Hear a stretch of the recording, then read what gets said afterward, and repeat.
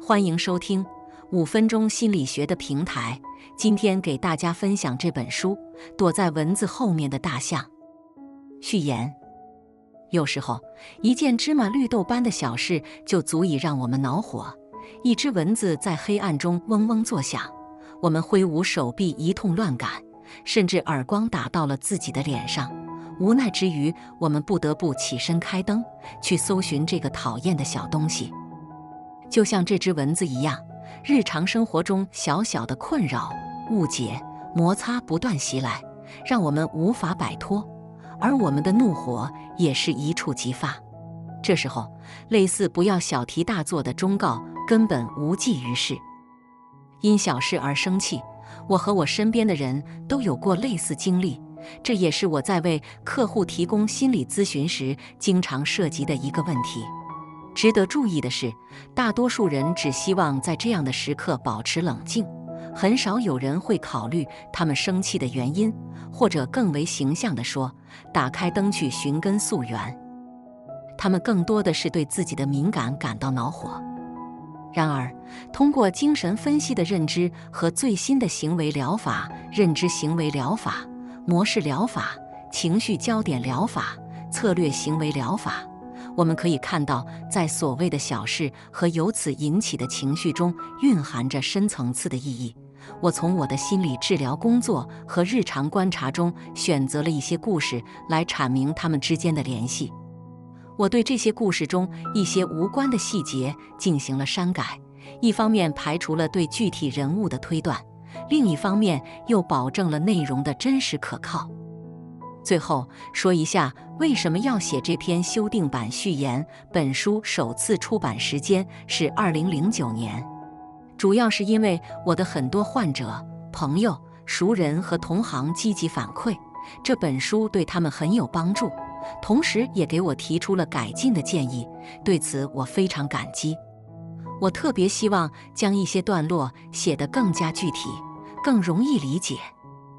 这主要涉及第5章。这一章汇总了你在阅读中获得的认知，我希望如此，并描述了解决相关问题的方法。亲爱的读者们，我希望这些内容能对你有所帮助，为你的生活带来正向的改变。今天我们进入第1章，关于蚊子和大象。没有人会毫无缘由地因小事生气，因为没有一种情绪是突然爆发的。当然，让我们不快、愤怒或陷入沉默的事情往往很狡猾。很多时候我们只看到了蚊子，然而它的刺可能会触及我们内心的更深层面。比如，一个敏感点可能是在过去的某个时刻，因某些较小或较大的心灵创伤而形成的。接下来分享4个小故事。故事的主人公们突然间受到不愉快情绪的袭击，他们很难理解和摆脱这种情绪状态。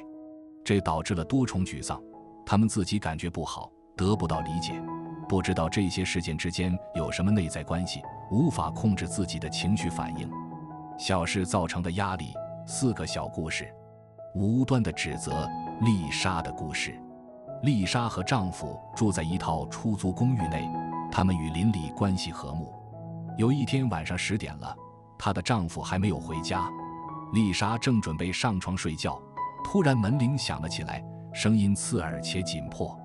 惊吓之余，她不知所措地打开了门。一位邻居情绪激动地站在她面前，劈头盖脸的一通责备。都几点了，你竟然还在用电钻？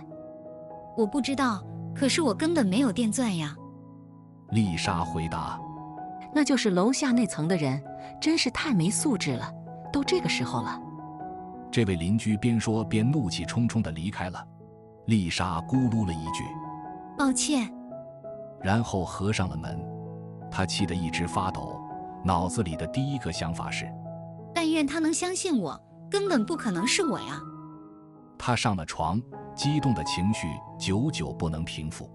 丈夫回家时，她把刚才的经历一五一十地说了一遍。丈夫也很生这位邻居的气，因为他的错怪让妻子如此受伤。他建议明天去找邻居评理，丽莎强烈反对，可自己又无法平静下来。此时丈夫已经有些不耐烦了。先睡吧，毕竟什么事都没有发生。车辆并未受损。斯特凡的故事。斯特凡散步回来，朝停车的地方走去，还没走近，就看到有一位车主正在倒车，刚好碰到了他那辆新车的保险杠，居然还准备开车离开。斯特凡愤怒地冲过去，一边做手势，一边大声喊道：“你是不是打算溜走啊？”那位司机在后视镜里看到了他，立即下车询问发生了什么事，并说他只是稍微碰了一下斯特凡的车。两人仔细检查了保险杠，没有发现任何剐蹭痕迹。斯特凡还是无法平静下来，他气急败坏地说：“马上把你的保险公司名称告诉我，否则我就报警。”被指责的司机冷静地回答：“你可以去报警啊，反正什么事都没有发生。”斯特凡坚持说：“这辆车必须送去修车厂检查，可能有内伤。”那位司机只是摇了摇头，然后驾车离开了。斯特凡上前追赶了几米，挥舞着拳头，愤怒地喊道：“马上停车！”而听到他这句话的只有几个与此毫不相关的路人。1周后，斯特凡依然愤愤不平地向朋友们吐槽这件事，尽管汽车修理厂早就说了这辆车没受任何损坏。常常为袜子而烦恼，安娜和彼得的故事。这是一个经典的，似乎永恒存在的问题。安娜和彼得结婚已经3年了，他们生活在一套宽敞的公寓里。安娜目前在家里做一份兼职，并负责家务，彼得则是一名高级职员。一天，彼得直到晚上8点才回到家里。安娜问候道：“你今天过得怎么样？”他轻轻地嗯了一声，然后脱掉大衣、夹克，摘掉领带，坐到了一把椅子上。安娜非常了解他这种回答方式，肯定是：“我已经很累了，我需要休息。”在这种情况下，她别想听到丈夫反问她今天过得如何了。于是安娜简单地说：“厨房还有一些吃的。”并用带有一些恼怒的语气说：“如果你能收拾一下卧室里你的袜子和报纸，那就太好了。”彼得生气地回应：“你又开始了吗？难道没有别的事情可以讨论了吗？”安娜明显提高了声音：“你还问我？你一到家就马上躲在你的报纸后面，难道我还不如你关心的经济专栏重要吗？”彼得的身体又向椅子里挪了一下，他的姿势并不轻松，更像是内心的一种妥协。他用手抚摸着自己的额头，好像在尽力抚平自己的情绪。为了避免争吵，他努力寻求和解。“真对不起，今天早上我确实赶时间。”假期间的坏心情，塞巴斯蒂安的故事。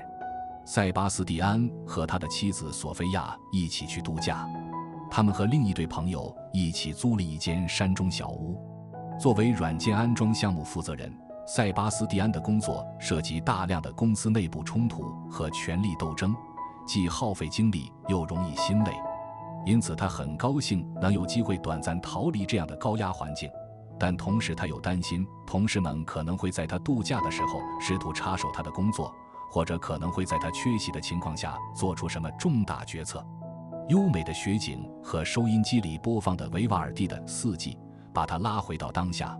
他非常期待接下来2周的滑雪、品尝美食等一系列娱乐项目。说到美食，他在想是否已经买了足够的食物，因为山中小屋并不提供饮食。现在他才记起妻子几天前就叮嘱他要买好食物。假期前的工作压力实在太大，他全然忘记了这件事，可能也因为他本质上认为这应该是妻子的任务。他意识到自己的疏忽，立即给朋友打电话。他的朋友在电话那头的回答在他看来有些不耐烦：“你们买你们的吧，我们已经准备好我们的了。”塞巴斯蒂安的情绪低落下来，他感到一种难以名状的失望和不安。在接下来的旅途中，他变得沉默寡言。到达目的地后，他很快缩进自己的房间，一阵疲倦再次袭来，他实在没有心情和人交谈。他妻子关切地询问他发生了什么事，但他的回应却无比冷漠。他的手机响了，是同事打过来的电话。这位同事先是为突然打扰道歉，然后说很需要塞巴斯蒂安的建议来解决一个问题。塞巴斯蒂安在这个领域是公认的专家，他果然轻而易举地解决了。他的同事为此感激不已。挂断电话时，塞巴斯蒂安感到自己完全变了一个人，疲劳和懊恼消失了。他再次加入朋友群里，这个傍晚他过得很愉快。感谢收听，欢迎继续关注下一集的精彩内容。一个人眼中的蚊子，可能是他人眼中的大象。也许你有过这样的体验，突然被负面的情绪袭击，没有任何预警，也没有什么充分的理由，就像是无中生有。你可能会感到恼怒或悲伤，变得沉默或愤怒，不知道发生了什么。当别人询问时，你找不到任何解释，你对自己的情绪波动感到困扰。旁人的反应是疑惑、不解或责备。你怎么一下子这样了？别那么敏感，不要把它当成个人攻击，别把事情想得那么复杂。我们对这些评论的回应或许各不相同。否认，这没什么。掩饰，我就是心情不好。自责，我觉得自己太蠢了。责怪，你明知我不能忍受你乱扔脏袜子，你居然用这种语气跟我说话，因为你我们又迟到了，一切都怨我。所有这些反应都可能导致情绪爆发或持久的情绪低落。毫无疑问，没有人能始终保持强大、自信、冷静。所以，生气、恐惧、担忧、受伤等不愉快的情绪，首先都是对烦心事最正常的反应。同样正常的是，我们并不希望产生这样的情绪，总想尽量避免或快速摆脱这些情绪。我们常常努力在他人面前隐藏这些情绪。我们已经学会区分哪些情绪在哪些情况下是受欢迎的或不受欢迎的，合理的或不合理的。这会带来深远的影响。如果我们压抑住那些误以为不该有的情绪，就会切断我们通向重要需求的路径。这两者之间的关联，我们还会深入讨论。如果我们将一只蚊子变成了一头大象，我们虽然会感到情绪的波动，但无法得知这种情绪产生的深层原因。看似微不足道的小事背后，隐藏着我们无法解释的感受。这些感受通常被认为是不合适的、莫名其妙的，甚至是疯狂或病态的。看得见的原因和隐藏的原因，如果一件事可以轻而易举地解决，我们就可以称其为小事一桩，就像一只蚊子。彼得可以毫不费力地收拾他的袜子，因此他的问题并不在于袜子。然而，真正的原因很难发现。当我们产生情绪的原因显而易见时，我们根本不需要解释，比如明显的轻视或贬低，一而再、再而三地受到不平等对待，遭受重大损失，客观上构成威胁的事件，当前的工作压力超载，一堆烦恼，堆积如山的任务，当下急切的担忧，身体上的疼痛，这些会让我们感到紧张，让我们烦躁。此刻如果再出现一些不愉快的小事，一些人就会叹息道：还添乱，就好像这还不够我受的。在这种情况下，我们感受到一切都牵动着我们的神经，我们知道这正是让水桶里的水溢出的那一滴。有的时候我们也会见树不见林，一切似乎都超出了我们的掌控范围，我们只感受到焦虑和压力。情绪波动可能有很多种原因，有些很容易辨认，有些则较难辨认，有些就在当下或不久前，有些则隐藏在时间的深处。原有的和新出现的，明显的和隐藏的原因往往会混合在一起，认识到这些原因的形成条件非常重要，否则我们可能会误解情绪波动的真正起因，把精力放在错误的地方。用一个事例来解释一下明显的情绪和隐藏的情绪之间的区别。我们想象一下，在一次徒步旅行中，你必须通过一根树干穿越一条湍急的小溪。每个人都能理解你的犹豫，认为这件事是一次冒险，会觉得这是在考验你的勇气。你的恐惧对于每个观察者来说都是可以理解的。然而，如果这根树干放在坚实的地面上，那么在树干上行走只是一个技巧练习，大多数人都不会觉得难。在这种情况下，表现出恐惧就会引起他人的不解，因为这种挑战对于其他人来说就像一只蚊子一样微不足道。令人不快的情绪与身体疼痛类似，是一种警示信号，它告诉我们有些地方不对劲，需要做出改变了。如果身体有什么地方疼痛，我们会去咨询医生，接受治疗。但当我们突然情绪低落时，我们可以先自己去找线索，并不需要马上就去找心理咨询师。个人化处理模式：蚊子如何变成了大象？为什么看似无足轻重的小事会导致情绪爆发？答案很简单，因为我们并不知道真正的原因，它隐藏在过去的某处，被各种经验所掩盖。我们的大脑会自动处理这些情绪，久而久之形成一种类似于语感的习惯。这种习惯影响了我们生活的方方面面，包括我们在什么场景做出什么样的行为，以及对某件事会有什么样的反应。这种习惯也可以称为认知框架。认知框架是我们所有生活经历的总和，它和原生家庭以及个人成长经历息息相关，伴随我们的一生，且很难被突破或改变。某些带有局限性的认知甚至会严重影响到我们当下的生活。例如，一个人坚信只有在职场上取得成功，人生才有价值，他就会片面地按照这样的目标行事。他认为我必须努力、勤奋、严格规划我的职业生涯，步步为营，努力晋升。哪怕微小的失败也会让他深感不安，并怀疑自己。躲在蚊子后面的大象源于我们所经历的各种负面体验，这些负面体验会给我们留下伤痛痕迹，在某个时刻被某个所谓小事触发，对我们造成难以言说的负面影响。我们总是试图让自己免受痛苦情绪的干扰，却很少去思考这些蚊子般的小事其实是我们内在需求。受挫的提示，受挫的基本需求。大象般的后果，我们的父母坚信他们所做的是为了我们好，但事实并非如此。例如，在战后成长起来的一代人，受到的教育通常是逆来顺受、履行义务和遵守规范，因此桌上有什么就吃什么，即使你真不喜欢，也要在收到礼物时表示感谢并显得开心，待客要热情有礼，少发表自己的不满与批评。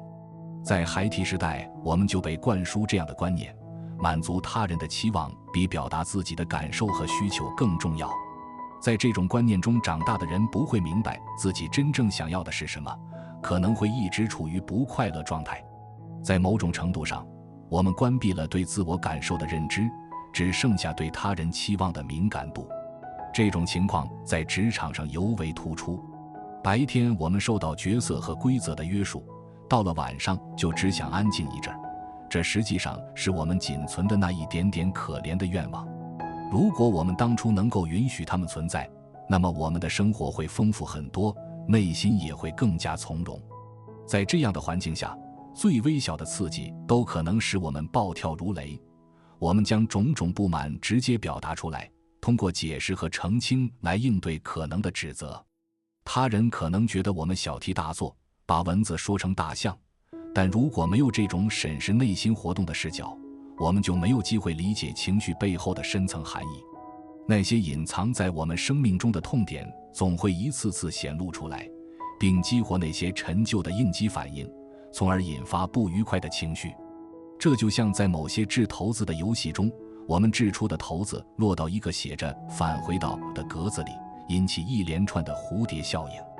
我们首先需要做的是多关注自己的情绪，尤其当我们经历了不愉快的事情，这种不愉快的情绪可能在暗示我们忽视了某种内在需求。就像呼吸空气一样，当我们爬山时，空气变得越稀薄，我们就越费力，缺氧会迫使我们停下来。当情绪突然改变时，我们应该停下来想一想，我们正处于什么样的状态，缺少什么，这对我们来说很重要。那么在前面描述的情况中，如果丽莎、斯特凡、安娜和塞巴斯蒂安都能在情绪袭来时停下来认真思考一下，将会发生什么呢？让我们先看看安娜的例子。她常常因为丈夫不整洁的习惯而和她吵架。感谢收听，欢迎继续关注下一集的精彩内容。本集我们继续说袜子里的大象，关于夫妻矛盾的一个例子。安娜和彼得之间的冲突看似平常，但这只是冲突的一个层面。在安娜持续的低落情绪中，还隐藏着一些别的值得我们去探寻的深层原因。通过进一步的观察，我们可以发现，这两个人的基本需求是如何让他们陷入相互冲突的。要识别出各自大象的全貌有多难，让我们先来看看他们两人的生活背景。安娜和彼得5年前在科隆相识，相处2年后，他们在那里结了婚。安娜是个很有魅力的34岁女性，遇到彼得之前，她一直是单身，在一个中小型工商管理企业做项目负责人，很有发展前途。彼得比安娜大3岁，在慕尼黑长大，并完成了法学学业，是一家国际公司的部门负责人。因为工作上的调动，他来到科隆，和安娜相识相知相爱。但令他们头疼的是，彼得又要被调回慕尼黑公司总部，这让安娜面临一个重大的抉择：她应该辞去工作，离开她熟悉的社交圈吗？彼得提出他可以在科隆找一份新工作。经过2人的综合考虑，安娜决定为了爱情搬到慕尼黑。2人从结婚到现在一直都没有生育。安娜和彼得来到我的诊所，寻求亲密关系方面的咨询。这主要是安娜的愿望，彼得也希望能解决2人之间的问题，因为他对安娜的持续不满感到痛苦。他抱怨说，他的唠叨逐渐让他感到绝望。他已经无法忍受因为微不足道的小事而频繁发生的争吵。他发火的原因虽然有些道理，可彼得觉得不必太在意袜子的问题，通常是指整洁的问题。他通常只是皱起眉头回复说，我一会儿去整理。如果冲突加剧，他会赌气道，如果你嫌乱，那你自己去收拾吧。他根本意识不到安娜生气不仅仅是因为袜子没放好，安娜在这时候会更生气。我又不是你的佣人。他的大象终于露出端倪了。彼得讥讽道，如果能让你高兴，那我以后就把袜子收好吧。我知道你心里怎么想的，省得再听我抱怨了，是不是？安娜都要崩溃了。当然有时候彼得也会好好哄妻子。我知道了，以后会帮你收拾。安娜则接着说，但愿如此。可是如果你不明白为什么要保持整洁，那做什么都没用。他转而面向我说，我已经不再相信他那些不真诚的承诺了。显然对于安娜和彼得来说，这不仅仅是袜子有没有放好的问题，而是他们夫妻之间出了问题。就事论事的讨论袜子怎么放，只会让他们陷入僵局。稍微反思后，安娜说，我经常烦躁是因为我不满足，我渴望被认可和受到重视，但我到底做了什么呢？我的生活很大程度上就是在不停地收拾。要是我能找到一个更有意思的工作就好了。安娜继续说，如果你能在家务方面更多的支持我，我会轻松很多，这也是对我工作的一种认可。但是，难道我最大的幸福就是完美的做好家务？我还要等多久才能实现要孩子的愿望？他没有说出口的是，我其实是嫉妒你的。你能从事一份令人兴奋的工作，得到认可，取得成功。有时我甚至嫉妒你遇到了困难，因为你的工作很重要。于是大象的轮廓就依稀可辨了。当然要承认自己内心深处的不满并不容易，因为它可能带来深远的影响。安娜之前没有意识到，她常常被激怒是因为基本需求，如被认可、得到理解等没有得到满足。她的父母以身作则，教导她首先要履行义务，并且要服从这种义务。无论生活是否令人满意，都不必过问，必须做自己应该做的事。因此，安娜内心的想法大部分是由命令句组成的。我必须照顾他人，我不能自私。或者，生活的一半就是收拾。安娜的行为似乎表明，她坚信追求完美的标准是让自己的生活保持井然有序。她的座右铭是：遵守规范，你就能把握自己的生活。看上去，安娜好像是对袜子的问题斤斤计较，实际上这是她对生活的期望没有得到满足，内心引发的一种自我保护程序。对她和她的丈夫来说，因袜子而生气，要比讨论重要的基本需求受挫更容易。如果不对生活经历进行更深入的审视，会很难理解对待不满足感的这种表面处理方式，因为这也不符合安娜的形象。她有着自信的外表，突出的职场能力以及足够的独立性。我们必须向更深处挖掘，才能够理解安娜的感受和反应。在审视她的生命历程时，见下文，她的大象逐步显出轮廓。对彼得来说，这个问题的棘手之处在于妻子经常感到不满。他实际上并不太在意这些持续的抱怨，而是对他和他在一起不幸福感到不安。他害怕无法给予他想要的东西。安娜为了家庭放弃了自己的工作，而他又不想放弃自己的事业，所以彼得有一种潜在的负罪感，然而他不愿意承认。我们在后面还会讨论这里推测到的这头大象。在解析过程中，可以清楚地看出这对夫妻对于袜子问题是蚊子还是大象的意见并不一致。彼得把关于袜子的争吵视为凡人的小事一桩，而安娜却感到非常沮丧。彼得想把这件事当作蚊子来对待，以避免严重的冲突，而安娜则不肯罢休，她希望自己的诉求得到关注。所以蚊子后面是不是一头大象的问题，取决于个人关注点，我们可以对其进行充分的争论。然而他们两人都可能意识到了这其实是关乎大象的问题，只是不愿承认而已。本书能带给你的收获，在这些故事中，你可能会找到你自己或你的朋友、伴侣、同事的影子。每个人都会有情绪爆发的时刻，当前的情绪就像是来自过去的一种回声。如果将它们与过去的经历联系起来，就会得出让我们意外的结果。因琐碎小事而反复爆发的情绪，通常只是冰山一角，真正的原因则隐藏在背后。如果我们只是就事论事地处理这些情绪，是治标不治本的。我们因微不足道的小事陷入情绪风暴，很可能意味着我们在情感上混淆了过去和现在。因为当下的情绪唤醒了旧时的感觉，激活了过去的应对模式，而这些往往是不合时宜的。例如，那些担心失去爱人的人会一再努力迎合对方，而那些害怕自己被排斥的人则更倾向于规避社交。这两种方式都可能会给我们带来困扰。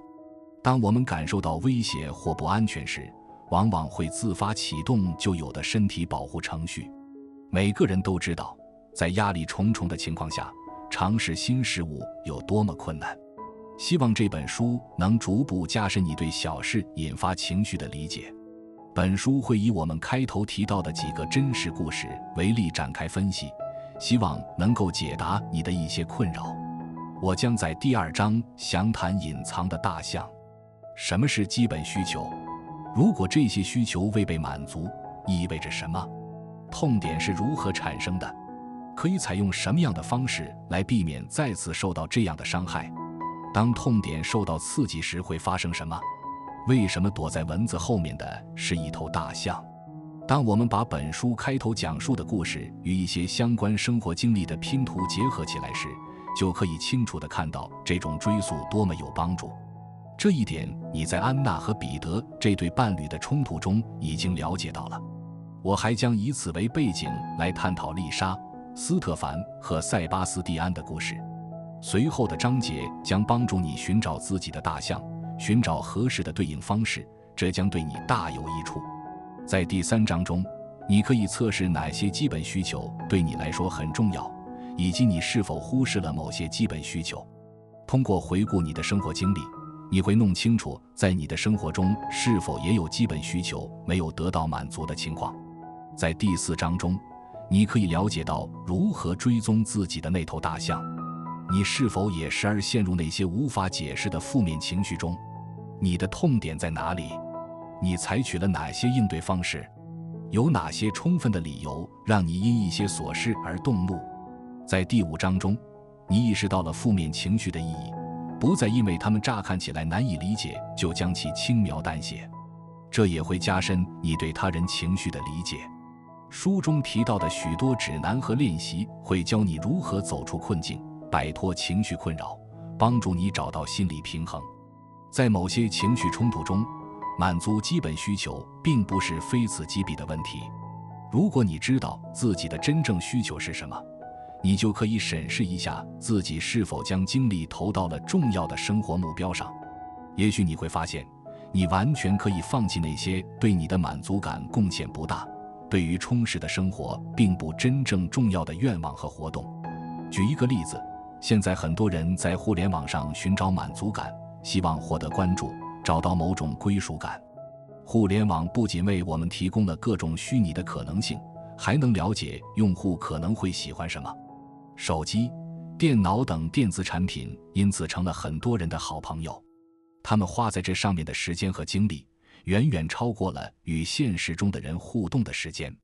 从这个层面上讲，这本书也是希望大家减少对电子产品及互联网的依赖，回归到更真实的日常生活中来，多多去感受生活的本质。好，各位听友，那么第一章关于蚊子和大象就跟大家分享到这里，感谢收听，欢迎继续关注下一集的精彩内容。前一章我们已经了解关于蚊子和大象，本集我们进入第二章，搜寻对象：隐藏的大象。车身上的疑似刮痕，乱放在地上的袜子，一个简短的电话询问，一位愤怒的邻居，为什么这类小事会触动他们的情绪？原因是他们触动了故事中主角们的痛点，这是他们特别敏感的地方。然而这种敏感来自何处？我们在丽莎、斯特凡、安娜、彼得和塞巴斯蒂安的生活经历中找到了答案。现在和过去像一幅拼图，拼成了一幅令人惊讶的图像。我们想要弄清楚为什么一个人会做出这样而不是那样的反应，就必须探讨某件事对当事人来说有什么意义。举例来说，丽莎开始面对愤怒的邻居时吓了一跳，然后她想到，邻居对我生气，这个我无法接受。这种反应很难理解，除非我们去追寻过去的踪迹。情绪突然变化的原因是什么？哪些大象躲在后面？这些大象是怎样形成的？大家想象一下，有一个人穿着一双新鞋参加一次长途徒步旅行，但是这双鞋有点紧。一开始他只是感到有些夹脚，遇到某些负荷时，这种感觉就会变成一种反复出现的疼痛感，最后导致皮肤擦伤，伤口开裂。这位徒步者一瘸一拐地前行，试图尽量减少疼痛，选择最短的路线返回出发地。在回家途中拥挤的火车上，有个同行的人无意中踩到了他受伤的脚，他本能地喊出了声，并大声道：“你他妈的不会小心点吗？”同行的人无意中碰到了他真正的痛处，且是在并不知情的情况下，因为他的伤口被鞋子遮盖住了。选择错误的鞋子，长时间的徒步，试图尽量避免疼痛，中断徒步旅行，别人意外碰到他的伤口，这一切加在一起导致了沮丧和不快。总的来说，保护自己身体免受疼痛的基本需求受到了侵害。在这个例子中，整个过程都很容易理解，因果也很明确。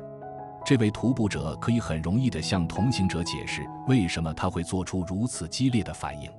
在隐藏的大象问题上情况就不同了，我们内心痛点的形成虽然是遵循相同的原则，但通常不那么明显，因为需求受挫以及因此产生的应对方式通常都发生在很久以前，我们已经记不起来了。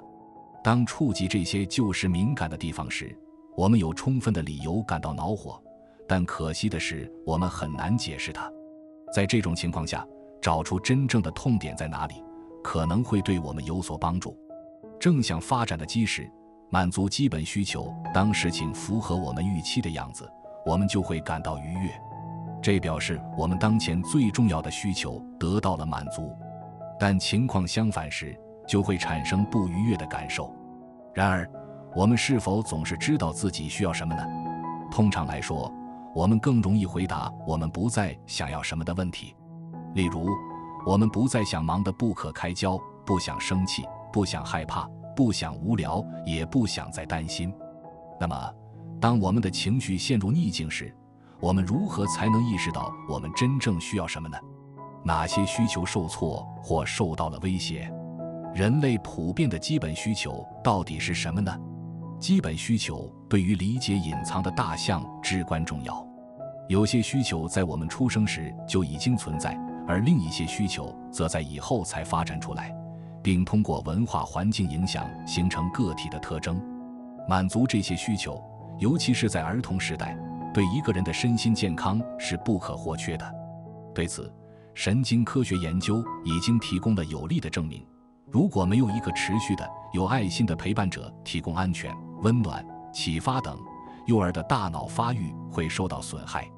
因此，基本需求有别于个人的愿望，后者原则上是无限的，与人类本身一样纷繁多样。有人可能希望环游世界，有人希望布置一个花园或者安静地读书，有人想拥有一辆豪车或者懒洋洋地躺在海滩上，有人愿意在电视上亮相或者举办一次热闹的派对，还有人希望拥有很多钱或者希望吸引异性的关注等等。当然，这些愿望可能与基本需求有关。旅行可以满足我们的好奇心，一辆豪车会引人注目，社交媒体上的粉丝或者上电视反映出我们需要得到关注的愿望，共同庆祝的活动让我们拥有某种归属感。从这个角度来看，愿望及其实现更像是一种手段，它是满足基本需求的众多可能性之一。例如，某人希望拥有一辆豪华且大功率的越野车，这样他会感到所向无敌，或者以一种优越感俯视那些小车的驾驶者。那么他也可以表达出这种需求，而不仅仅是想我想要那辆车，我想要安全和高人一等。实现单个愿望可能给我们带来满足感或幸福感，这并不会对我们的幸福感产生重要影响。而基本需求则不同，如果它长期得不到满足，就会威胁到我们的心理平衡，有时还会影响我们的身体健康。满足基本需求是我们获得幸福感的基石，在这个基础上建立了我们过上满意生活的一切。如果我们长期感受不到爱，没有安全感，觉得自己低人一等或被人误解，这将对我们的情绪产生持久的不良影响。然而，如果我们感到在这个世界上受欢迎，我们的爱得到了回报，我们的行动带来了期望的结果，我们就可以避免不愉快的经历，并且对自己有着积极的看法，那么生活将会过得很好。从安全感到自主决定，需求层次除了前面提到的人与人之间的基本需求之外，我们还有生理需求，这些需求对我们的生存至关重要，比如饮食、良好的睡眠、清新的空气、防寒保暖或身体不受伤害等。如果这些需求无法得到满足或受到威胁，其他需求就理所当然地变得不那么重要。如果一个人在一次独自徒步旅行中摔断了腿，他首先希望的不是得到人类的温暖，而是知道如何从无助的境地中获救。我们可以将其想象为某种需求层次。美国心理学家亚伯拉罕·马斯洛在20世纪50年代提出了一个需求层次模型，阐述了我们实现健康发展和幸福生活所需的内容。他将需求分为低级和高级两类，这并不是一种价值评判，而是表示发展是分阶段进行的，在这些阶段不同的需求逐渐展开。他提出了5个需求层次，只有底层需求基本上得到满足时，较高层次的需求才能真正得到满足。较低级的需求当然一直是至关重要的，但是一旦它们基本得到满足，我们就不再关注。如果某一层次出现严重缺失，我们就无法轻松地进入下一个层次。例如，如果一个孩子没有安全感，他将很难与家人分离。如果一个孩子没有得到爱，他可能会觉得自己不值得被爱，从而难以在将来表达爱。顺便提一下，很多人倾向于在追求较高层次需求受损时，例如不受重视，转而回到满足基本需求的层次上，例如通过食物来消愁，从长期来看，这是不健康的。一个人童年时在上述阶段是否经历了挫折，他通常无法记起。即使有些人还能记起某些场景，但常常不知道为什么当时会感到非常无助、孤独或不被理解。这使得将那些情绪爆发与以往的经历联系起来变得很困难。我们先设想一个理想化的人生成长过程，这个完美的世界当然设定了一个超高的标准，无论是你的父母、你自己还是你的孩子，都无法达到这样的标准。因为我们还要充分讨论问题和缺陷，所以暂且允许我们绘制这样一幅理想的图像。它告诉我们，一个人正向发展自己的个性所需要的东西，从而向我们呈现了基本需求。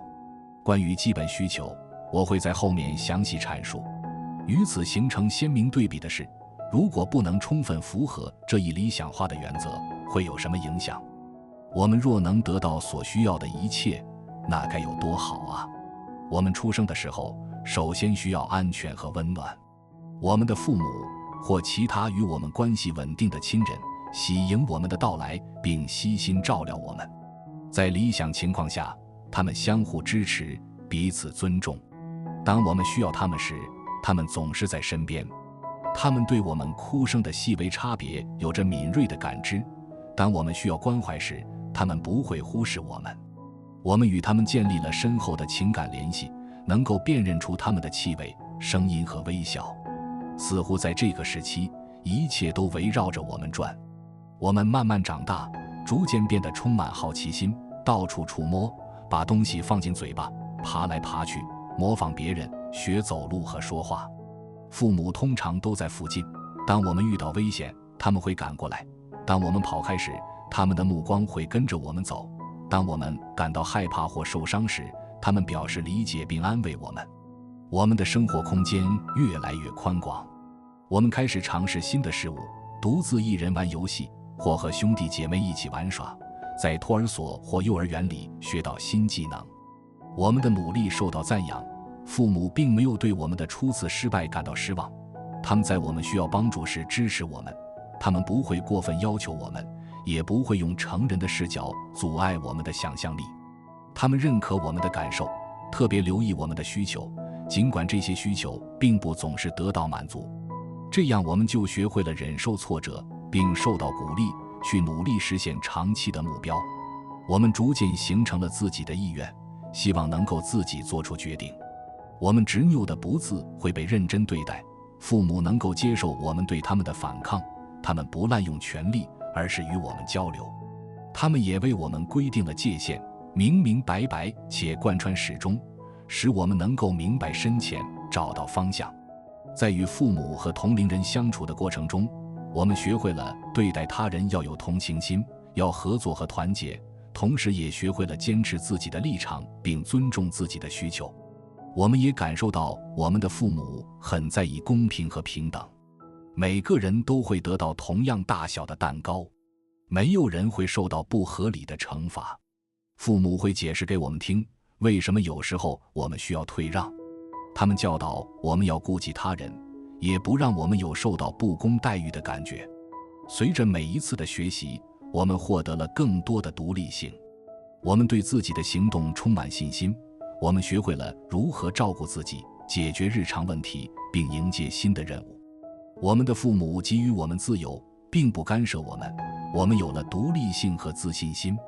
在出生几年后，另一个重要的基本需求也逐渐成型，即对性愉悦的需求。我们以自然的方式探索我们的性敏感区，享受刺激，发现与异性的差异。父母尊重我们对亲密感的需求，如果我们不喜欢某种触摸或亲昵的行为，我们可以明确地表达我们的不满。我们在对自己的能力充满信心的基础上，建立新的社交关系，体验与同龄人在一起的归属感，坠入爱河，并在与父母和其他成年人之间建立起一道界限。如果这一界限受到侵犯，我们无论如何都会得到保护。父母能容忍我们对他们提出质疑并离开他们。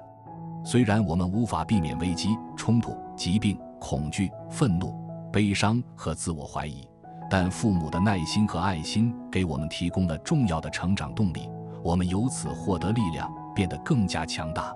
从父母的角度来看，可以将上述成长条件视为育儿指南。类似的行为确实也是各种亲子培训的基本组成部分，例如美国开发的系统性有效育儿培训 STEP 或积极育儿计划 3P 及 Positive Parenting Program。心理学文献中讲述了各种不同的基本需求分类，其中有很长也有很短的列表。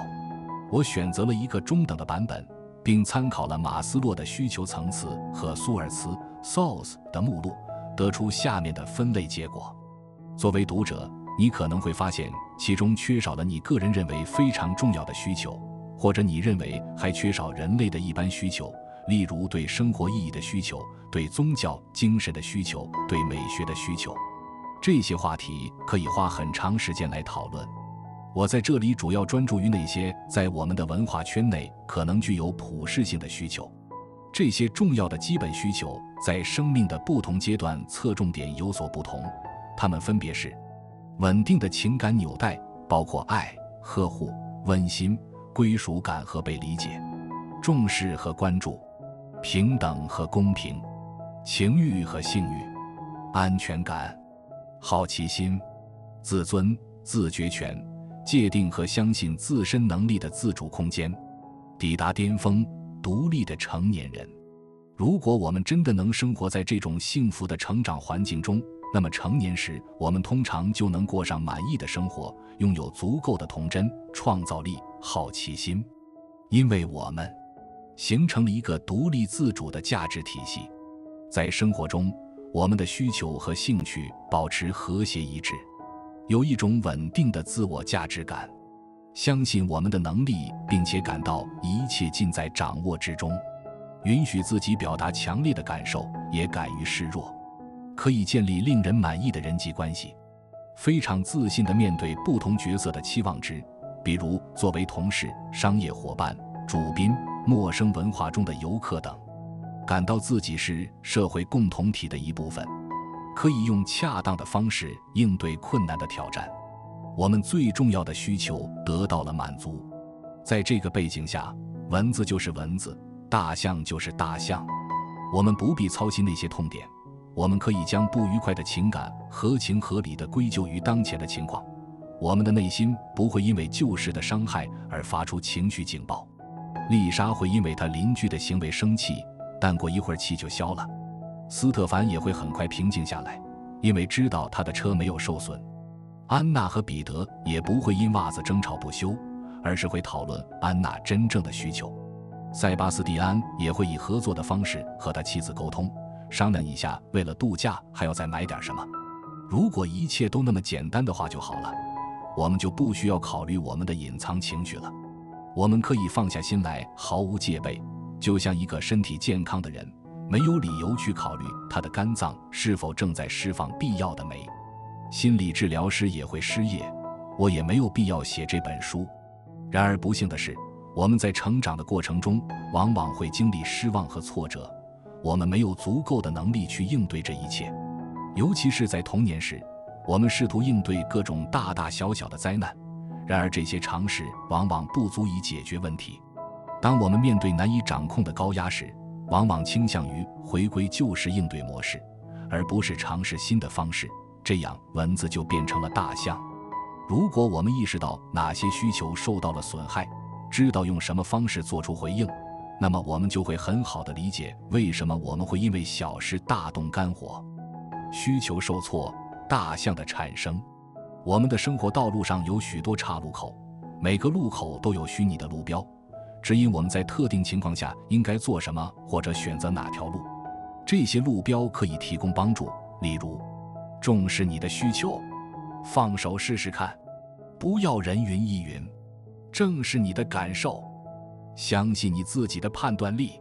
另一些则妨碍并限制我们发展的可能性，导致我们内心大象的形成，特别是那些不允许我们关注自己的感受和基本需求的规定和禁令。这些路标上可能写着：你要理智点，你要尽力去做，不要那么自私，不要把自己看得太重要，不要那么敏感，不要那么让人扫兴，照我说的做。这些话不一定是明确的说出来的，他们常常隐藏在字里行间，影响着家庭中的氛围。他们也不一定在每种情况下都是错误的或不合适的，但把它们作为唯一选择就不对了。无论如何，我们通过这个过程学会了区分在不同情境下哪些感受和需求是受欢迎的或不受欢迎的，是合理的还是不合理的。以下这些例子可以帮助我们理解大象的产生。父母对孩子关注不足的现象比较常见，然而当一个孩子的感受经常得不到认真对待，在孩子内心就会形成一头大象。一个孩子因为觉得在兄弟姐妹中受到不公平待遇而感到生气，父亲却试图淡化，不是这么回事啊，别总是这么嫉妒。一个学生早上肚子疼，不想去学校，母亲安抚地回应道，会过去的，很快就不疼了。孩子小声说，可是我害怕，因为班上的孩子总是取笑我。母亲因为自己要去上班而显得有些不耐烦，你不能老受他们的影响，要保护好自己。在第一个例子中，孩子被告知他的感觉和观察是错误的，而且他的感受还受到了批评。在第二个例子中，母亲不但忽视了孩子的感受，还代之以一个过度的要求。如果孩子能够保护自己，那么他可能就不会感到害怕了。如果孩子表达某些情感时一再受阻，他们会下意识地得出这样的结论：这种感受没有合理的理由或不受欢迎。可惜，孩子们几乎没有机会反思父母或其他亲人对他们的负面评价，并对此进行批判性的思考。母亲、父亲或老师的话比起孩子的感受更重要，至少在孩子学会独立之前都是如此的。这样，不受欢迎这个标签印刻在内心，前往自己情感世界的通路，也就是对基本需求的理解，可能会因此长期受到负面影响。要试着学会审视那些我们习以为常的情绪反应，这样我们的情感反应就会成为理解我们重要需求的指南。Maya 公式，这几个字母代表着蚊子、大象和情绪激动。开篇故事中的共同特点是因为小事蚊子引起了情绪爆发。为了用一个简单的公式来表述，我用表示情绪激动，用 M 表示蚊子，用 E 表示大象。我们的 Maya 公式基于美国心理治疗师阿尔伯特·爱丽丝提出的解释情感的 ABC 模型。根据这个模型，一个触发事件 A 会导致某种情感结果 C， 而该结果源于该事件对当事人的意义 B。 没有人会因小事而大动肝火，要么是当时出现了很容易解释的原因，比如各种压力的叠加，这些因素合在一起并非小事，要么是我们自己或他人对看似微不足道的起因后面的深层意义视而不见。这个公式表明，引起情绪的不是蚊子，而是躲在后面的那头大象。犹如冰山一角，我们的大象一开始是隐藏的，我们只能模糊地感觉到它的威胁。蚊子本身和情绪爆发的方式都不会立即告诉我们某人为什么会有如此强烈的反应，因此我们必须刨根问底，这件事对当事人来说意味着什么。如果我们关注引发情绪的那些想法，我们就找到了第一条通路。这些念头似乎会在我们脑海中自动浮现，不经思考而进入意识。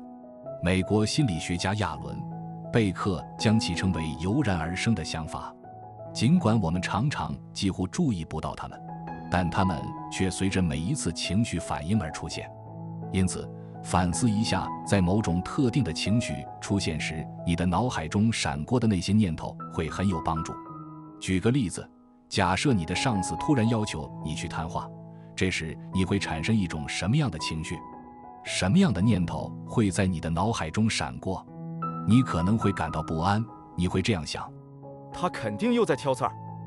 或者你可能感觉受到重视，因为你相信上司又需要你的建议了。再设想一个例子，半夜电话铃响了，你可能会生气，因为你认为可能有人打错了电话，或者有些害怕，担心这可能是个坏消息。再来看看丽莎的丈夫，对他来说，不用多想就很清楚，我的妻子被邻居无理指责了。他的反应当然是很生气，而丽莎则把邻居的发怒视为一种威胁，因为争吵使他感到害怕。他当时最重要的、完全自动出现的想法是：但愿他相信这不是我干的。为什么这对他来说如此重要呢？丽莎经过一番思考得出的答案是：如果他不相信我，他会对我生气，而我无法忍受这样的情况发生。类似的思维模式决定了丽莎在许多冲突情况下的反应和行为方式。但是，这样的思维模式是如何形成的呢？答案可以在丽莎的生活经历中找到，我将在下面详细描述。只有当她放弃自己的需求，不给她易怒的父母惹麻烦时，她才觉得可以得到父母的爱怜和呵护。为了不失去父母的关注，丽莎无意中开发了一种应对策略，可称之为对于丽莎来说，逃避一如既往是上策，即努力避开冲突。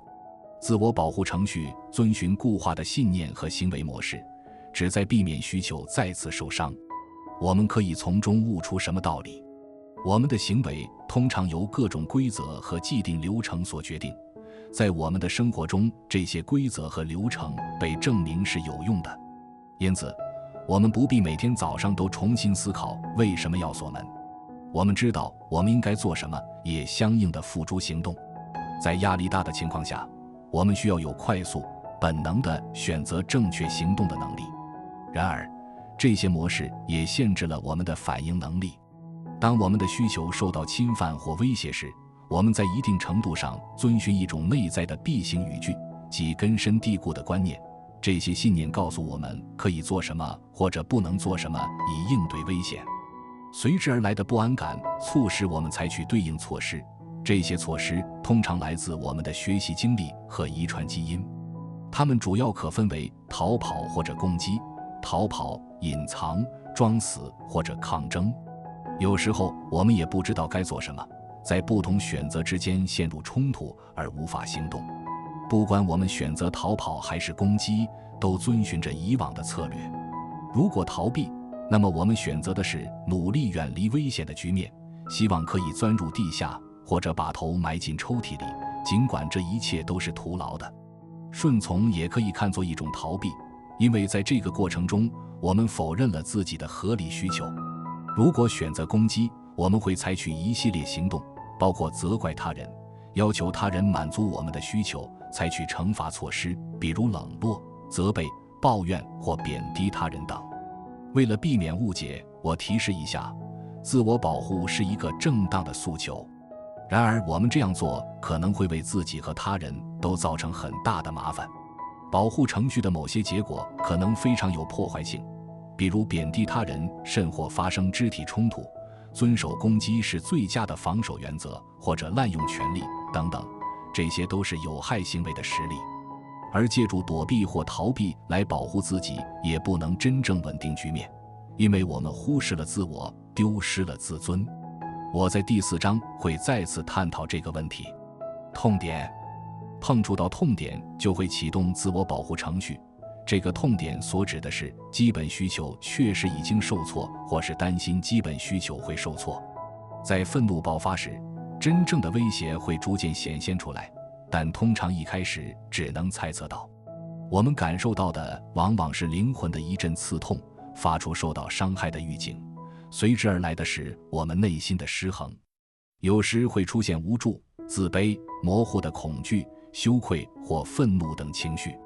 这种复杂的情感常常会伴随着纷杂的思想片段、相互冲突的需求和行为冲动。它在头脑和整个身体中蔓延开来，通过言语或沉默、声调、手势、姿态的变化表现出来。当然，每个人都希望尽快摆脱这种不愉快的状态，因此我们会启动自我保护程序，尤其是当我们陷入以往的情感漩涡时更为强烈。通常它的反应异常迅速，以至于我们几乎察觉不到我们的真实情感，例如其实是生气而不是恐惧，或者是悲伤而不是愤怒。我们通常没有意识到，实际上它们事关基本需求。一旦触及痛点，我们就会感到自己和周围的环境变得莫名其妙，似乎一切都显得不利。在这种关键时刻，我们对自己和他人的看法都有了某种局限性。我们的自我形象塑造了我们的自我认知，认为自己勤奋或懒惰，自信或缺乏自信，目标明确或迷茫，是早起的人还是贪睡的人，倒霉或走运，乐观或悲观，是享乐型还是苦行僧等等。这个列表可以无限地继续下去。同样，我们对他人也有自己的看法。我们对他人的看法，即所谓的他人形象，我们赋予他们一些特征，这些特征并不总是准确的，但可以为我们提供大致的方向：天真、爱算计、渴望权力、自私、谦虚、可爱、胆小、专制、孩子气、成熟等。所有这些归类都是简化的，但它们帮助我们找到自己的定位，界定自己，把自己归类，并证明自己。自我形象和他人形象不是一成不变的，也许你已经注意到，你可能与某些人相处得很好，而另外一些人则会让你失去活力以及自信心。你可能会记得一些老师，他们令你感觉到自己是一个失败者，或者是一颗希望之星。记得父母认为你永远不可能有所作为，或者给了你良好的自尊心。记得那些同学，他们对你视而不见，或者乐于和你交往。这些形象储存在我们内心，让我们变得坚强或者脆弱。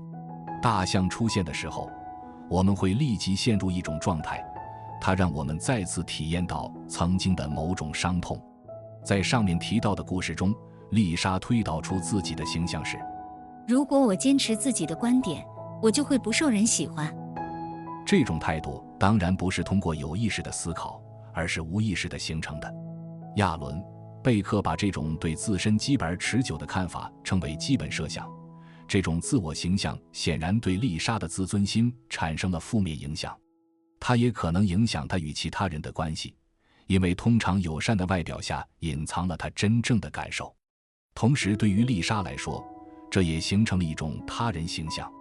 只有当我表现好的时候，和我打交道的人才会喜欢我。因此，自我形象和他人形象互相影响，它们是同一枚硬币的两面。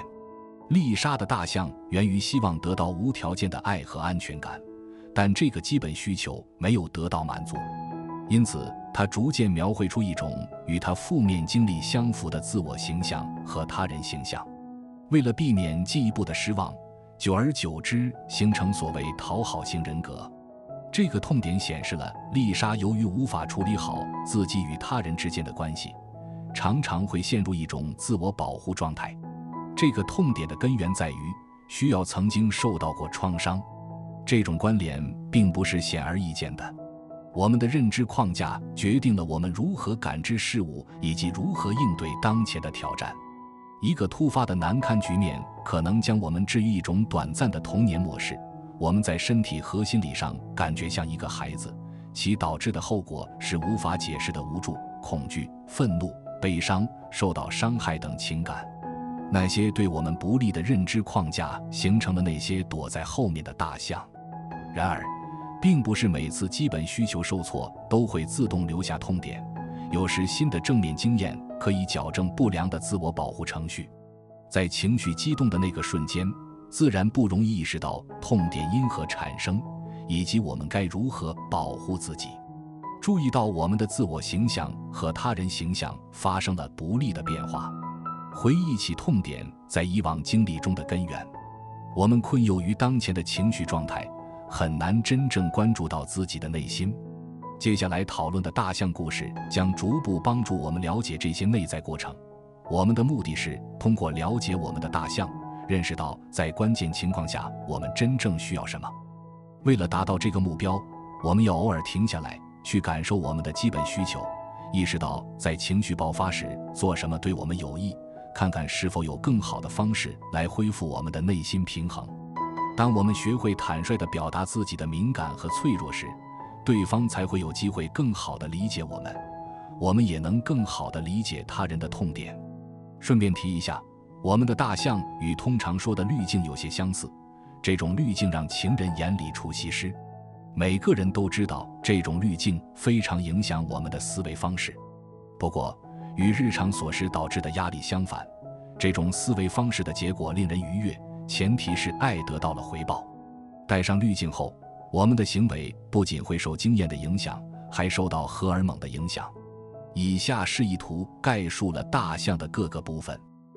痛点，可以感知到痛点，它威胁着我们的平衡。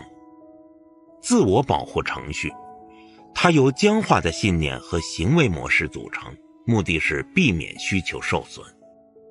自我形象和他人形象，在棘手情况下产生了不利的自我形象和他人形象，这两种形象都受限。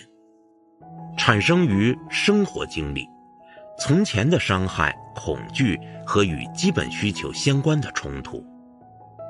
生活经历及其痕迹，7种典型的大象。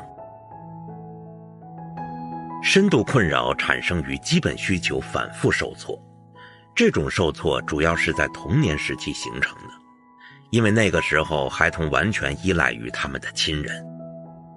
在这种情况下，他们的求救信号，如喊叫、哭泣、愤怒或者反抗，甚至生病，都没有得到回应。很遗憾，在我们的社会中，我们经常会有这种噩梦般的童年经历。心理学家杰弗里·杨及其团队根据他们的治疗经验，列举了一系列基于需求严重受损的认知框架。这种生活经历可能会对心理健康产生不良影响，且需要接受心理咨询及相关治疗。然而，即使没有过被极端忽视或虐待的经历，一旦人们的基本需求受损，也会破坏精神的平衡。作为健康的成年人，我们偶尔也可能受到以往情感的影响，这是完全正常的。为了理解为什么我们在某些情况下会情绪低落，我们需要明白我们因什么事情联想到了什么，可能是某个基本需求受损，以及在这一刻我们真正需要什么，满足这个基本需求。然后我们可以进一步探讨更好地应对这种情况的可能性。你可能会想，很高兴我的父母满足了我的重要需求，或者会想，真希望当时我的父母满足我这样或那样的需求，因为它会帮助现在的我。为了更好地理解这样的想法，我在下文中以我们的主人公为例，再次讨论与此相关的基本需求，并阐述需求受损可能会留下哪些痕迹。这些需求包括稳定的依附需求、受重视的需求、对独立自主的需求和对公平对待的需求。根据我的经验，这些是在日常生活中最常触发痛点的需求。当然，其他需求受到侵害也会留下痕迹，比如缺乏安全感也可能引发恐惧和自我保护程序，令好奇心受到压制。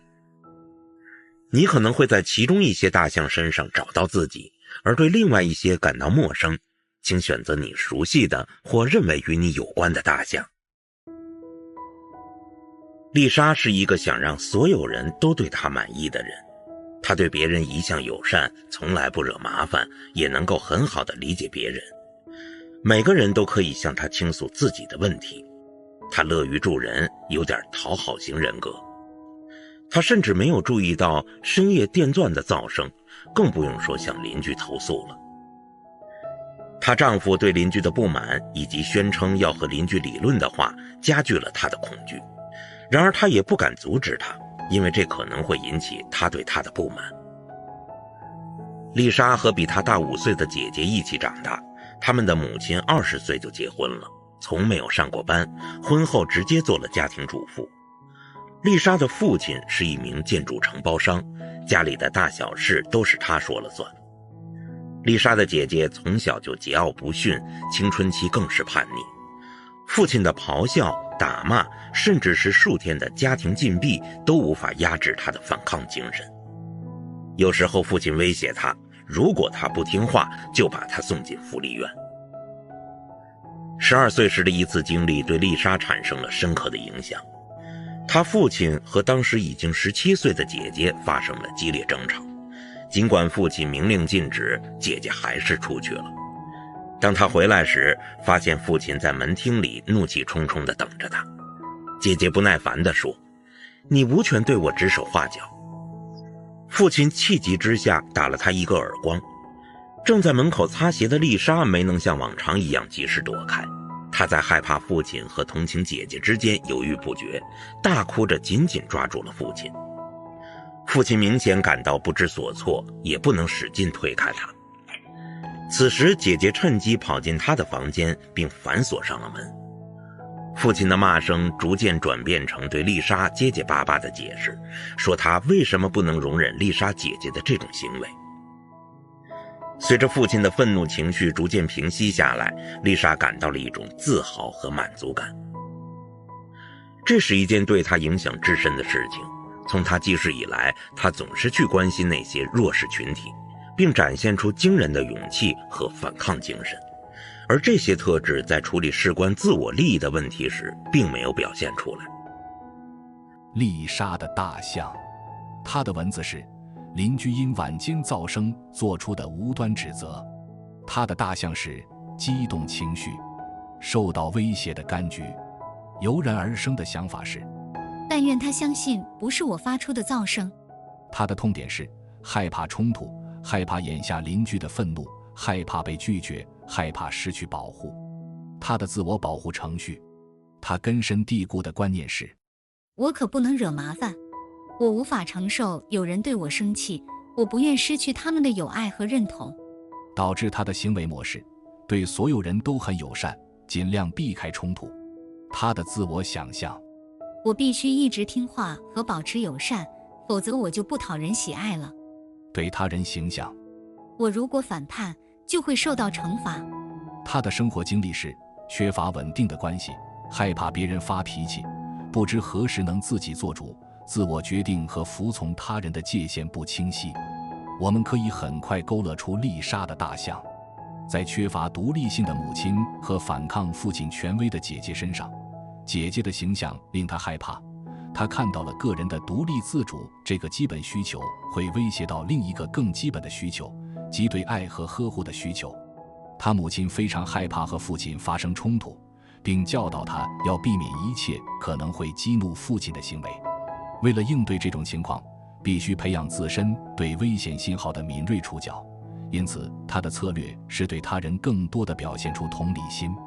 此外，他还有这样的经验，表现得不独立也有好处，因为这可以满足父母关心和支配子女的需求。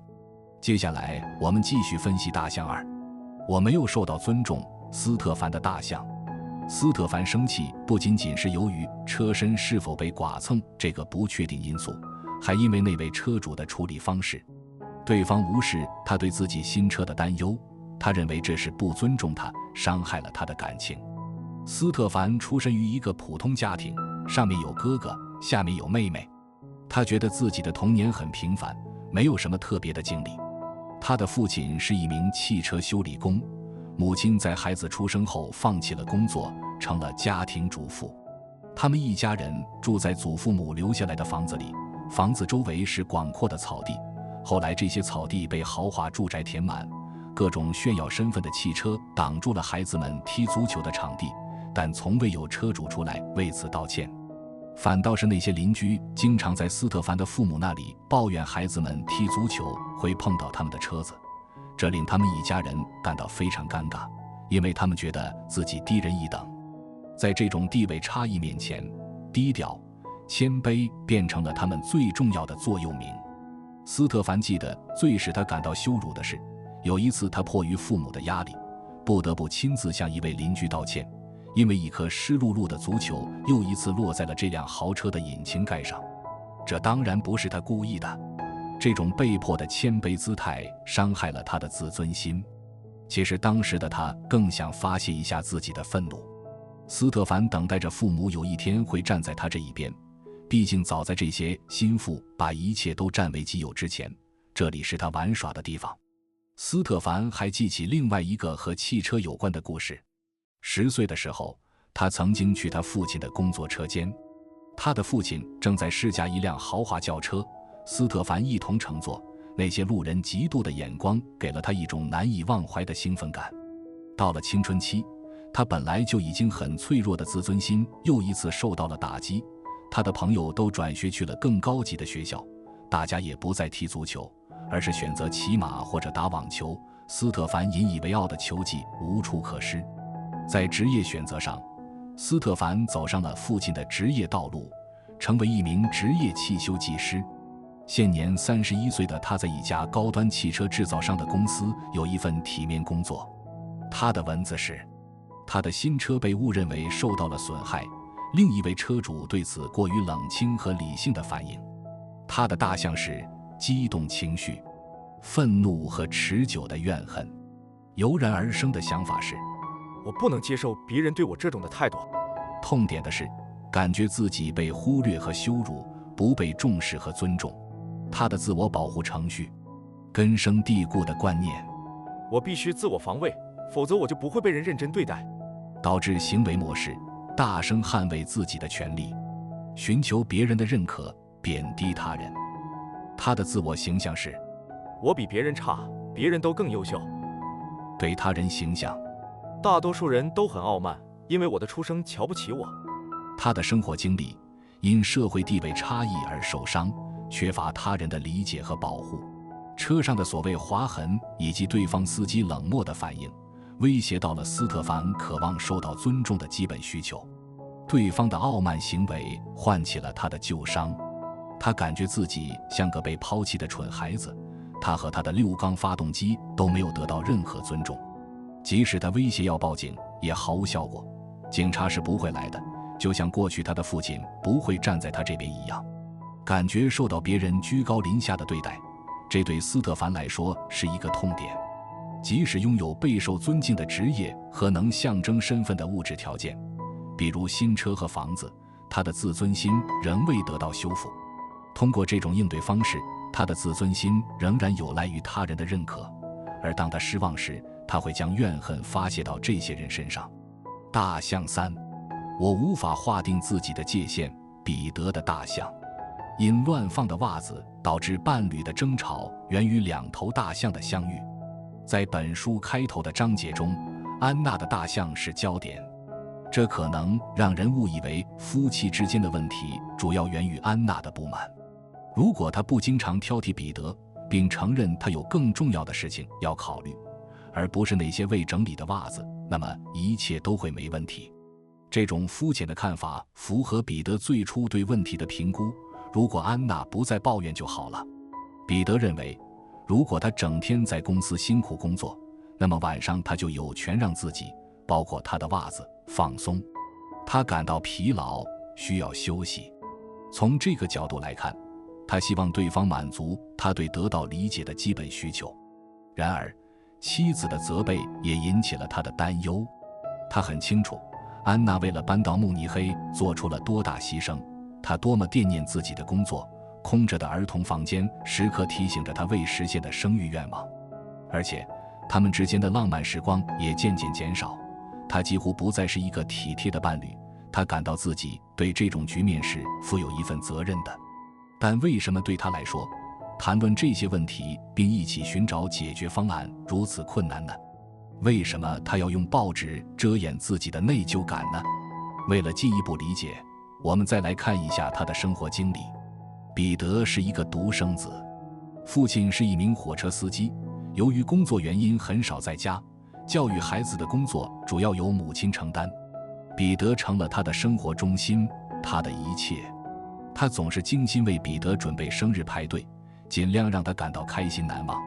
彼得相信妈妈希望他永远是个小孩子，不能接受他的倔强和叛逆，他也很难给他自由的空间。如果他没有按时回家，他就会非常担心，然后迎接他的就是一顿活生生的指责。由于母亲的悉心照顾，彼得的卧室总是整洁有序，直到他进入青春期时，他的衣服仍然是母亲为他挑选的。他15岁那年，母亲擅自给他买了一条新裤子，然而这种款式已经过时了。他生气地摆了一个激烈的手势，拒绝了这条裤子，而他敏感的母亲可能把这看作一种攻击行为。母子之间冷战了好几天，只有当彼得胃肠不舒服时，他才又变成了贴心的母亲。后来彼得读大学没有遵从母亲的意愿选择就近的大学，而是去了更远的地方，他为此感到很内疚。他的文字是：安娜很生气，需求他动手整理自己的袜子。他的大象激动情绪，生气的感觉。油然而生的想法是：他又开始抱怨了，我再也无法忍受了。他的痛点，害怕冲突，在生气中混杂着就有和新生的负疚感，渴求理解，却不知到底自主决定还是服从他人。他的自我保持程序，根深蒂固的观念：如果我不听从他的，就会失去他的关注。我妻子的不满时，我的错。行为模式强调疲惫，选择退缩，避免冲突，避免公开讨论。自我形象：如果我表达自己的需求，就不会受到别人的喜欢。他人的形象：别人认为我应该对他人的不满情绪负责，想主宰我。生活经历：由于母亲的过度干预而忽视了自主性，导致不知到底该自主决定还是服从他人。彼得与父亲的关系则完全不同。尽管父亲几乎没有管过彼得的教育，但他为彼得的成绩和工作感到自豪。也许是因为他父亲很少在家，比起母亲，彼得更爱他的父亲。有时候他似乎觉得母亲有些嫉妒父亲，因为当他和父亲一起在父亲的小作坊里做手工时，母亲就会叮嘱他要先完成学校的作业。总而言之，他对于母亲的过度关心有着充分的理解，母亲就是这样的。毕竟他认为自己已经有所成就，他对自己的生活感到满意。然而仍有一根刺，一个痛点没有得到治愈。彼得对划定界限和寻求自主的基本需求，与母亲充满占有欲的爱之间不断发生摩擦。他无法忍受看到他的忧虑或不安，他无意识地给自己制定了一个任务，即永远做个乖儿子。因此在对应策略上，他学会了如何压抑强烈的冲动，并在发生冲突时选择退缩，结果就是内心深处会产生内疚感和怨恨。我们不难看出，躲在彼得文字后面的大象，妻子的不满是可以理解的。一方面，妻子理所当然的不满提醒他如何处理伴侣关系，即在利益发生冲突时要寻找妥协的方式；另一方面，安娜因一些琐事产生的责备触发了她之前的内疚感和备受压抑的愤怒。在他们夫妻最初的谈话中有过一场激烈辩论，他指责的语气点到了关键：你有时候就像我的母亲。在观察那头凸显出来的大象时，他说：我感觉自己就像个孩子。接下来我们进入到大象4，我渴望得到重视和尊重。安娜的愿望是有一个温馨而稳定的家庭，为了实现这个愿望，她付出了很多。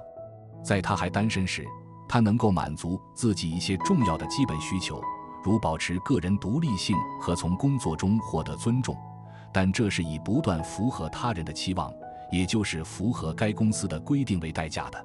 他几乎没有时间去培养个人爱好或者从事其他休闲活动，他的工作强度也影响了他与朋友们的往来。安娜觉得自己的童年时光很幸福，她在家中排行第2，有一个比她大2岁的哥哥和一个妹妹。因为父母工作比较忙，当时她要经常帮忙照顾小妹妹。在她5岁时，父母决定买房子。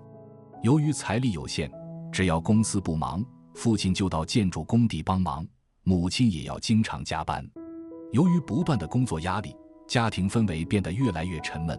父母要求孩子们，尤其是女孩们，多做些家务，他们自己也每天工作到筋疲力尽。全家人在一起休闲度假的时光变得越来越少，孩子有了问题只能自己处理，他的父母也没有在夫妻之间彼此关爱方面做出榜样。房子建好后，母亲依然加班，父亲扩大了生意，据说是为了偿还房贷。在一次治疗会谈中，安娜想起了她10岁生日时在脑海中闪过的一个思绪，在歌曲《祝你好运和多福》的最后一段，她记得家人总是倡导健康和财富同在。而在邻居家，他们在同样的地方唱的是健康和快乐同在，只是一个小小的差别，对孩子们来说却可能是天壤之别。安娜还记得，她上小学时，完成家庭作业后就开始匆匆忙忙地打扫厨房，把一切都擦得锃亮，然后想象着母亲回家后会表扬她。之后她确实会得到母亲的微笑和表扬，这对她来说很重要。审视一下安娜的大象，可以看出她在家中缺乏关注，得不到重视。只有当她在家中尽力帮忙时，她才会得到重视和赏识，这是她的应对策略。把履行职责当作最高原则，阻碍了其他的基本需求的发展。尽管后来她在与更多人的接触中不断完善自己，但是在家庭中遵守父母的规范仍然是她获得安全感的保证。因此，安娜的大象包含了一种过时的应对策略，以满足受挫的基本需求。旧的规则，如果我能做好家务，我就会得到认可，得到家庭的呵护，这时已不再奏效，对她自己来说也不再适用。她好朋友建议她先找一份满意的工作，让她丈夫自己去洗袜子。这看似是个合理的建议，但这是她真正追求的吗？这只解决了问题的一部分，因为她渴望在独立生活后和她的丈夫过上温馨的家庭生活。她的文字是：看到被得乱放的袜子和拿起报纸。大象的是激动情绪，油然而生的想法是：我总得在他后面收拾，我又不是他的女仆。他的痛点是，他因冲突恼火，对生活情况不满，愤怒和失望的情感交织在一起，渴望受到尊重和有自主的空间，自我保护程序。他根深蒂固的观念是：我必须把个人的愿望放在一边，履行职责就会得呵护和重现。行为模式：努力维持完美的家庭，压制自己真正的不满，并对小事唠叨不休。自我形象：我自己并不重要。他人形象：每个人都在履行自己的义务，大家总是疲惫不堪，没有时间彼此关爱。我本人的需求可能会苛求别人。生活经历：缺乏关爱、自主、自我决定和服从他人的界限不清晰。自从童年结束，他离开父母之后，他的生活中出现过许多警示牌，告诉他应该做什么或不应该做什么，而关注自我的情感和需求却被禁止了。他逐渐忘记了他们。在和彼得的爱情中，起初他觉得自己很容易被接纳，无需通过取得成就来获得重视。他幻想着就像童话故事中的情节，在新一天的清晨，自己被唤醒，一切都变了。他们有着共同的目标，一起踏上探索之旅，允许对方向自己示弱，互相依靠，彼此陪伴，未来一起养育孩子。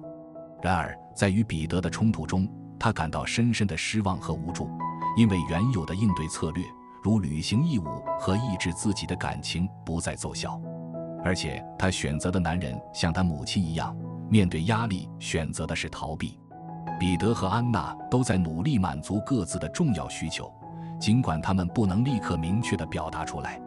彼得有着一份出色的工作，也希望这能得到妻子的认可，并且他的大部分工资都上交给了妻子。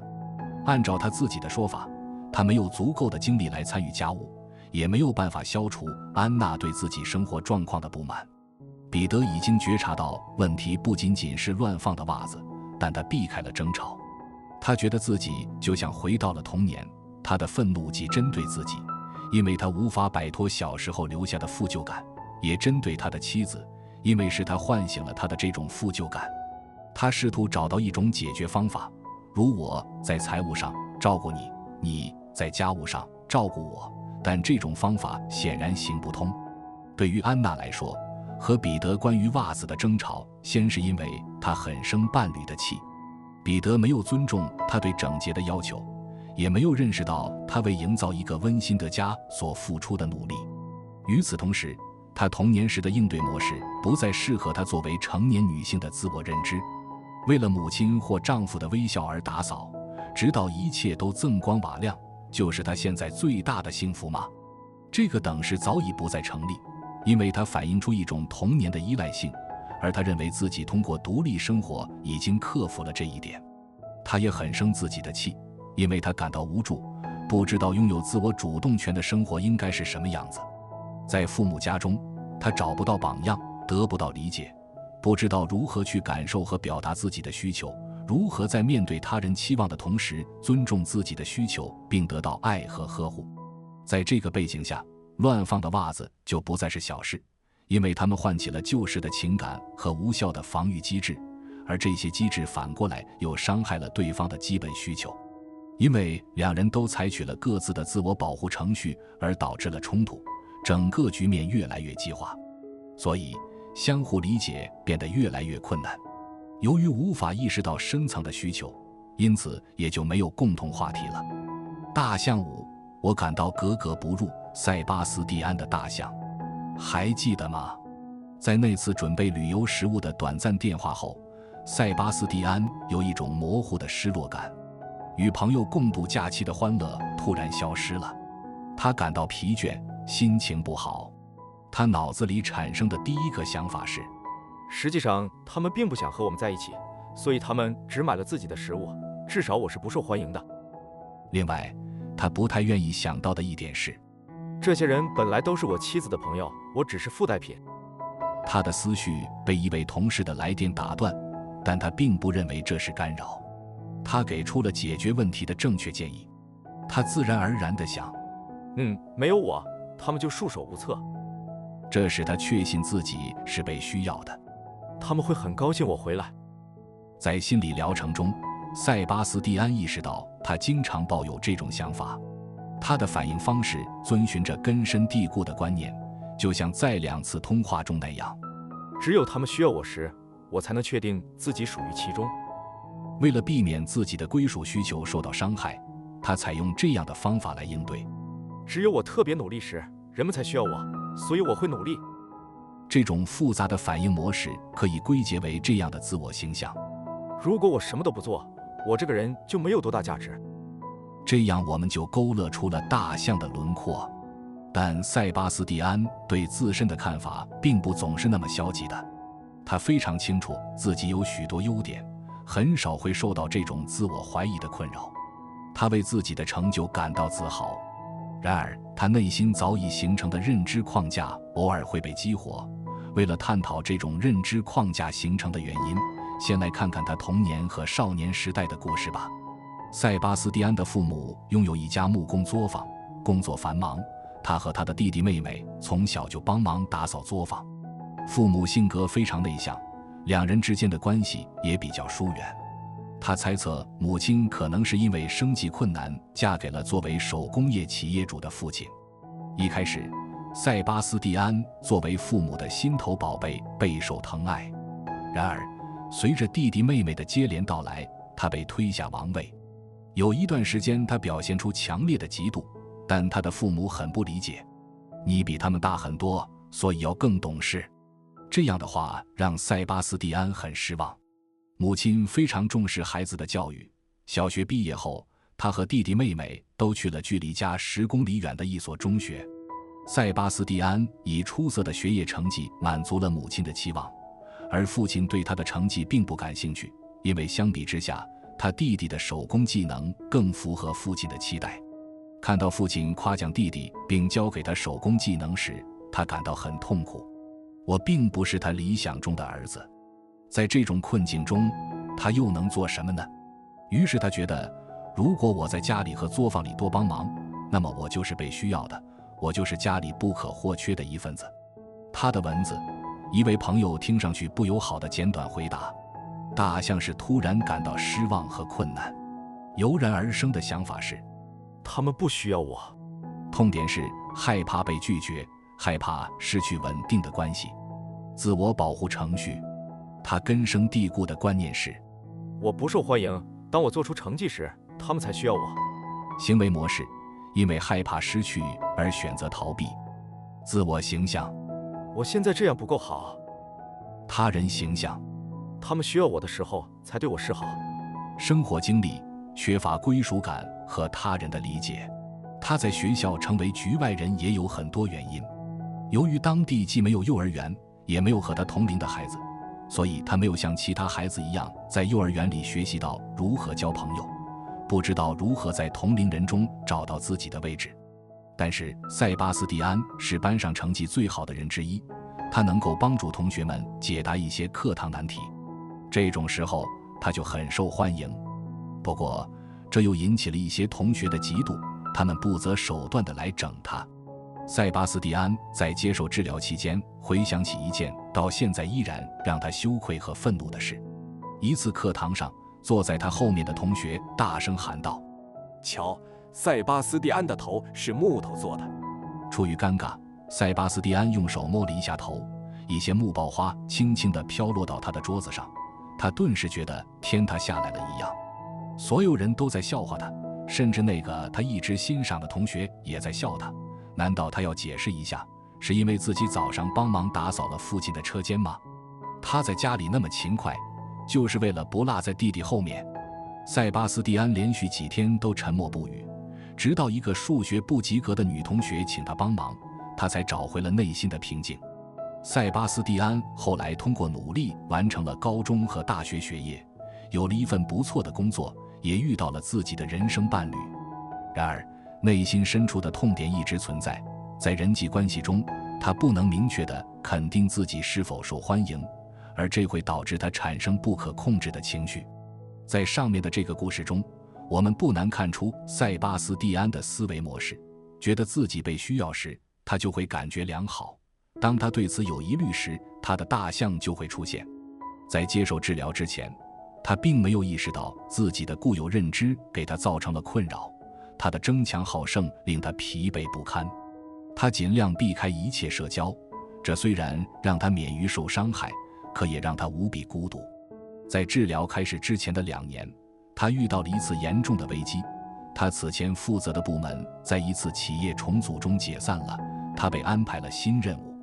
一开始他对新任务并不熟悉，虽然他通过巨大的努力很快弥补了最初的能力不足，但对新组织中爆发的权力争斗却毫无准备。由于对人际关系感到失望，并且缺乏对自我的认可，他渐渐表现出抑郁的症状，不得不接受心理治疗。塞巴斯蒂安的生活经历相对平淡无奇。在3岁之前，他对爱和呵护的基本需求都得到了满足。但是弟弟出生后，他感到自己逐渐被忽视，在学校被排挤的事情加剧了他不被接纳的感觉。塞巴斯蒂安的基本需求，特别是对稳定的关系以及受重视的基本需求无法得到满足，他的自尊受到了打击，产生了负面的自我形象。他试图通过出色的表现来弥补这一点。当他感觉自己不被需要时，他就会回避与他人建立联系，因此回避社交成为另一种应对策略。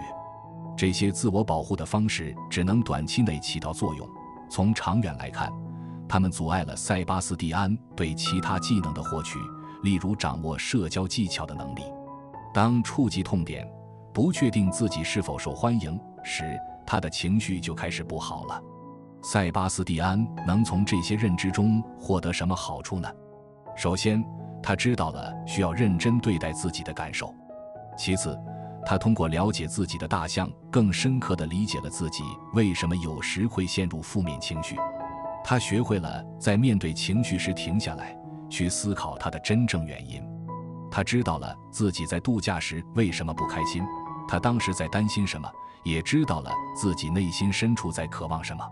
除了前面提到的那些大象之外，接下来这2头大象也是我们经常会遇到的。大象6，我总是不得不退让，西比利、保罗和安妮特的大象。经常感到被忽视是许多人熟悉的感觉，其中可能隐藏着不同的痛点，感觉不被重视，遭到不公平对待。同样的情况对每个人来说又可能有不同的意义。我们先观察一些日常小事。西比利在超市收银台前排队，由于人流拥挤，第2个收银台也开始运作了。他犹豫片刻之后走了过去，却不小心撞到了另一个走过来排队还没有1秒钟的顾客。他压低嗓音对他说：请你像其他人一样排到后面去。另一个人则捡到便宜还卖乖，他嘲讽道：可惜你运气不好，站错了队。西比利觉得这个回答非常无理，他自己是永远说不出这种话的，一时间也找不到适合的话语。他想，这种人就是这么无赖，下次我可不会再忍受了，我会当着所有人的面揭露这种粗鲁人，真是太无理了。这些思绪在他的脑海徘徊了半个小时，晚上临睡前还在想，令他感到疲惫不堪。可他内心的真实想法却是，等到下次你又会畏首畏尾的。保罗在一家餐厅里就坐，他看到服务员忙得不可开交，做好了要等待一段时间的准备，但最终还是变得不耐烦起来。他招手喊服务员，没有得到回应。与此同时，旁边的一桌客人坐了下来，服务员立刻赶了过来分发菜单，并且还闲聊了几句。沮丧的保罗放下了手臂，就在服务员来到旁边的餐桌记录点餐时，保罗站起来大声呵斥道：你的眼睛长在哪里了？我已经等你10分钟了。然后他陷入沉思，我到底有什么问题？为什么总是被冷落？安妮特已经结婚5年了，她有一份半职工作，丈夫做全职。这对夫妇有2个上小学的孩子。这个星期六，她丈夫不得不再次去办公室加班。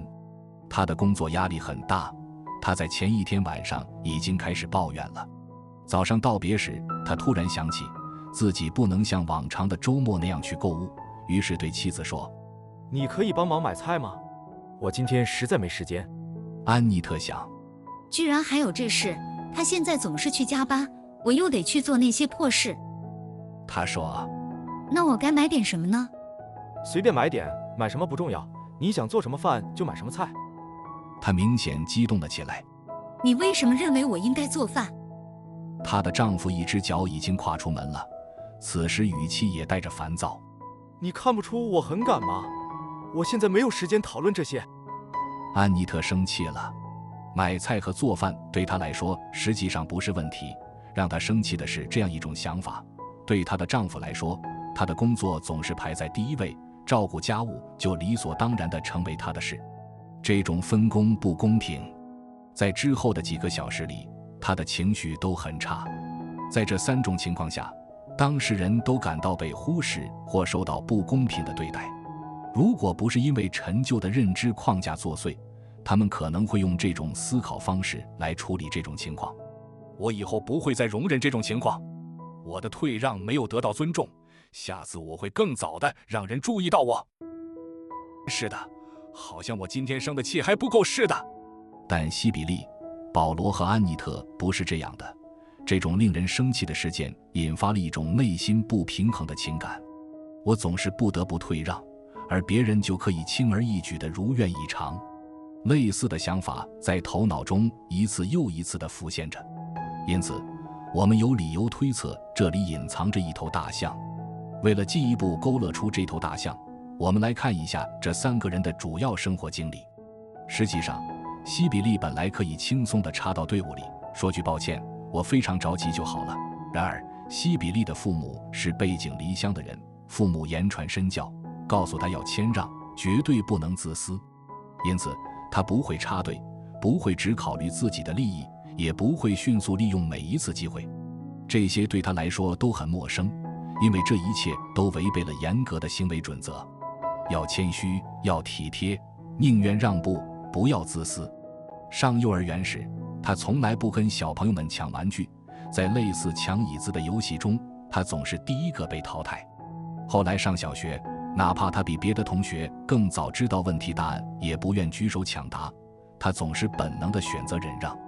与保罗的故事相仿，他的被关注和被公平对待的基本需求也未得到满足。尽管他有时会感到不满，但他不敢表达这种不满，因为这可能会引来父母的责备，而且会让他质疑自己的价值观体系。他认为不要把自己看得太重要，这伴随着一种道义上的优越感，他比那些自私自利的人更高尚。当邻居家的孩子因为一些事情争吵时，他会觉得他们没教养。他总是习惯性地忽略自己的情绪，压抑自己的需求。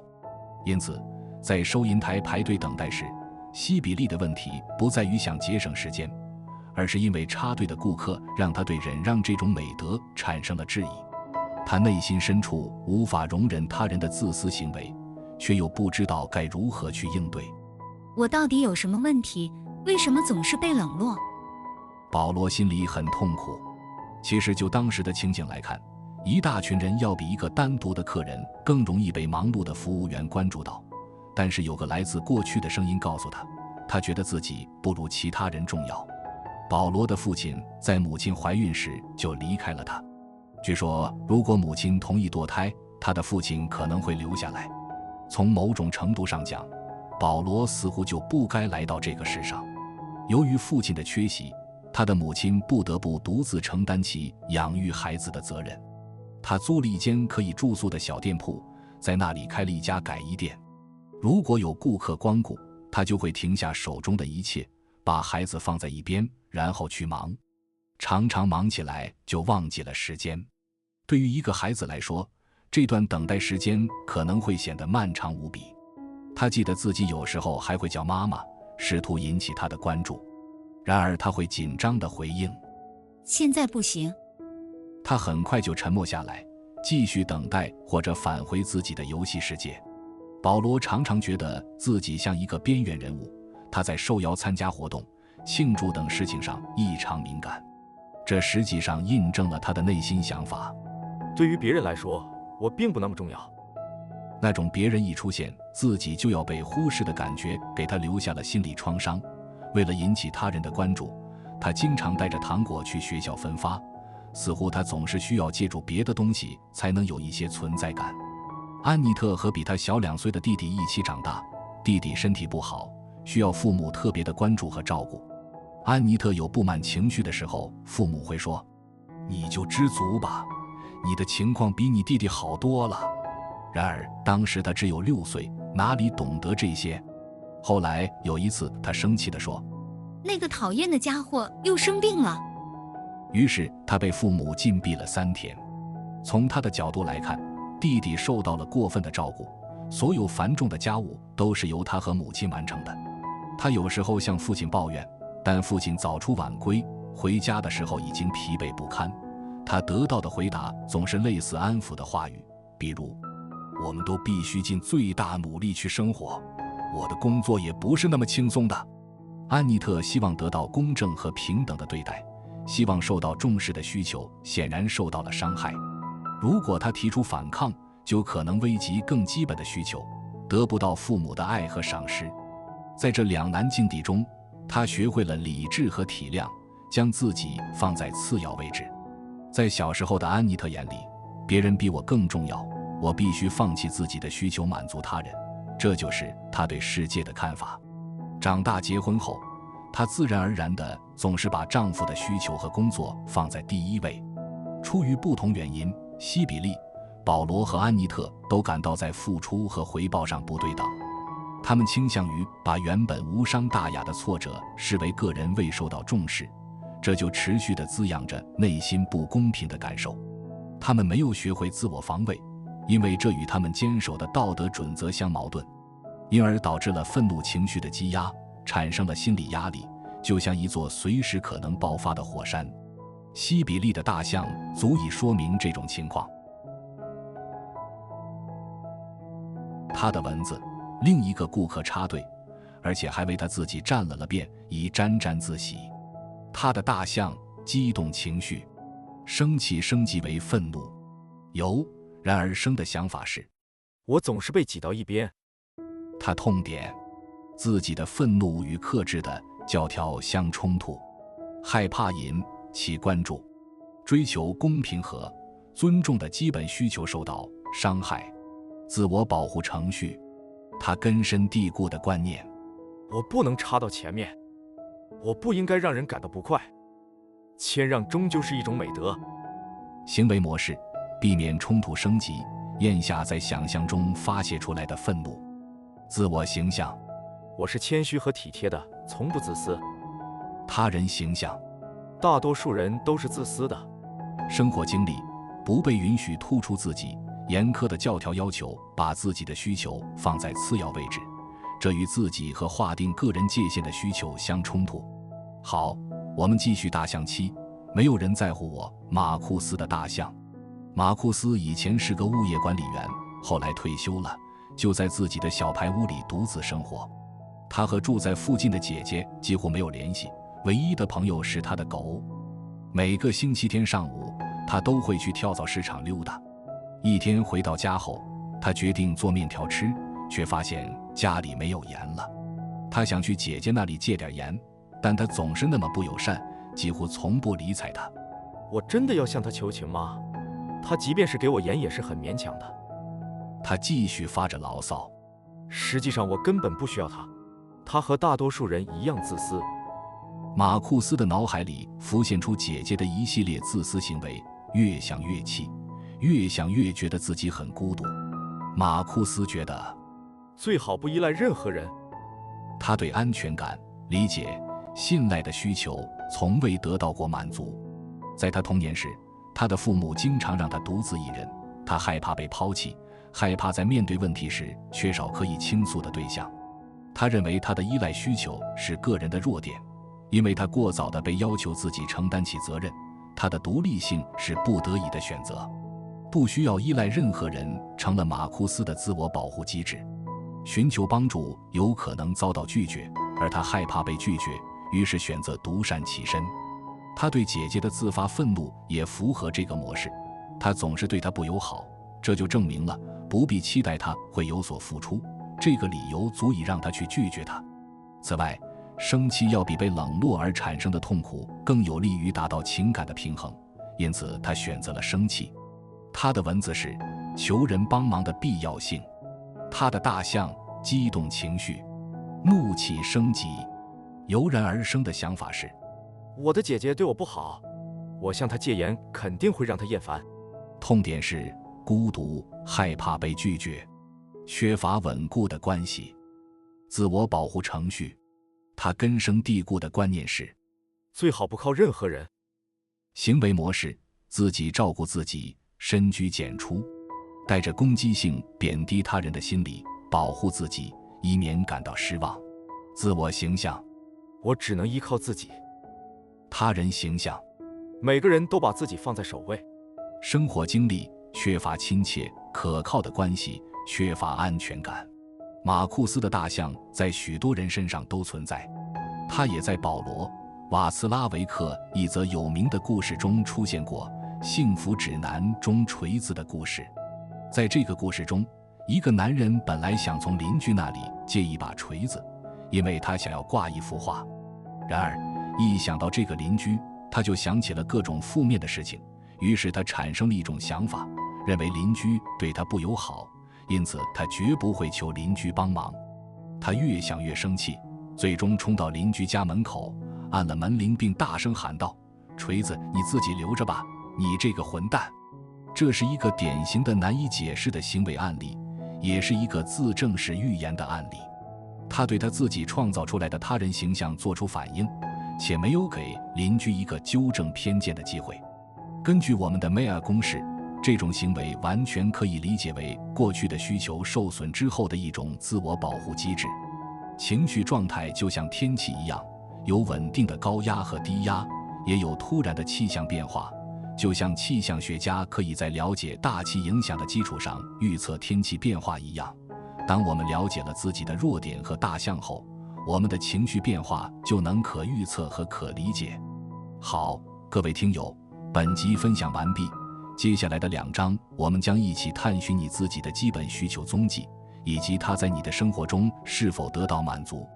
欢迎各位继续收听。第3章，追踪痕迹。你了解自己的基本需求吗？对于我们的主角来说，这本来可以是愉快的一天。丽莎的邻居会在早晨带着一束花来到门口，为她夜间的干扰表示歉意，并强调她多么高兴有像丽莎这样一个好邻居。另一位司机对斯特凡的激动情绪表示理解，而且对他的新车表现出浓厚的兴趣。安娜的丈夫回到家后会对为什么晚归做出解释，或许会请求安娜给他一个短暂的休息时间来放松一下。然后就主动去整理四处散落的袜子。最后他可能会拥抱安娜，问她是否愿意告诉他为什么最近他总是那么紧张。彼得的妻子可能已经在门口迎接他了，他会说，又是漫长的一天，你肯定累了也饿了，先休息一下吧，稍后我还想和你讨论一些我认为很重要的事情。塞巴斯蒂安接电话时可能会听到这样的问候，很高兴你们快要到了，我们要等你们一起吃饭吗？这对这些人来说会是心灵的抚慰，是治愈他们痛点的良药。这个信息传达的是，你受到了重视，你受到了尊敬，你被看见，你被理解，你是受欢迎的。亲爱的读者，或许你有时也渴望得到这样的对待。本章将帮助你去寻找自己未被满足的基本需求的痕迹。也许在之前的章节中，你已经在某些方面受到了一定的启发，接下来的篇章完全围绕着你来讲，这可能会让你感到不习惯，但这很重要。不懂得关注自己，会伤害一种核心需求，即自尊的需求。也许有些事情你觉得奇怪，因为它们不太符合你对自我的认知。追寻这些痕迹将向你展示，你的需求是合理的，你的情感需求并不过分，是可以理解的，但你要理解这背后的原因。所以我想鼓励你对自己的人生做一个阶段性的自我总结。我目前的生活过得怎么样？什么带给了我满足感？生活的愉悦和幸福时刻有哪些？我在哪些方面特别努力，取得了哪些满足重要需求的成就？此外，我感受到了哪些不足？我会回避哪些情境？什么会威胁到我的平衡感？根据当前生活状况不同，这种内心总结可能会有很大的不同。有时我们会心怀感激，意识到我们的生活总体上是多么充实满意。我们可能工作上刚刚得到升迁，或是陷入新的恋情，财务状况得到暂时的改善。我们可以专注于一项使我们感到快乐或有意义的工作或任务，并全身心投入其中。也有情绪低落的时间段，觉得这好像不是我们的生活，这好像与我们的需求无关，我们只是在机械的运转。大大小小的灾难可以在刹那间改变我们的生活，突然间一切都再也回不到从前。我们感觉到暂时的疼痛，例如腰部扭伤或牙根发炎引起的疼痛。尽管我们的生活依然充实，但此时唯一的愿望是身体康复。在看似寻常的日子里，我们会感到相当满足，因为一切都正常运转，没有糟糕的事情发生。情绪低落，因为某些事情触及了我们的痛点。在本章，我要鼓励你思考一下你对生活的满意度，尝试观察一个更长的时间段，例如过去1年、2年或3年的生活过得怎么样。去审视自己的需求并不那么容易，更难的是意识到不同需求之间可能存在的冲突。很少有人能够准确地说出为什么他会非常看重独立空间，安全感对他来说意味着什么，受到重视对他来说有多重要。一方面，我们很少有机会思考这些问题；另一方面，正如我们之前所了解的，对基本需求的威胁或侵犯可能发生在很久以前，而在早年时，我们还不能清晰地用语言表达感受。此外，我们天生倾向于回避不愉快、痛苦、伤感、不安的情感，努力将这些从我们的记忆中抹去。那么花费时间来挖掘隐藏的大象是否值得呢？如果我们对自己的生活感到满意，工作压力并不过大，对未来充满信心，能够坦然接受变化，那么我们自己或许没有迫切的理由去关注需求的平衡。然而从与他人相处和维护良好合作关系的角度来看，深入了解他人的需求有助于更好地理解他们。此外，大多数人时不时会产生不满情绪，因此了解真正的原因会对我们管理自己的情绪有所帮助。第27集，生活质量对你意味着什么？你是否曾经思考过这个问题？对我而言，生活质量究竟意味着什么？对于我身边的人又意味着什么？这个问题和其他问题密切相关。我是否关注我的核心需求，以及我身边人的需求是否得到满足？我是否充分行使自己的权利，坚定地捍卫我认为真正重要的事情？我在多大程度上被他人的期望所影响？回答这些问题对于提升你个人的幸福感起着关键作用。在职场上，许多人必须遵循既定的标准，诸如提高销售额、改善产品质量、完成业绩考核等。每个员工都应该知道自己的工作任务以及要完成的指标，因为公司的基本需求就是超越竞争对手，提高利润或降低成本，实现增长。因此，将目标与实际结果进行比较，在我们的生活中很常见，它贯穿我们的整个生命。但遗憾的是，当涉及自我关注时，我们很少会问什么是应该的或者不应该的。我们常常将外界规定的目标值融入自己的内心做标系，这些目标值可能源自教育的规定和禁令、性别角色分配、学校里的成绩、职业评级、社会地位，我们所处的环境中被视为正常或异常的事物。在这种背景下进行的比较，通常向我们暗示，情况还可以更好。这种比较往往更像是严厉的指责，没有人觉得有责任就我们的生活满意度、价值体系、自我形象或最重要的需求进行年度谈话。实际上，如果能有一个朋友愿意倾听你的心声，那是一件有福气的事情。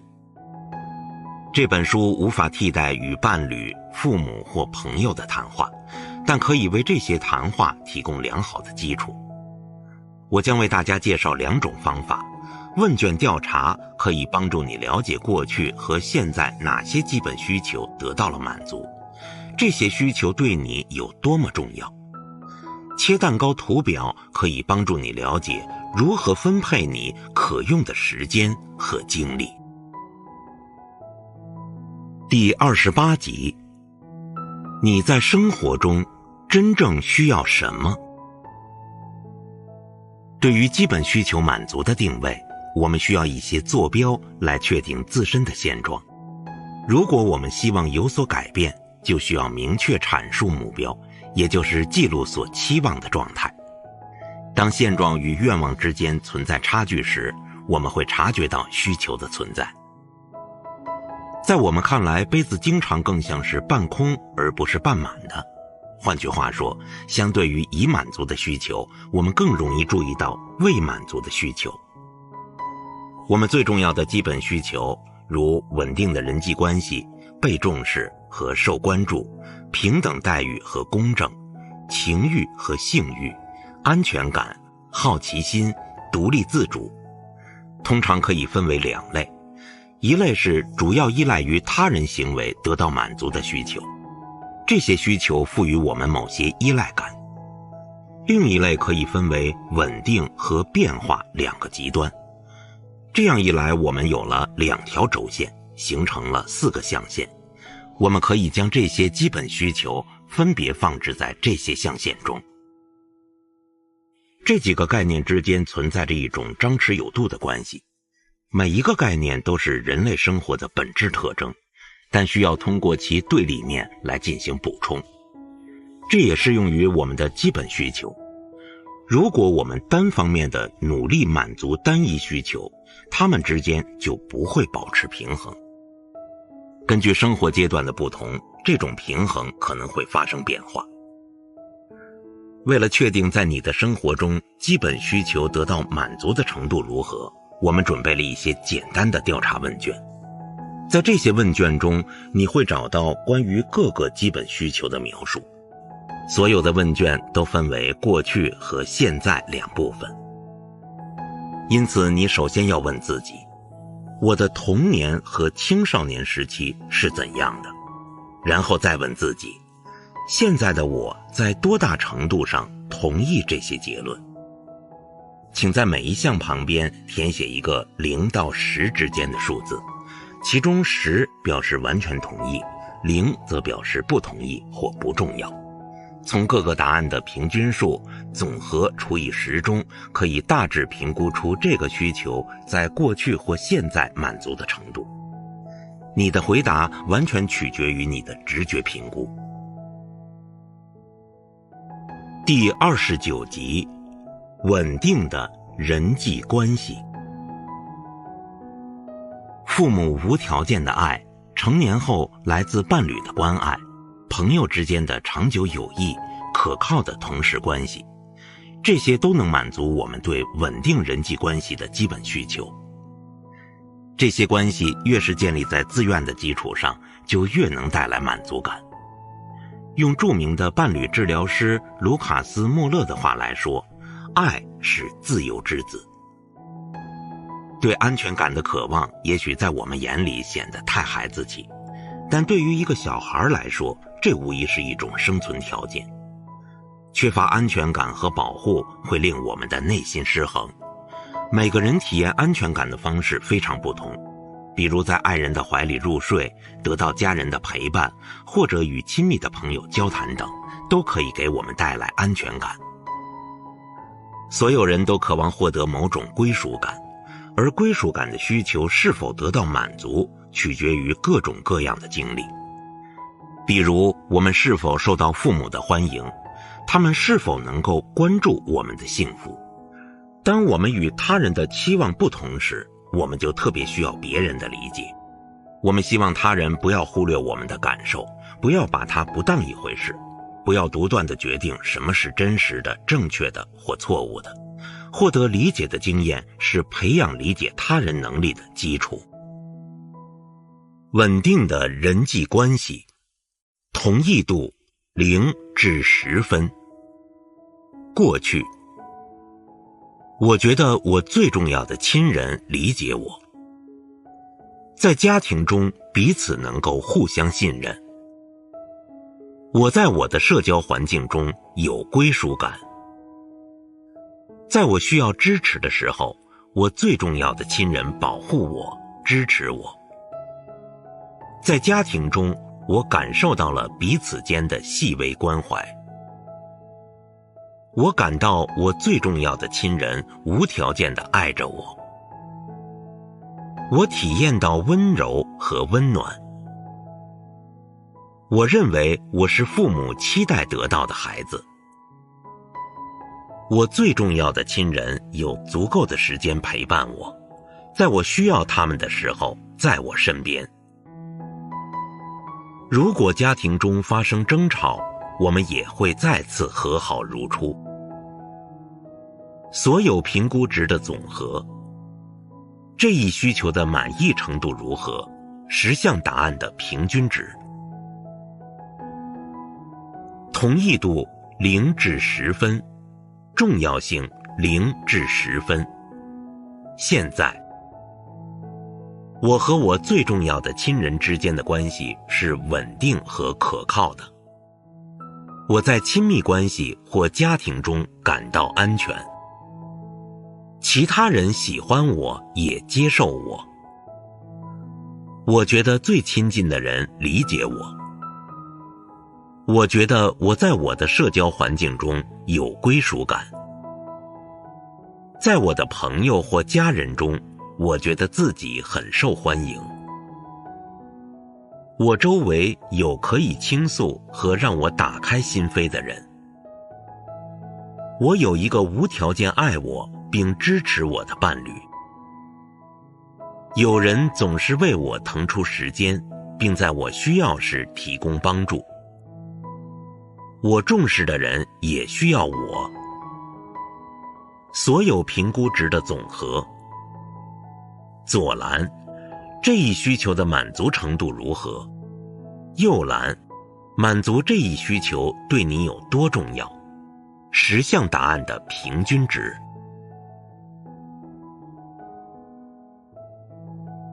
第30集，被重视和受关注。关注和重视是捆绑在一起的，它们是自我尊重和自我价值感发展的基础。如果一个孩子在童年时期得不到关注和重视，长大后这会成为他心中的一个痛点，会时不时地出来作祟。我们倾向于在亲近的人当中寻找这种需求的满足。除此之外，在工作中，我们期望来自老板、同事们的赞扬和认可。在生活中，我们期望受到朋友的更多关注。当然，所有人都希望自己受到重视，只是有些人表现得比较直接，有些人则很含蓄。被重视和受关注，同意度0至10分。过去，我最重要的亲人关注并培养了我的兴趣和能力。在我的童年时期，我得到了足够的关注。我最重要的亲人给予了我足够的赞扬和认可。我最重要的亲人让我觉得我对他们很重要。我最重要的亲人认真对待我的感受和需求，不会试图说服我改变他们。我为自己感到骄傲。作为一个孩子，我通常感到很自在。我认为很多人喜欢我，别人很乐意邀请我参加活动、庆祝、派对等。别人喜欢我的外表。所有评估值的总和，这一需求的满足程度如何？10项答案的平均值。同意度0至10分，重要性0至10分。现在，其他人很在意我，我会受到关注和尊重。我的职业能力被肯定，我的感受和需求得到了认真对待。尽管我有缺点和错误，但我在意的人仍然喜欢我。我感觉自己很自在。在工作中，经常有人征询我的意见。我喜欢我的外表。有些人让我感到自豪。我可以从容地让别人先行，偶尔保持低调。所有评估值的总和。左栏，这一需求的满足程度如何？右栏，满足这一需求对你有多重要？10项答案的平均值。第31集，平等待遇和公平。公平是一个高尚的伦理标准，所有人享有同等权利，人人都是平等的，是一个古老的人类梦想。然而在现实生活中，公平很少得以实现。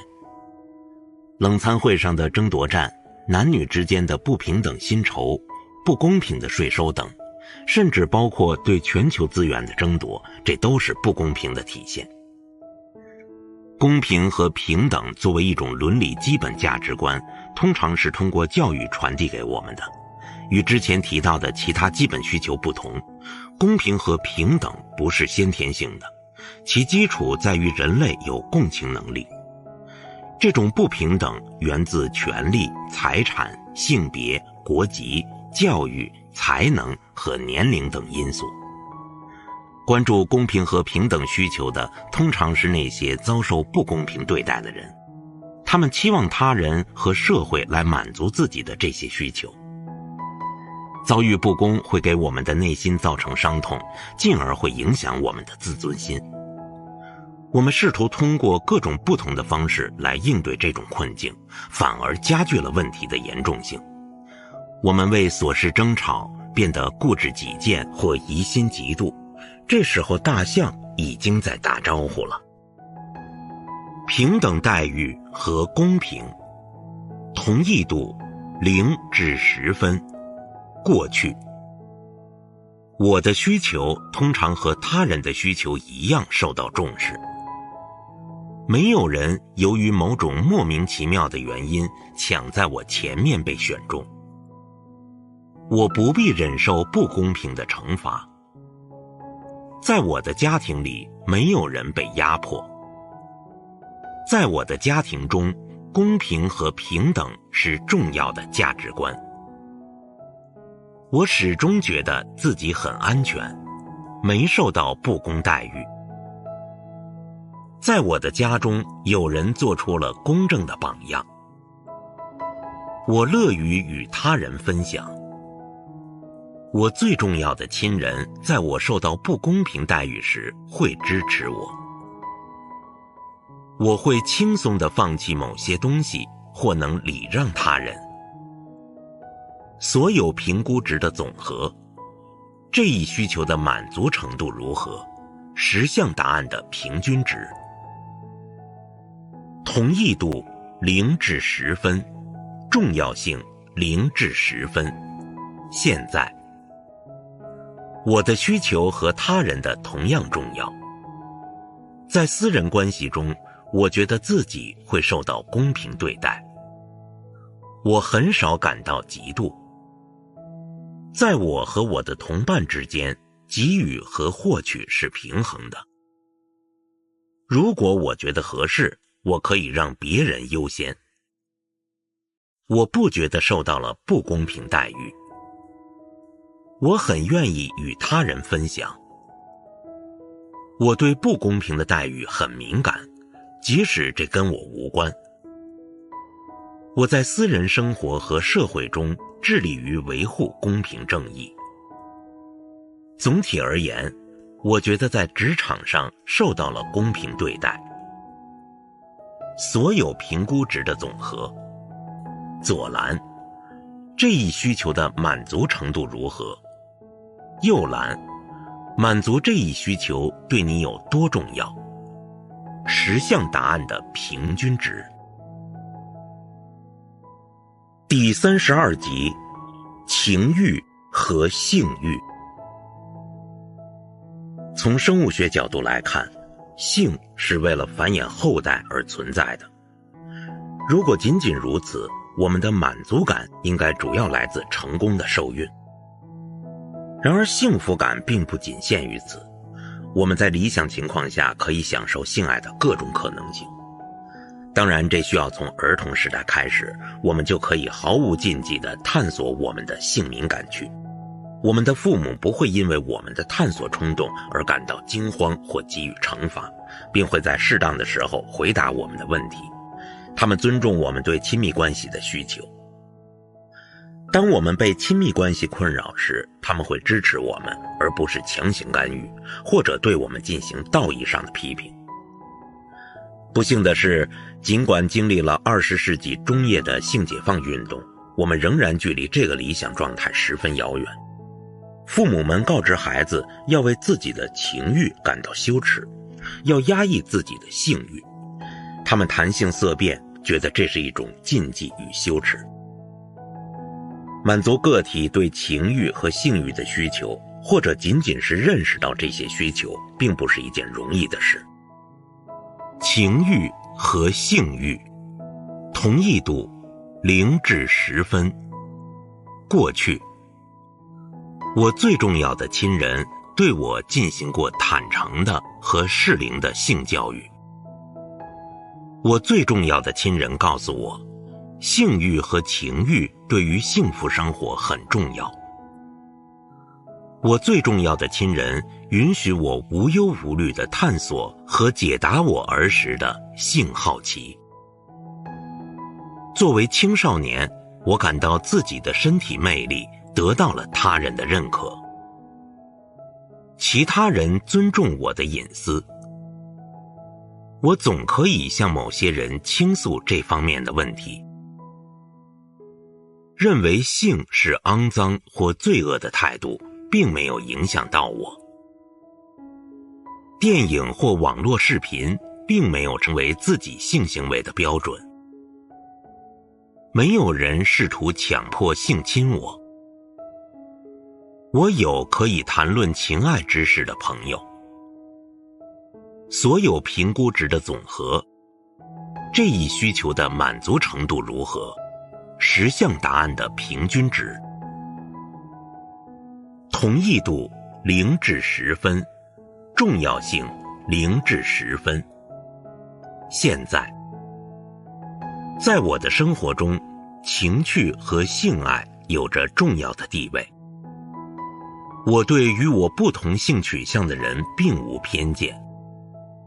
我可以建立私密的关系。我享受我的性生活。我不会让别人对我滥用他们的性欲。对我来说，性不是一种竞技运动。我喜欢性幻想。当我没有性欲时，我可以承认并清楚地表达这一点。我尊重他人的性界限。我可以表达我的情欲和性欲望。所有评估值的总和。左栏，这一需求的满足程度如何？右栏，满足这一需求对你有多重要？10项答案的平均值。第33集，安全感。安全感是一种极其主观且常常变化的感觉。绝对的安全是不存在的，那些试图回避所有危险的人更容易强化自己的不安全感，因为他们没有建立起克服困难的信心。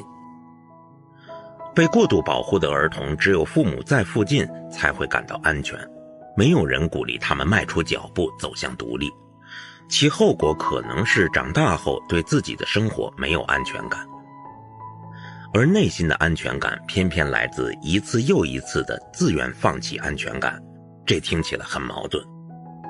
就好比那些从未离开过生活安全区的人无法在新的挑战中成长，他们对未知的变化心怀恐惧。为了追求安全感，有人会拼命赚钱，确保经济上的富足；有人则过于保守，不愿接受新的职业挑战；有人甚至把家里的所有窗户都装上铁栏杆。这个列表可以一直延续下去。追求安全感的人会按照一个原则行动：一切都应保持现状，任何变化都被视为威胁。如果没有冒险的勇气，我们可能仍然在用第一辆带支架轮的自行车呢。自信心孕育了内在的安全感，使我们能够应对生活的各种变化。这意味着，一方面我们需要一定程度的安全感来应对恐惧，另一方面，安全感来自战胜恐惧的经验。不难看出，内心的安全感建立在过去和现在都满足了其他基本需求的基础上。无论我们小时候是否能够感受到保护和安全，我们的人际关系是否稳定和充满爱意，我们是否能够面对与年龄相适应的挑战，是否能够保持好奇心，以及我们的独立性程度如何。因此，内心的安全感与其他基本需求的问题必然会有重叠之处。你在生活中感到很安全吗？你的安全需求在多大程度上占主导地位？安全感，同意度0至10分。过去，我的家对我来说是一个安全的地方。我感到害怕时，我最重要的亲人会站在我这一边。我在家庭之外的生活空间也感到安全。我的家庭有着稳定的经济来源。在家庭的支持下，我觉得我能够应对不同生活阶段的挑战。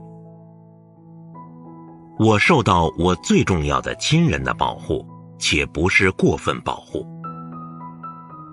我的家庭成员没有受到重病的威胁。我没有受到过身体上的攻击，或者随着年龄增长，我能够自己保护自己。我从来没有对入室抢劫或其他所谓的危险有过多的恐惧。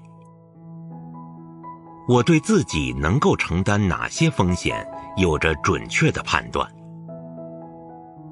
所有评估值的总和，这一需求的满足程度如何？10项答案的平均值。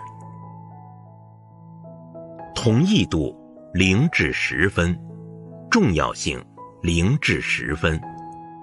现在，我相信未来，我所拥有的不会被任何人轻易夺走。我能够应对生活的挑战。我有能力适应必要的变化及伴随而来的不确定性。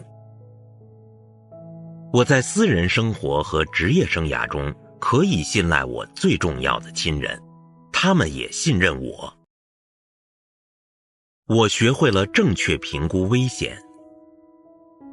凡是有风险的地方，我都做好了相应的防范准备。我做好了恰如其分的经济保障准备。我会定期做体检。我相信自己不会犯严重错误。所有评估值的总和。左栏，这一需求的满足程度如何？右栏，满足这一需求对你有多重要？10项答案的平均值。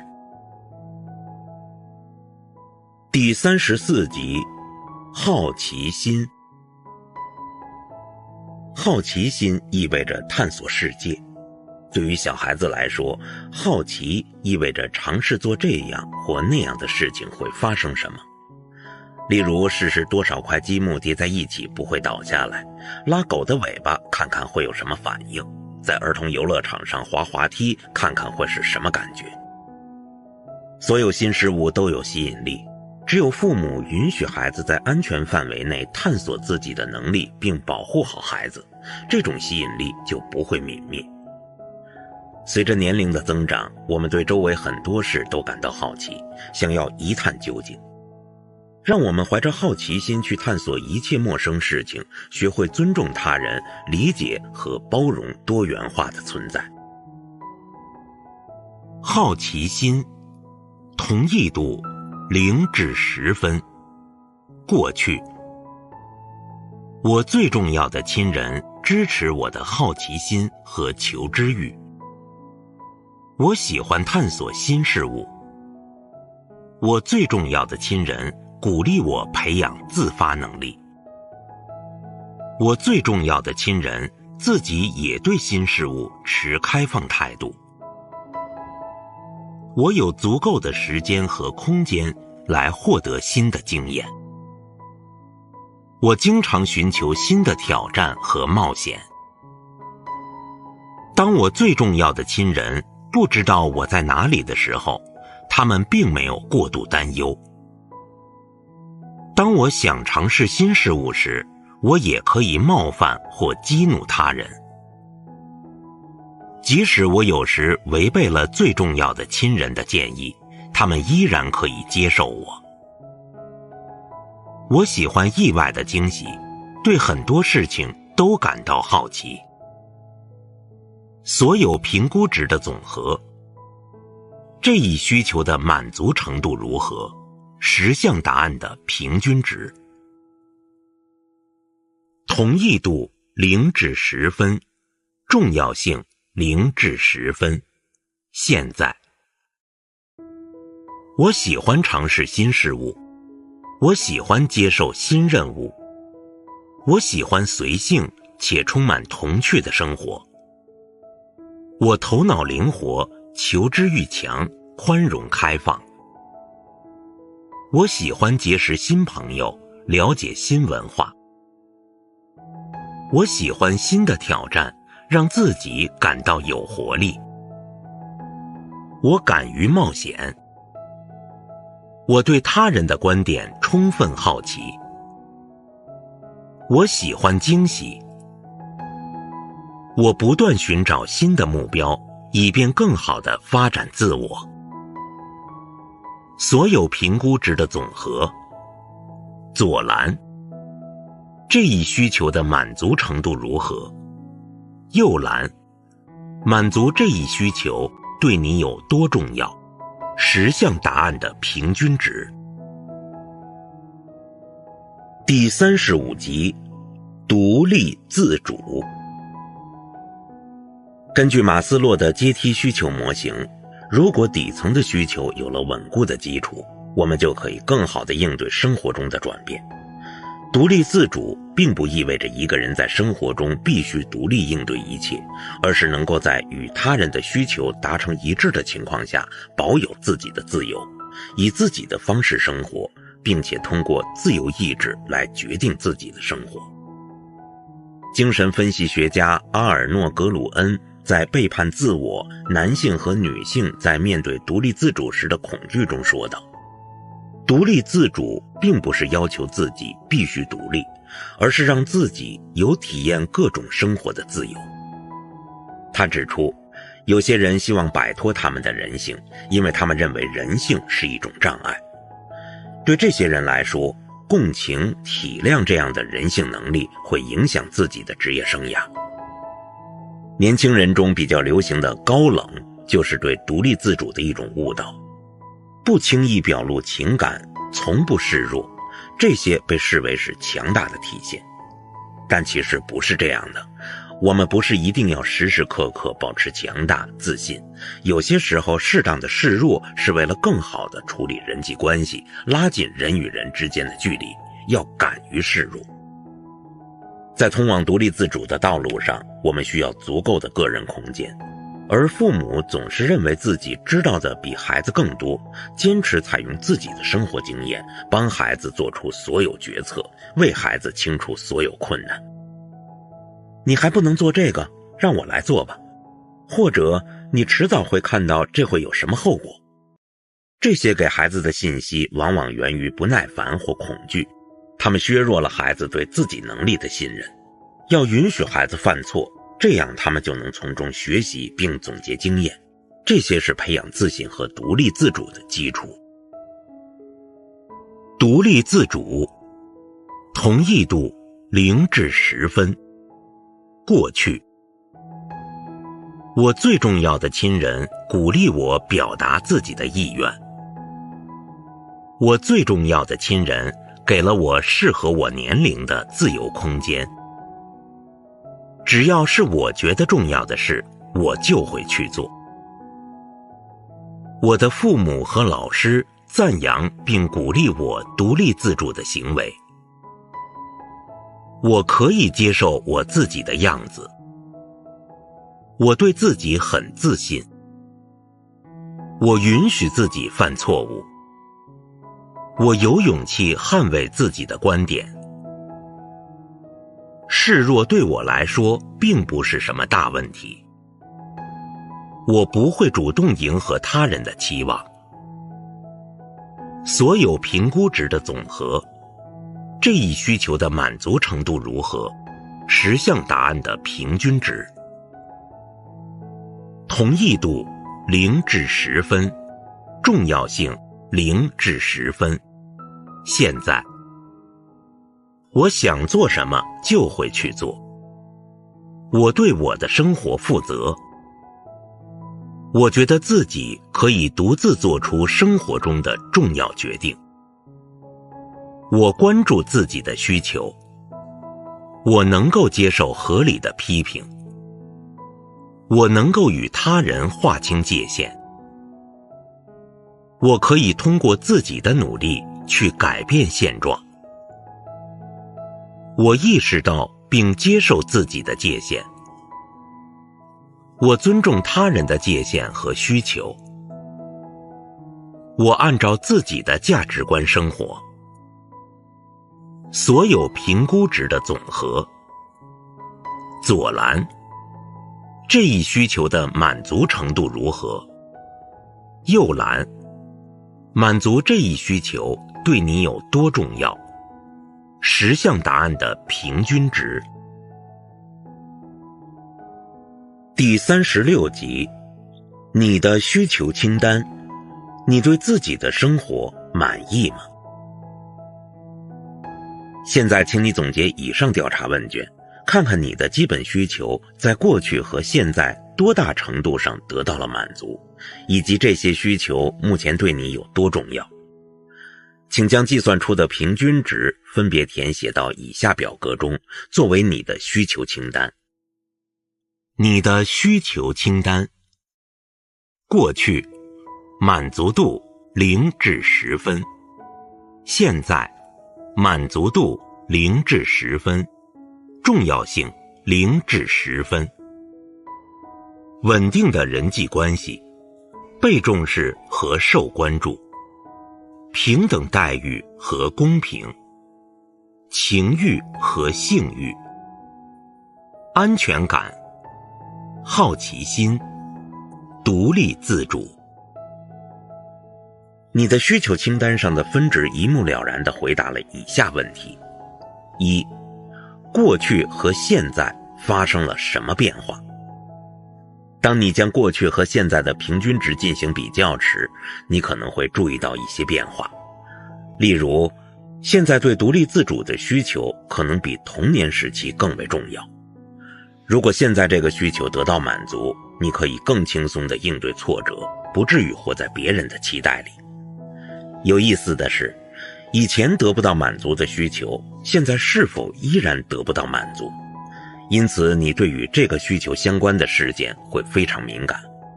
例如，受重视或被理解的需求未得到满足，在内心留下了痛点，那么稍微不满就可能会打破你的平衡，导致情绪爆发。二、重要的需求在多大程度上得到了或未得到满足，这些需求对现在的你有多重要？将你的得分做一个粗略的划分，以辅助我们的探讨。有些需求可能在平均水平以下，而其他一些需求可能在平均水平之上，低于5分或高于5分。同样的情况也适用于需求的重要性，由此产生了4个象限。请你特别关注那些满足度较低但需要非常重视的象限。如前所述，基本需求彼此之间也会产生冲突，这些冲突通常是下意识产生的。例如，独自一人去度假可能会增强你对自己能力的信心，但考虑到这会影响你和伴侣的关系，你可能不敢表达自己的观点，以免危及你对归属感的需求。需求冲突的问题并不容易解决，第一步是要识别和揭示这些冲突，即便是一些琐碎的事情也可能引发冲突，就像案件故事所展示的那样。我们常常没有时间去思考当前对我们来说最重要的是什么，以及在必要的情况下我们愿意放弃什么。象限1，满足度低0至2分，重要性高8至10分。你今天感觉重要的需求得不到满足或很少得到满足，如何在你的生活中给分布在这个象限中的需求更多的空间？象限2，满足度高8至10分，重要性高8至10分。你感觉重要的需求在很大程度上或完全得到了满足，如果所有的需求都分布在这个象限内，那么就要恭喜你了。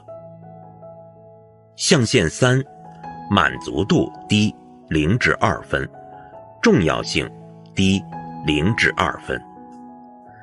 在你看来，这些需求既没有得到满足，也不重要。这对你来说是完全可以接受的。也许你已经接受了这些需求不可能得到满足的现实，就像寓言中的狐狸认为吃不到的葡萄太酸一样。也有可能你已经忽略了这些需求，那么请考虑是否需要通过满足这些需求来提高生活满意度。象限4，满足度高8至10分，重要性低0至2分。这些需求虽然得到了满足，但是这种满足感似乎并不重要。你认为现状可以保持不变，你拥有的东西可能在你看来是理所当然的，类似于呼吸的空气。但是如果这些需求没有得到满足，情况会怎样呢？在这种情况下，对需求的重要性评估可能会发生变化。通过你的需求清单，你可以回想一下有哪些需求是你优先考虑的，有哪些需求被排在了次要地位。第37集，你如何分配你的时间和精力，期望与现实。可惜我没有时间，这是我们希望做某事却无法做时最常听到的抱怨，也是别人拒绝我们时常听到的解释。但究竟是谁来决定我们的时间呢？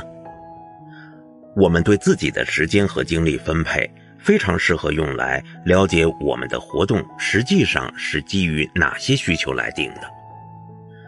可以想象一下切蛋糕的场景，这个蛋糕代表你1周内拥有的全部时间和精力，即100%。你如何支配这1个星期呢？请你大致估算一下，总结出最重要的领域，例如工作、家庭、朋友、社交媒体、互联网、电视、兴趣爱好、闲暇、锻炼身体。你可以简单地列一下自己的时间和精力图表，比如平时1周都做了哪些事情，它们分别占据了你多少时间和精力。让我们来看一下塞巴斯蒂安的时间和精力分配表。职场工作 50%， 与朋友联系 5%， 个人兴趣 5%， 伴侣关系 10%， 协会信件往来 5%， 协会体育活动 5%， 为同事解决问题 10%， 进修深造 10%。塞巴斯蒂安看着这个图表皱起了眉头，因为他花费了相当多的时间和精力处理为他人服务的工作，至少有 15%。 我们很容易看到，当他被需要时，他感到自己是受欢迎的，有种归属感，所以他做了很多事情以得到被需要的感觉。目前你是如何分配你的时间和精力的呢？当前的时间和精力分配是否让你感到生活幸福？你需要做出哪些调整和改变呢？我们以塞巴斯蒂安为例，来探究一下时间和精力分配与基本需求之间的关系。活动时间和精力分配百分比。职场工作 50%， 由此而满足的基本需求，独立自主、安全感、受重视。为同事解决问题 10%， 受重视、有归属感、稳定的关系。进修深造 10%， 受重视、独立自主。伴侣关系 10%， 被关爱、受重视，情欲和性欲得到满足。个人兴趣 5%， 好奇心、独立自主。与朋友联系 5%， 稳定的关系，受重视。协会体育活动 5%， 自信心、独立自主。协会信件往来 5%， 稳定的关系，归属感。对他来说，这份需求清单意味着什么？要努力。他对获得重视和稳定人际关系的努力是单方面的，久而久之，这会威胁到他的内心平衡，并将其他需求搁置到一边。正如我们所见，痛点会启动一种自我保护程序，它需要不断的努力来避免自己的沮丧情绪。显而易见，他遇到了大象。如果他能够认真对待，那么这头大象就是一个很好的契机，让他重新考虑自己的精力分配，重新审视自己的生活方式。现在请回到我们自己身上，亲爱的读者，请在以下2个表格中将你的时间和精力分配以及其中所包含的需求进行对比，现状和期待。在这些基本需求中，哪些占首要地位？哪一个在表格中很少出现，甚至没有出现？每个人的需求清单背后都有着自己的故事，请再次回顾你的过去，在你的童年和青少年时期，哪些需求可能没有得到满足？你是已经接受了这些情况，还是依然能够感受到这些需求？了解你的基本需求及其满足程度，会让你发现你真正需要的是什么，这对你内心的平衡至关重要。现在你已经为发现你自己的大象做好了充分准备，接下来我们将帮助你理解那些看似不值一提的小事可能触发哪些痛点，在关键情况下，你对自己和他人的看法可能发生了什么变化。在应对即将发生或已经发生的需求受损时，你会采用哪些无意识的自我保护程序？让你不安的不是事物本身，而是我们对事物的想象。艾比克泰德。第38集，第4章，找出你的大象。你已经了解了自己的基本需求，并知道哪些需求没有得到满足。现在的重点是找出你内心的大象。识别出隐藏的大象需要花费一些精力，我们通常不知道在情绪波动的情况下最需要什么，也就是说，自己哪个重要的需求受到了损害或威胁。你可以通过不同途径找到你的大象。途径1，文字，对导致情绪的原因进行提问。途径2，激动情绪，对难以解释的情绪进行提问。途径3，痛点，自己的某种需求受到了损害。途径4，自我保护程序，情绪爆发时采取的行动。途径5，自我形象与他人形象，情绪爆发时对自己和他人的评价。途径6，生活经历，回忆自己早年留下的心理创伤。第39集，你的大象，如何找出通往大象的途径？途径1，文字。以下表格列出了一系列你可能熟悉的情境，请你在日常生活中观察自己和周围的人，并记下相关的情况，评估你的情绪反应强烈程度和持续的时间。你的评估分为0至2分的范围。0，你没有特别的情绪。1，你感到轻微的、暂时的不适。2，你认为你的情绪反应强烈并持久。与陌生人的经历，情境：你想要停车，但别人抢走了你的停车位。你受到电话广告骚扰。在一次演讲中，有人没关手机。商店里的销售员为你提供了错误的信息。一项维修工作未能使你满意。有人在你面前关上了门。在预约的会面中，你必须等待很长时间。你在拥挤中被人推搡。你知道还有哪些小事会引爆自己的情绪吗？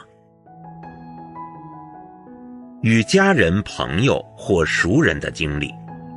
情境：你正在谈话，电话响了，你的谈话伙伴在你面前接了一个较长时间的电话。你的伴侣提出批评，例如在开车时说你开得太快了，或你停不好车；在做饭时说用错锅了，或别放那么多盐。某人约会迟到了10分钟，你向伴侣提了一个问题，但对方没有回应。一个朋友忘记祝你生日快乐，有人对你不知道他认为是常识的某事表示惊讶。一个好友没有联络你，你尝试与他联系，他也没有回应。你没有受邀参加一场大型庆祝会，尽管你期待受邀。你知道还有哪些小事会引爆自己的情绪吗？职场上的经历。情境：一位同事未向你打招呼，你的上司指出了你的疏忽和错误。一位同事向你提出了一个批评性的问题。你在会议上发言时，2位同事在低声交谈。由于不明原因，你未被邀请参加一个会议。有人向你解释你已经知道的事情。有人经常使用你不认识的外来词。同事们正在交谈，当你走近时，他们停止了谈话。你知道还有哪些小事会引爆自己的情绪吗？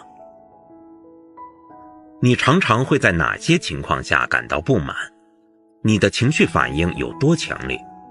如果你选择了2，但实际上这个问题其实并不难解决，那么可能背后隐藏着另一个问题，这可能是发现潜藏的大象的第一个线索。请你记录下让你一次又一次生气的事情有什么共同之处，分析一下以下哪些感觉会反复出现。被人批评，感觉被忽视，有人不遵守承诺，被他人说教，觉得自己被坑了。第40集，途径2，激动情绪。我们通常用一些模糊的词汇来表达自己的激动情绪，比如我不喜欢，我受不了，我很痛苦等等。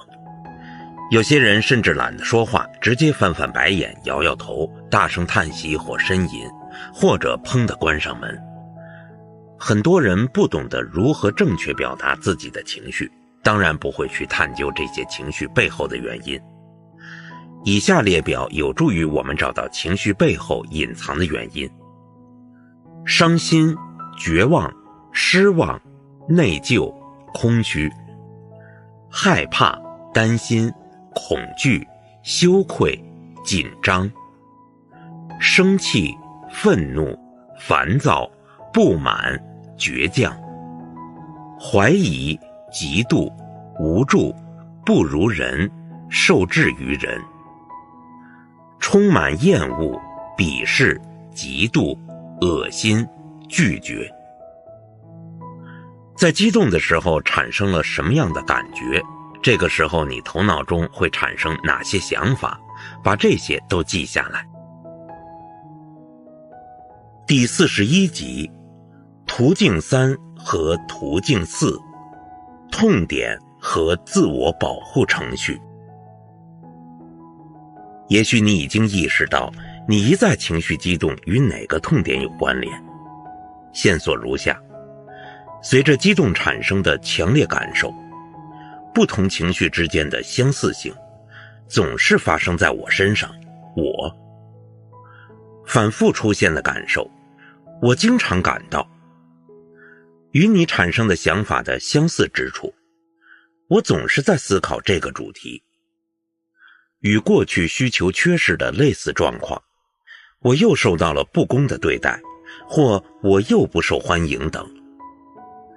你可能已经注意到，你经常对他人的批评性言语反应非常敏感。你可能已经注意到自己在尊重基本需求的问题上没有得到满足。如果你受到批评，你的脑海中常常会闪现这样的想法：我又做错了什么？你总是感到自卑，并将就事论事的批评理解为针对你个人的。可以思考一下，如果发生了类似的情况，你会怎么想、怎么感受以及怎么行动，以及你需要做些什么来避免陷入负面情绪。现在请探索一下你的自我保护程序，为避免或摆脱不愉快的感受而采取的行动，虽然在短期内有点作用，但从长期来看对你很不利。我们的自我保护程序可以分为2种类型，一种是在触碰痛点时做出逃避的反应，另一种是做出攻击的反应。为了避免冲突，往往要牺牲自己的利益，结果就是我们的需求没有得到表达，而且还会经常自责。用一句改编了的名言来说，就是己所不欲，勿施于己。如果我们采取攻击性的方式，那就是己所不欲，就施于人。在这2种情况下，我们都对事情保持着某种控制。我们做了些什么以保持主动性，但同时也自动成了肇事者和受害者。在这个过程中，自我攻击和对他人的攻击也可能混杂在一起。如果你不善待我，就不要怪我总是情绪低落、酗酒、失去自信。值得注意的是，并不是每种反应方式都是为了保护自己的基本需求。很多时候，我们把情绪发泄在别人身上，或是为了自己的利益做出伤害他人的行为，这些都超出了自我保护的范畴，还可能导致违法犯罪。你对自己有多了解？以下故事大家都比较熟悉了，我们来看看怎么做既能保护自己的基本需求，又不影响人际关系。每个问题都列出了3种可能的应对方式。第42集，邻里矛盾，丽莎遇到的问题。由于生活习惯等各种差异，邻里之间的问题几乎人人都会遇到。如果缺乏宽容和理解，就会进一步激化矛盾。如果有个恶邻，即便是最虔诚的人，也无法过上宁静的生活。这句话出自弗里德里希·席勒的《威廉·退尔》。丽莎被邻居找上门时，油然而生的想法是，但愿他相信这不是我干的。接着是出于本能的道歉。针对这个问题，有以下3种应对方式。首先是油然而生的想法，然后是采取行动。1. 真是无理，竟然这样攻击我，你至少应该先问问是不是我做了这件事。2. 天哪，这到底是怎么回事啊？你可真吓了我一跳。3. 这真犯不上如此大动肝火，不过钻头的声音确实很刺耳，让我想起了我的牙医。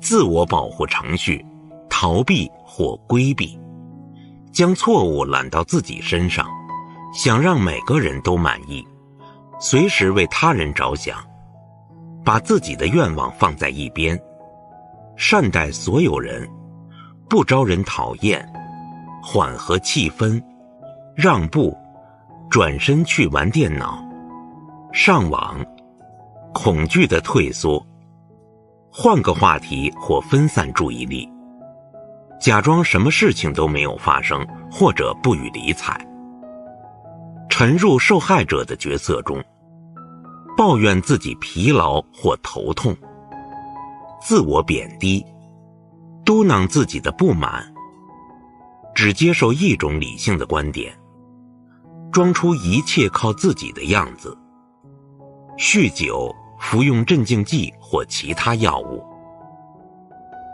攻击，怪罪他人，坚持自己的权利，只关心自己，不惜一切代价实现自己的愿望，贬低他人，提高嗓门，火上浇油，以冷漠的态度对待他人，坚持自己的观点，要求立即解决，惩罚或动手打人，让他人感到荒谬，大声抱怨，坚持自己的感觉是对的，强烈索求他人的帮助。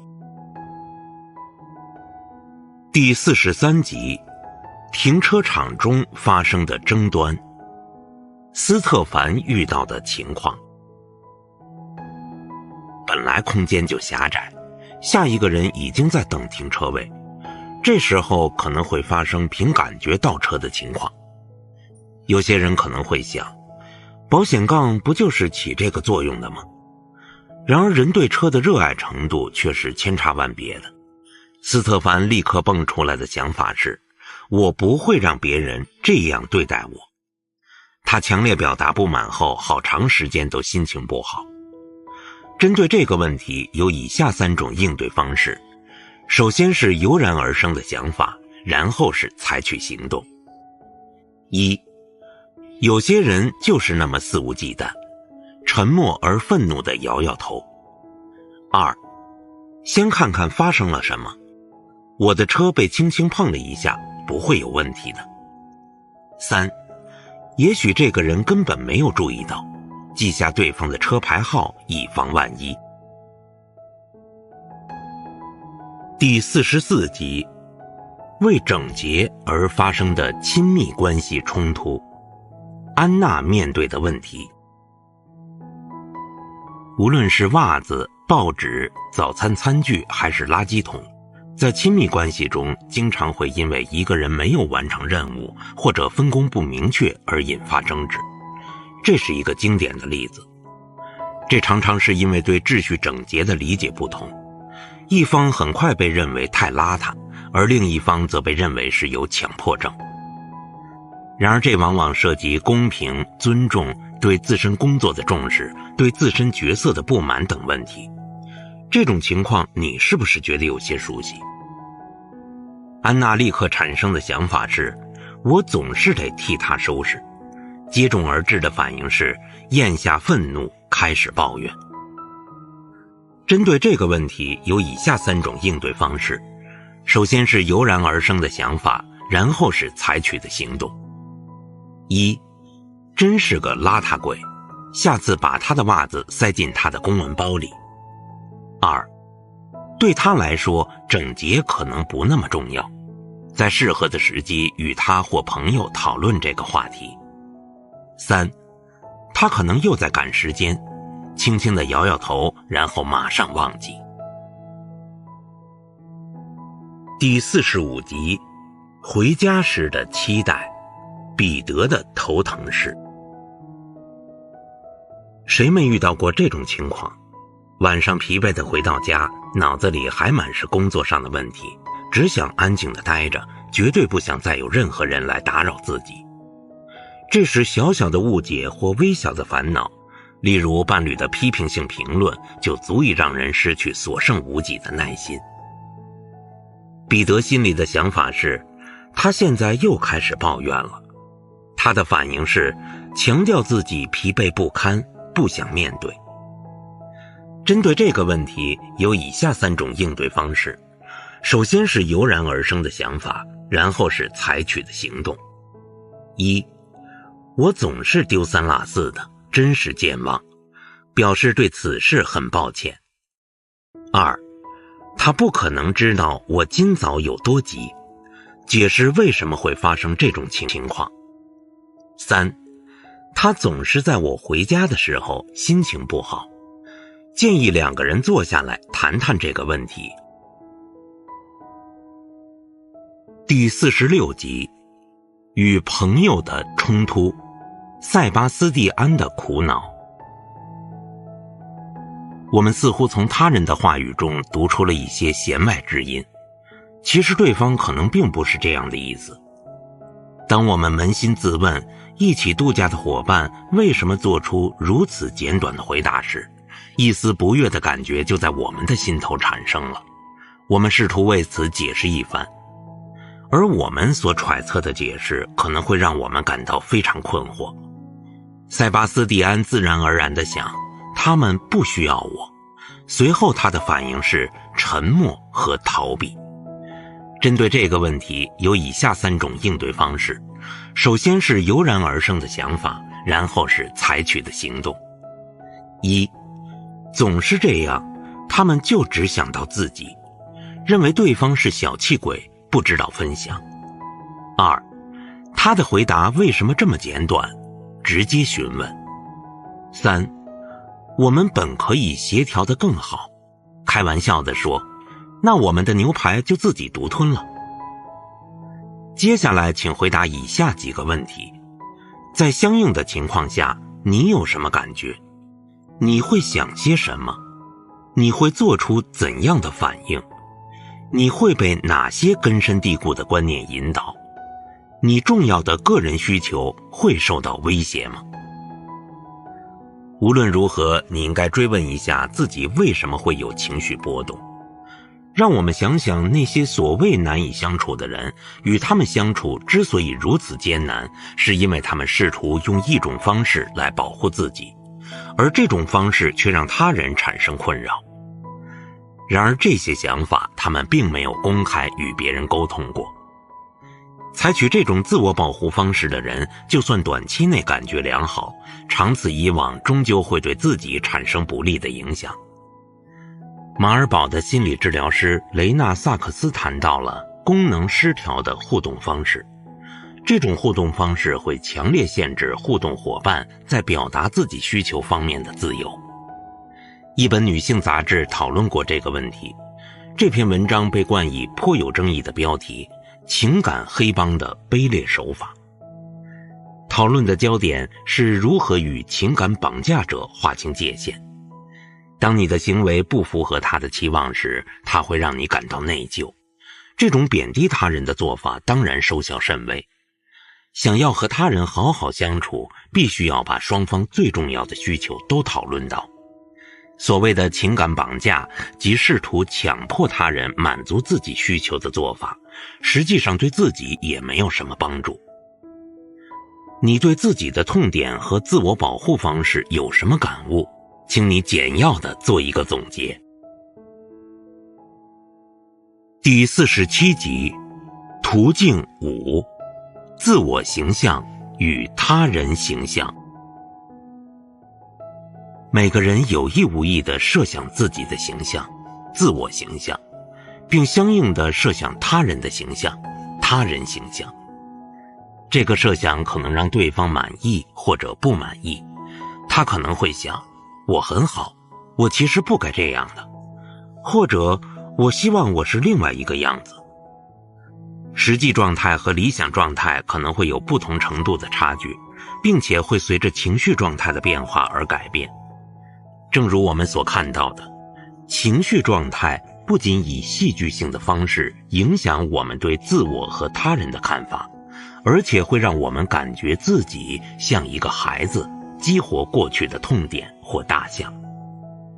因此自我形象与他人形象是极其主观的，这一点在本书主人公所经历的7头大象案例上显而易见。但是明明知道这对他们没有好处，为什么他们会对自己有如此消极的看法呢？自我形象与他人形象的形成与我们的经历有关，无论这些经历是积极的还是消极的。这些经历越早影响我们，我们就越难以批判性的眼光分析它们，它们对我们的影响也就越深刻。一个很少被好好倾听的孩子会潜意识地形成这样的信念：自己不重要。而另一个总是成为焦点的孩子则会相信自己很特别。那些希望得到一个儿子却生了一个女儿的父母，可能在孩子面前难掩自己的失望，给孩子一种不受欢迎的感觉。那些重要的基本需求都得到满足的人，能够形成积极的自我形象和他人形象，从而能够很好地应对生活的挑战和压力。而那些基本需求一再未得到满足的人，往往受制于早期的负面经历影响，因此他们如何看待自己和他人是基本需求是否满足的镜像，这就是它对我们如此重要的原因。更有甚者，如果反复经历某种基本需求的缺失，可能会无意识地调整自己的生活，使自己不断重复相同的消极但又熟悉的经历。例如，他可能会选择一个伴侣，这个伴侣类似于过去的某一个亲人，无法满足他的重要需求的人。在这种情况下，他会进入重复失望的恶性循环。在接下来的讨论中，你可以把问题聚焦在这2点上：一，在情绪爆发时，你的痛点被触及，你会怎样看自己和他人？二，当你感觉自己掌控自己的人生和生活时，你是怎么看待自己和他人的？你已经仔细思考了问题一，因此在蚊子、大象情境中做出自我评估应该不会太困难。现在你会看到一些极性分布图，在极性分布图中，相互对立的特性放置在两端或极点。请在表格上做出标记，以表示你在不同的情境中认为自己具有某种特性的程度。你也可以对你的同伴进行同样的评估。如果你认为其他特性对于你的自我和他人形象也很重要，你可以在每个表格的末尾进行补充。积极分布：冒险型、胆小型。一、非常喜欢冒险。二、相当喜欢冒险。三、还算喜欢冒险。四、既不特别胆怯，也不特别喜欢冒险。五、较为胆怯。六、相当胆怯。七、非常胆怯。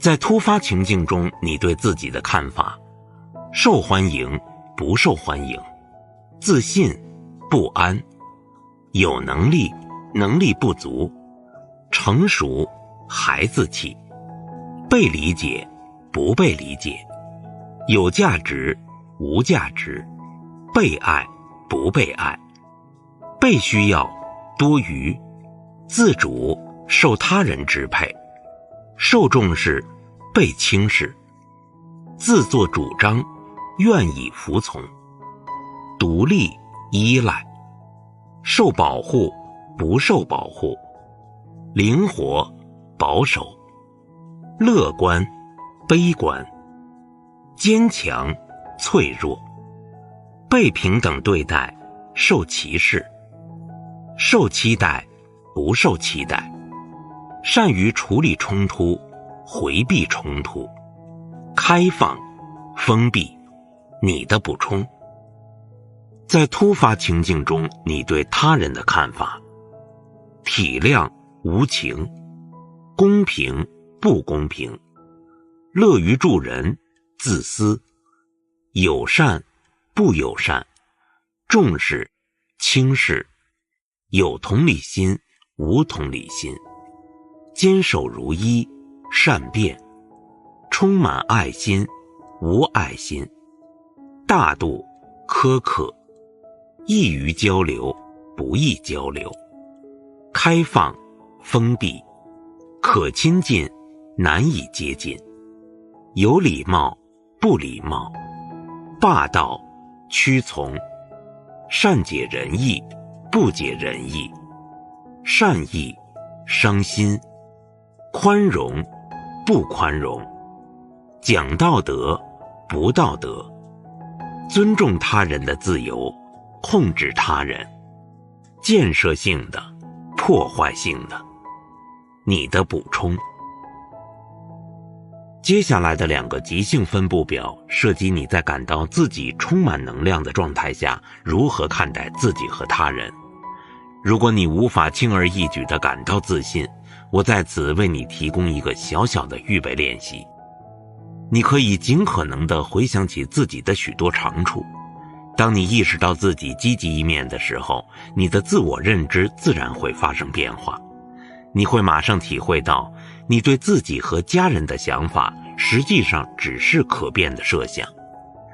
请尝试回想起一些场景，你在其中感到自信，感到骄傲，或者你在成功完成挑战时对自己的肯定。你还可以询问亲近的、对你友善的人，他们欣赏你身上的哪一点。现在请你比较一下两种条件下你如何对待自己和家人。一种是当你刚刚触及痛点的时候，另一种是你感受到自己充满力量的时候。你可能会发现，情境不同，你看待自己和他人时会有所不同。这是很正常的，但也显示了当基本需求受到损害时，你对自己和他人的看法会受到不利的影响。受伤的感觉本身已经很糟糕，而自我贬低更是雪上加霜。在有利条件下，你对自己的看法：受欢迎、不受欢迎，自信、不安，有能力、能力不足，成熟、孩子气，被理解、不被理解，有价值、无价值，被爱、不被爱，被需要、多余，自主、受他人支配，受重视、被轻视，自作主张、愿意服从，独立、依赖，受保护、不受保护，灵活、保守，乐观、悲观，坚强、脆弱，被平等对待、受歧视，受期待、不受期待，善于处理冲突、回避冲突，开放、封闭。你的补充：当你能正面积极地看待自己的情况下，你对他人的看法：体谅、无情，公平、不公平，乐于助人、自私，友善、不友善，重视、轻视，有同理心、无同理心，坚守如一、善变，充满爱心、无爱心，大度、苛刻，易于交流、不易交流，开放、封闭，可亲近、难以接近，有礼貌、不礼貌，霸道、屈从，善解人意、不解人意，善意、伤心，宽容、不宽容，讲道德、不道德，尊重他人自由，控制他人，建设性的、破坏性的。你的补充：完成这些表格后，请对你的自我形象和他人形象做一个总结。第48集，途径6，生活经历。回忆童年和青少年时期的基本需求是否得到满足时，人们的记忆中可能已经浮现出一些让自己感到压抑的场景。这些经历往往是一些不愉快的经验，然而很多人可能已经无法再记起他们当时的感受。我们以塞巴斯蒂安为例，当弟弟出生时，塞巴斯蒂安只有3岁，他在这个时候就失去了父母的宠爱。他当时会有什么感受呢？尽管他无法想起当时的具体感受，但从留下来的照片中可以看出他很伤心。那时候塞巴斯蒂安的父母总是对他说，作为哥哥，他应该懂事才对。因为他常常捉弄自己的弟弟，他不满父母的处理方式，而他的不满换来的是惩罚。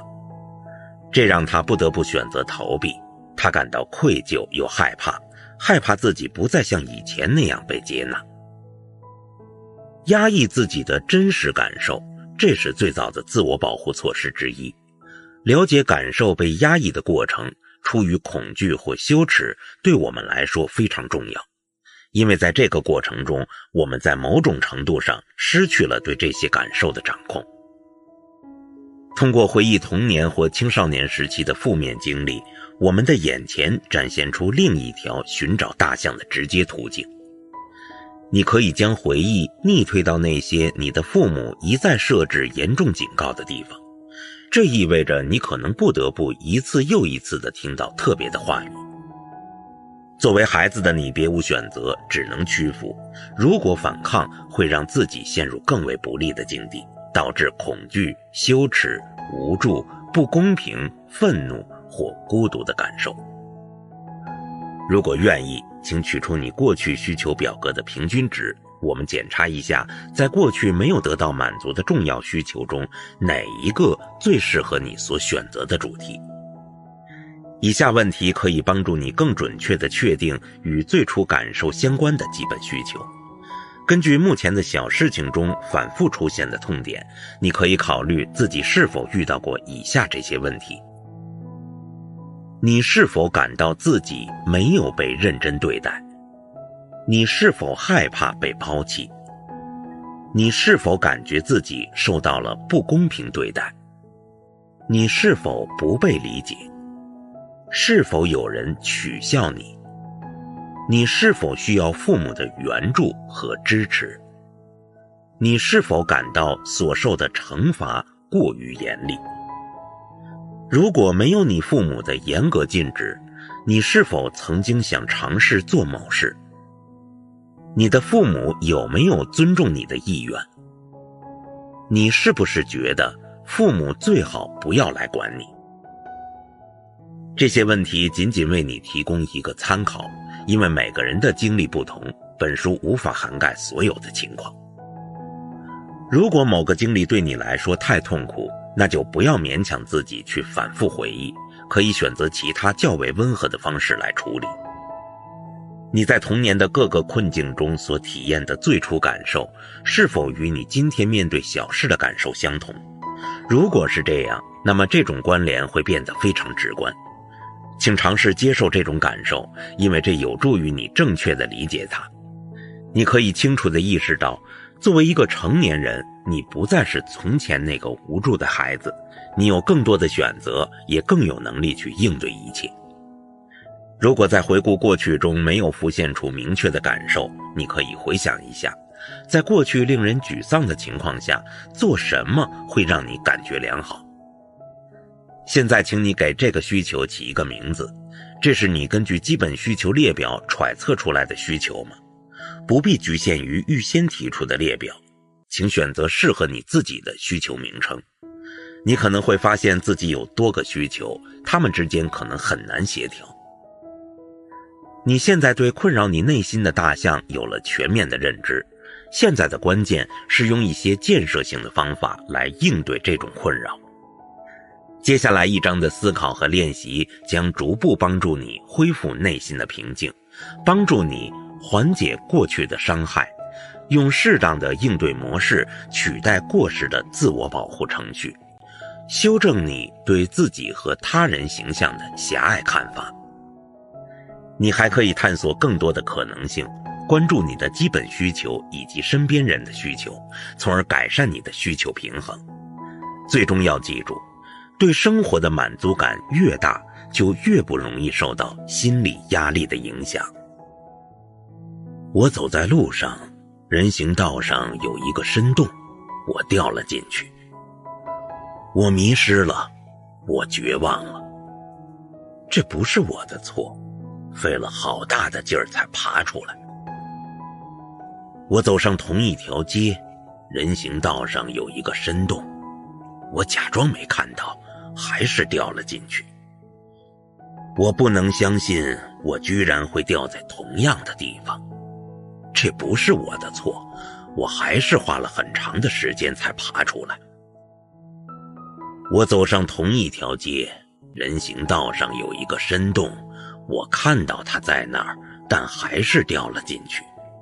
这是一种习气。我的眼睛张开了，我知道我在那儿，这是我的错。我立刻爬了出来。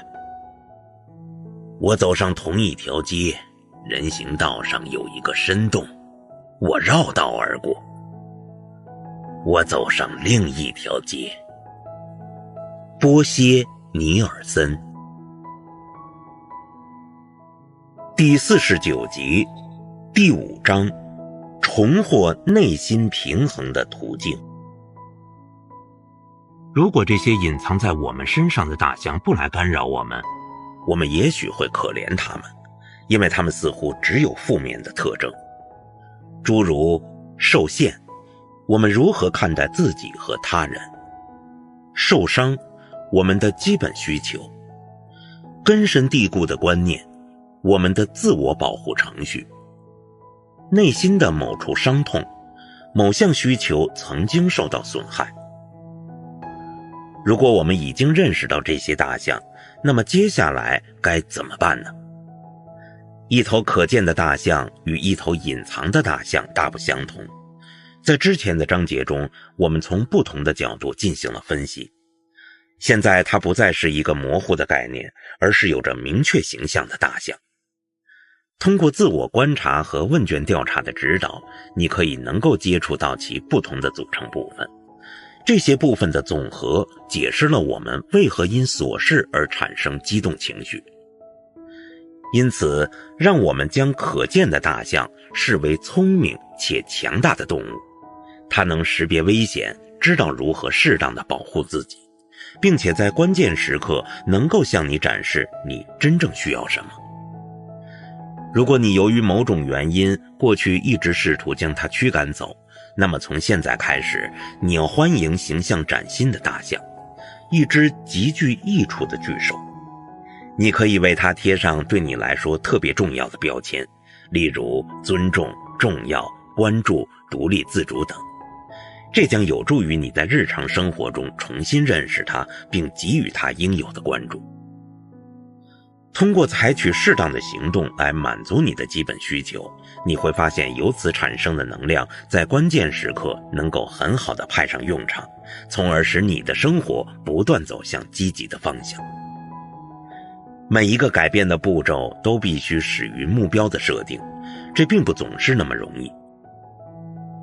美国作家芭芭拉·谢尔所著的一本备受欢迎的自主书籍，副书名是如果我真的知道我想要的是什么。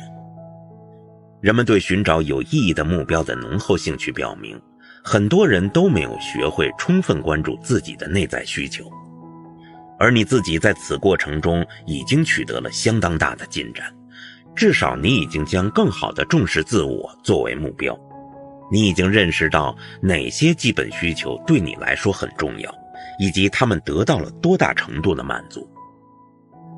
从你的能量消耗图中，你已经了解到，如果你改变时间和精力的分配比例，你对生活的满足感会得到提升。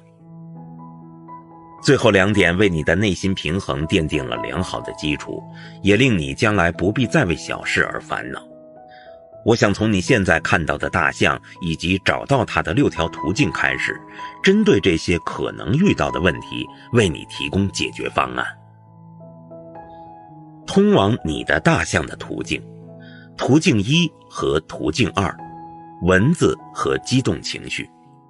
目标设定，在处理文字时更加淡定。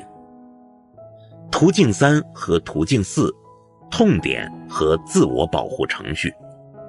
关注你受损的基本需求，与情况相符的思考和行动有助于满足需求。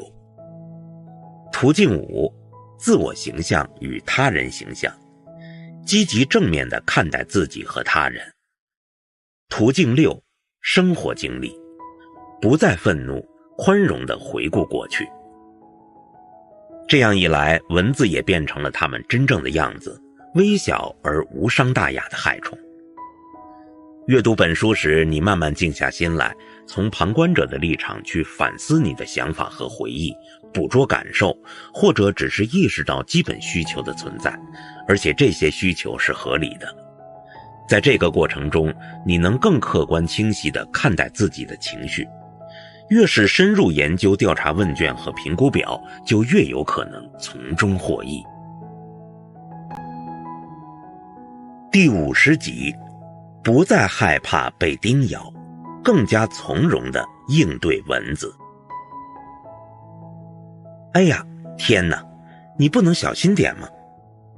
每个人都会理解这样的呼喊，如果不小心碰到了他人尚未愈合的伤口，很可能会立刻向对方道歉。但是对于心灵的创伤或伤疤，我们通常不会大声呼喊，而是试图隐藏自己的脆弱，本能地采取各种方式来保护自己。正如我们在许多例子中所见到的，这种做法通常会让自己陷入一条死胡同。也许你自己会想到一种常见而有效的家用良方，在情绪激动时先做深呼吸，然后在内心慢慢地数到10。这种方法是正确的，通过放松身体并计数来获得时间上的距离，这是朝着内在平衡迈出的一小步。如果你有兴趣，可以尝试以下练习，以提高你的舒适感。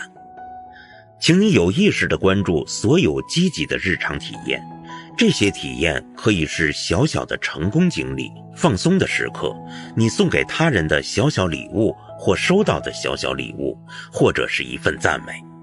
将这些积极的体验与某一信号联系起来，可以是内心默念短句，例如我喜欢，或者哼唱歌曲，例如 Don't worry, be happy。一个小小的动作，例如搓搓双手，一个感官刺激，香水是非常有效的，你可以选择你喜欢的香水并随身携带，可以是瓶装香水或将香水滴在手帕上。香氛有镇定的作用，当你感到舒适时，只需将香氛放在鼻子下面深呼吸，然后香氛或者内心的句子或者你双手的动作就会与积极的体验联系在一起，成为美好时刻的记忆信号。我已经通过实验证明了这种效应，通过香氛来回忆美好的经历是一种有效的方法，它可以防止蚊虫叮咬。我们接下来会看到这一点。第51集，应对突发情况的7条建议。当触碰到一个痛点时，你应该注意什么呢？心理治疗师贝尔贝·瓦尔德斯基在《没有人能轻易伤害我》一书中，为这种情况制定了一个急救箱，其中的工具包括以下7条综合建议。随后我们还将了解到专门针对你的大象的具体解决方案。1. 有意识地觉察你的内心正在发生变化，请用语言表达出你的感受。例如你对自己说，是的，此刻我感到受伤和不安。2. 试图积极肯定当前产生的感觉，你不必立刻做出理智的回应并去控制情绪。如果你能够发泄情绪而不伤害他人，也不担心别人会利用你的发作反驳你，那将会有一种解脱感。请避免报复对方的想法，与其说脏话，不如说一些没人懂的话。如果你会外语，可以来一句奇怪的咒骂，或者坚决地说一堆毫无意义的字节，这会让人感到莫名其妙，但没有人会责怪你。如果有人问你为什么这么说，你可以回答断片了。几乎没有人明白怎么回事，但这很有用，因为它意味着中断。在第一波情绪冲动过后，你可能还会发现其他潜在的感受。愤怒比较容易表达，并且让你看起来不那么脆弱。然而在愤怒的背后，可能隐藏着悲伤或恐惧。这些隐藏的感受通常是因为你的基本需求受到了损害。当你接受并体验这种感受时，你是在接触和碰撞自身。那么为什么很多人会觉得心灵的痛苦不如身体的疼痛合理呢？3. 不要对自己有太高的要求，比如要求自己表现得很冷静或镇定。你现在就是你，接受自己的所有情绪，你以后有的是时间来改进自己。4.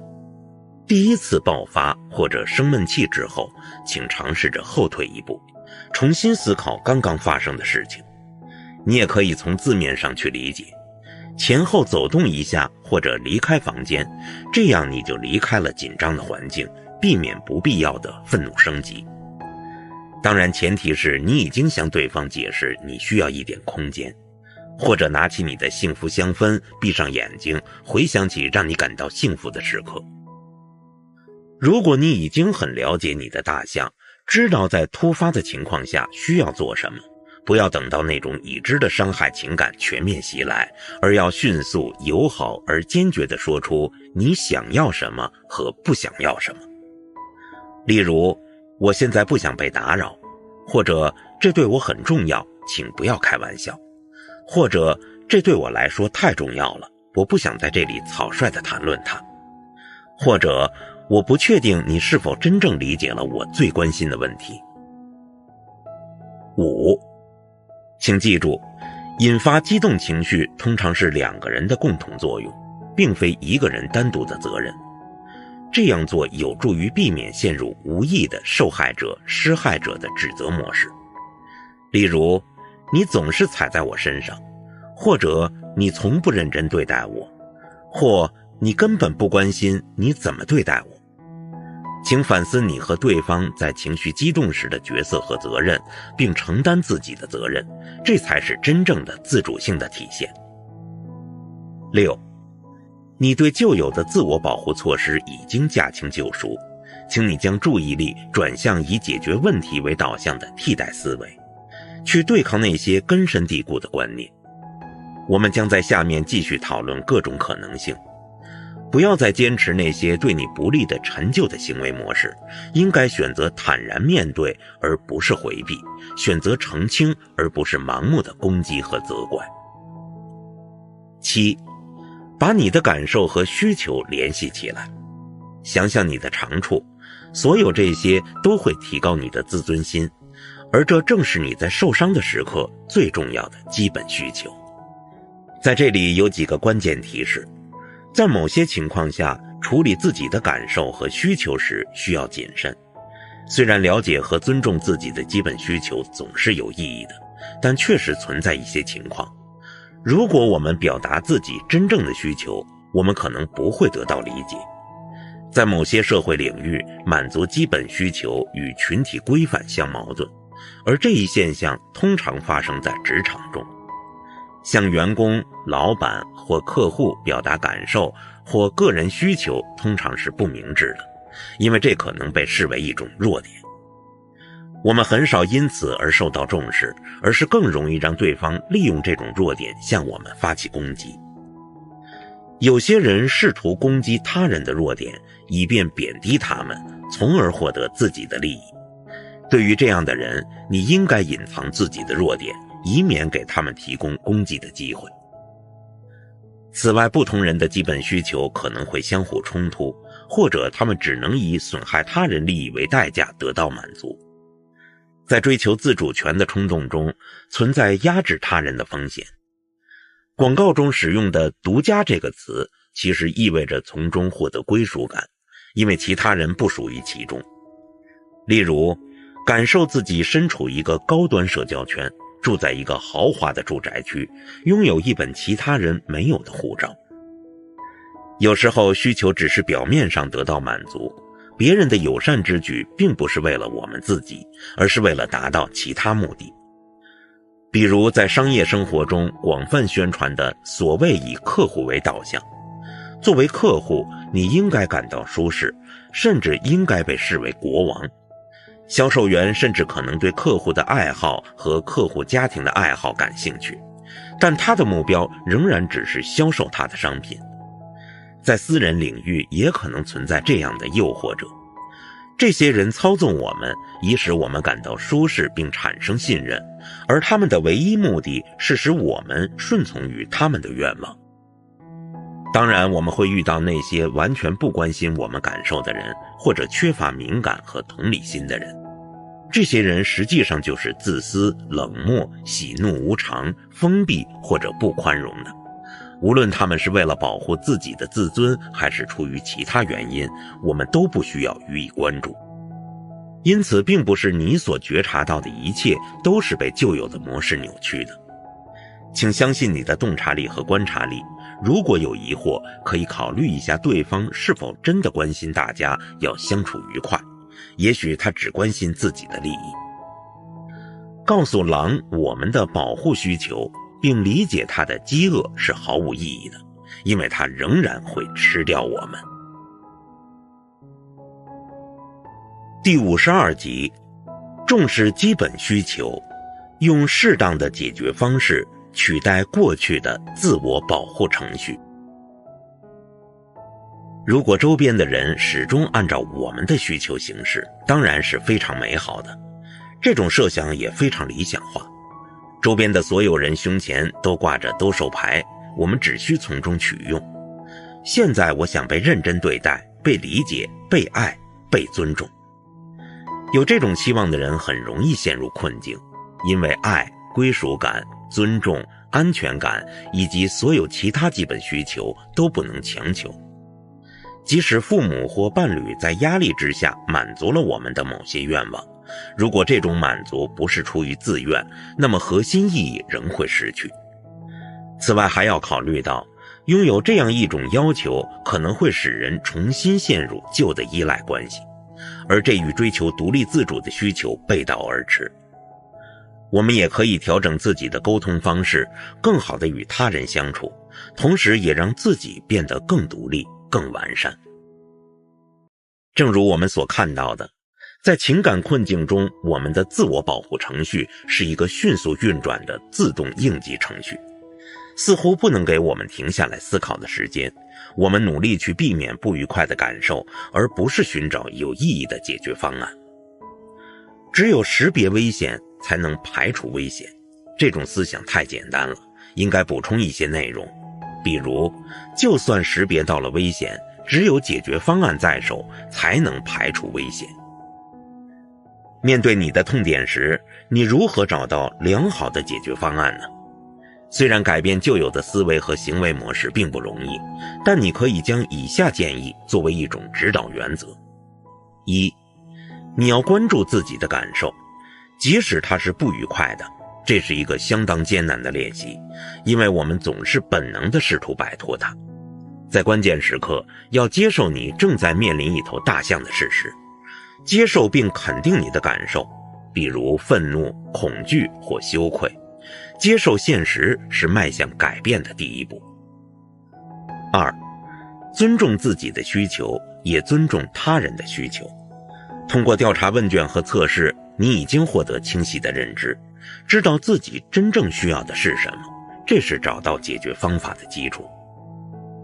另外还有两种方法。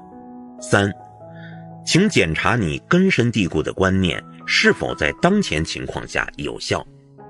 四，请检查自己的自我保护程序的优劣，找到更好的解决方案。这两点与通往大象的途径4相符，现在我们来详细的研究一下。第53集，检查根深蒂固的观念。你已经记录下了哪些根深蒂固的观念在控制你的情绪反应？你是否认为这些观念在任何情况下都是合理和重要的？接下来我们来玩一个趣味社交游戏。首先以一个带着命令口吻的句子做开头，下一个人则说出一个表达快乐的句子，可以是他心里想的任何东西。例如，懒惰是一切恶行的开端，偷懒好开心，不可以做不明智的事情，不去冒险就没有乐趣，生活不是舔棒棒糖，干坏事才好玩，必须有始有终，抓住当下，必须竭尽全力，今朝有酒今朝醉。你更容易想到哪些句子？也许这个相互对立的生活智慧的收集可以帮助你完成以下任务。选择一种在你的生活中起着关键作用的固有观念，并对其进行审查。希腊哲学家苏格拉底鼓励他的学生使用批判性思维，而不是全盘接受。这是一个巨大的优点，这是你不需要依赖专家意见，而是可以自行找出对自己而言正确和有用的东西，这样可以增强自主思考的能力。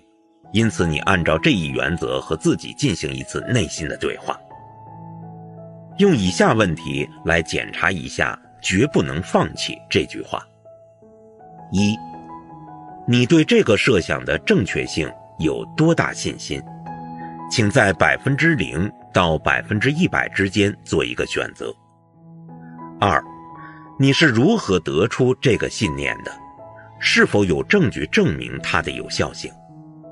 三，有没有迹象表明这个信念只在特定情况下有效？四，如果你不遵循这一信念，你最担心的后果是什么？你认为最坏情况发生的可能性有多大？五，遵守这个信念是否有助于提升你的幸福感？如果是的话，它对你有什么具体好处？如果不是的话，新的观点有什么好处？请写出一些可能性，并让你的直觉感受来决定，改变后的视角是否有助于解决问题。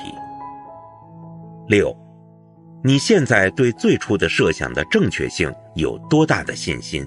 请在0%至100%之间做一个选择。请记录下你的答案并总结一下。关于第5个问题，我们将在后面的内容中看看我们的主角们进行了哪些调整。第54集，更好的解决问题的方案。为了找到更好的解决方案，我们应该保持一定的距离来审视自己的情绪。如果你自动采用一个不同的视角，在回忆时就不再感到直接的威胁，而是可以在时间上拉开距离。丽莎，过去的观念，如果别人生我的气，我会因此失去关爱和认可，这是我无法忍受的。新的观念，不要求每个人都喜欢我。斯特凡，过去的观念，我必须要自我防卫，否则就得不到认真对待。新的观念，我知道自己的能力和价值。安娜，过去的观念，我必须放弃个人的愿望，把他人的需求放在首位。新的观念，我的需求和别人的需求同样重要。彼得，过去的观念，妻子的不满是我的错。新的观念，我不用对她的幸福负全责。塞巴斯蒂安，过去的观念，我只有做点什么才会被别人需要。新的观念，我的价值不仅仅取决于我做了什么。西比利，过去的观念，谦虚是一种美德。新的观念，我可以坦然地捍卫自己的利益。马库斯，过去的观念，最好不依赖任何人。新的观念，开口询问又不用花钱，毕竟这个世上还有很多乐于助人的人。你自己，新的视角带来的新解决方案。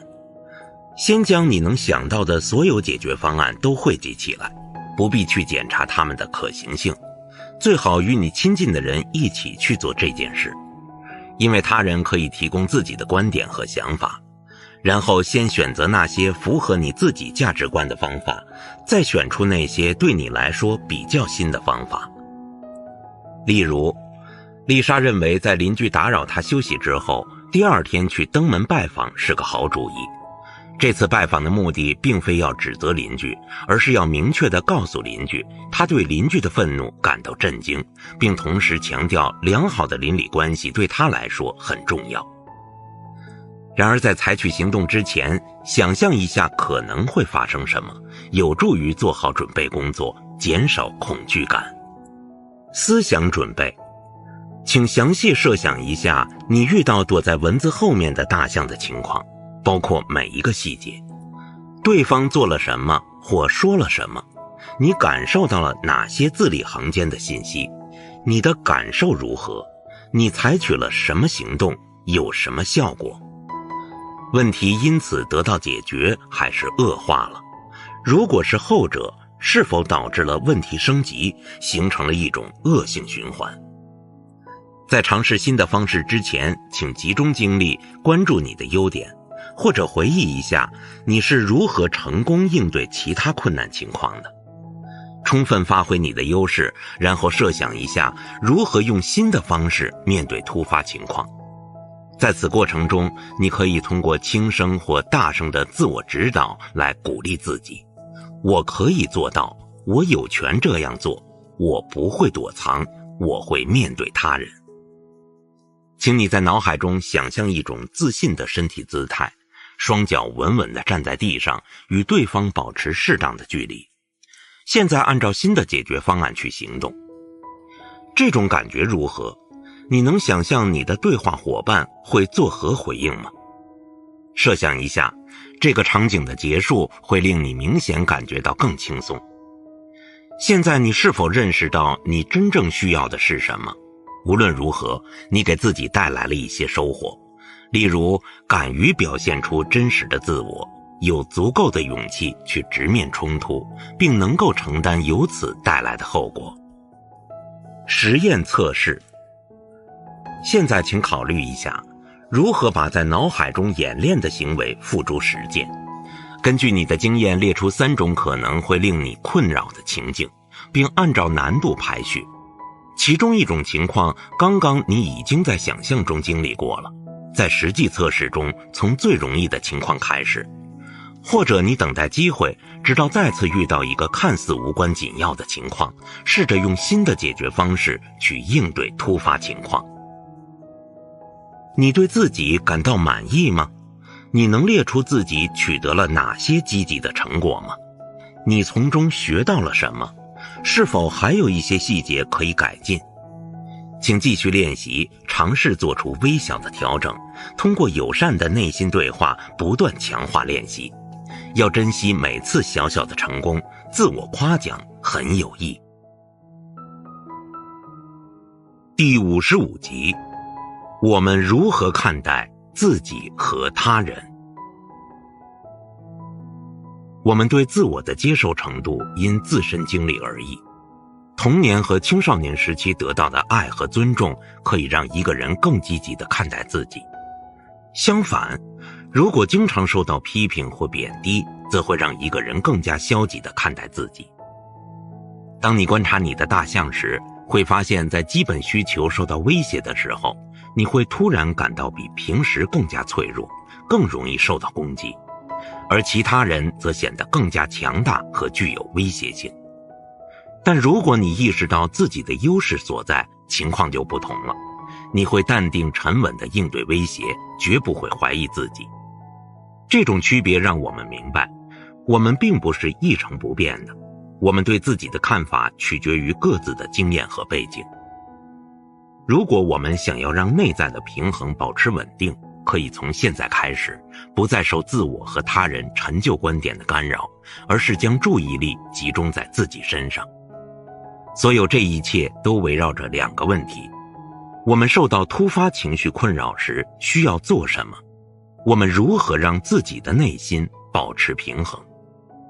还记得你的急性分布表吗？一个在突发情况下所列的，另一个是在对你有利的条件下所列的。接下来请回答以下问题： 1. 通过比较，哪些特质表现出最大的差异？ 2. 你在正常情况下拥有哪些优势特质？你在面对突发情绪时缺乏什么特质？哪种特质更有助于解决问题？德国吉森市的心理治疗师雷纳特·弗兰克致力于舒适感和生活质量研究工作，提出了一系列练习建议。我们对此进行了修改，针对我们的主题将其融入以下建议中。借助这些练习，你可以 1. 意识到自己的长处， 2.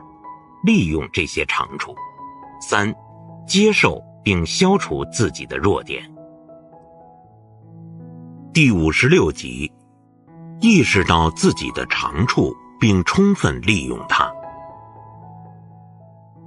关于这一点，你已经在你正面的极性特质分布表中收集了一些信息，请将下面的句子补充到你的积极特质中，并大声朗读。我感到高兴和自豪，因为我。这样做可以改善你的情绪。研究积极心理学的马丁·塞利格曼和他的同事克里斯托弗·彼得森列出了24项人类普遍的长处，这些可以帮助你找到更多的长处。雷纳特·弗兰克将它们归入6个基本人类价值观中，具体如下：智慧和知识，长处，好奇心，乐于学习，判断力，创造力，远见。勇气，长处，勇敢，坚韧，诚实，充满行动力。人性，长处，友善，爱与情感联系，社交智慧。公正，长处，社会责任感，公平，领导才能。节制，长处，宽恕，谦逊，谨慎的智慧，自我控制。灵性与超越，长处，美感，感恩，希望和信心，幽默，精神富足。并非所有价值观或长处对你来说都很重要，因此请选择你认为重要的部分，将那些你已经拥有或希望发展的长处记录在你的相关评估表上。请选择3项你最大的长处，并考虑如何将它转化为具体行动。举个例子，好奇心，尝试一些你长期以来一直关注的新事物。友善，对他人的积极行为表示赞扬，多说感谢的话语。美感，在你的书桌上放一束鲜花或其他能增加美观的小物件。每天早上醒来可以想想今天能做哪些事，晚上再回顾一下你的行为产生了什么影响，多多夸奖自己。通过这些练习，你可以增强应对困难的自信心。有时候接受自己的弱点也是一种长处。那么如何培养新的长处呢？在这方面，原则上有2个与其相关的步骤。1、审视那些对你造成负面影响的观念。2、请尝试用新的方式去应对突发情绪，可以从最简单的情绪开始，然后逐步练习去应对更复杂的状况。关于这一点，对那些与我们无异的想法，值得做一下现实性审查。毕竟每个人都可以自己决定怎么看待自己。我们设想一下，有人因为自己的工作能力受到批评而感到人格受损，他可能认为自己很无能，他甚至已经形成了这样一种根深蒂固的观念，认为自己绝不能犯错，只有这样才能得到别人的认可。面对这样的标准，他的失败感已经是注定的了。我们设想一下，如果你因别人的批评而自我怀疑，是否真的要把这个批评当作针对你个人的？你可以借助以下问题来进行分析。1、受到批评的那一刻，你在多大程度上相信这些批评是有道理的？2、在这一刻，你在多大程度上相信批评可能直指你个人的失败？你是如何得出这个观点的？你是否真的认为自己无能？3、是否有反面的证据证明你是有能力的？4、你必须是完美无缺的吗？如果是，为什么？如果不是，为什么？5、你最担心的是什么？如果批评你的人确实认为你无能，会有什么结果？这对你来说是不是你原则上无能的证据？如果是，为什么？如果不是，为什么？ 6. 你是否在明天、一周或1个月后还会因这次批评而烦恼？ 7. 这次批评反映了批评者的什么特点？他可能正处于压力之下，在找替罪羊，或者他只是在找你撒气。8. 这个批评是否具有建设性？如果是，是否对你有益？如果不是，你如何拒绝接受它？在你的回答中，你可能会发现一些非理性的思维模式。也许你下的结论过于草率，比如批评意味着他不喜欢你，或者你可能发现对自己提出了很高的要求，或者你可能会将批评视为无法改变的个人灾难，而没有考虑它可能会产生什么影响。现在试试用不同的角度去思考这些问题，可以使用以下事例作为指导。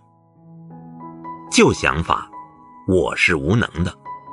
新想法，我很清楚自己的能力，我允许自己犯错误。强化新想法的理由，这个任务非常复杂，时间紧迫，本来就容易犯错误。重要信息没有提供给我，我需要更多支持。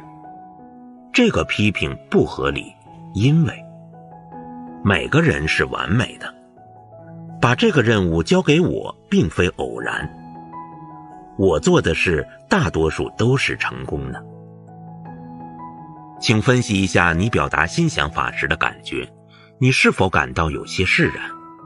如果没有，尝试用另外一个句子，在受到批评时内心想到的真正让你好受的句子。例如，如果我做的不对，当然接受批评，但也要讲究批评的方式，就不能好好说话吗？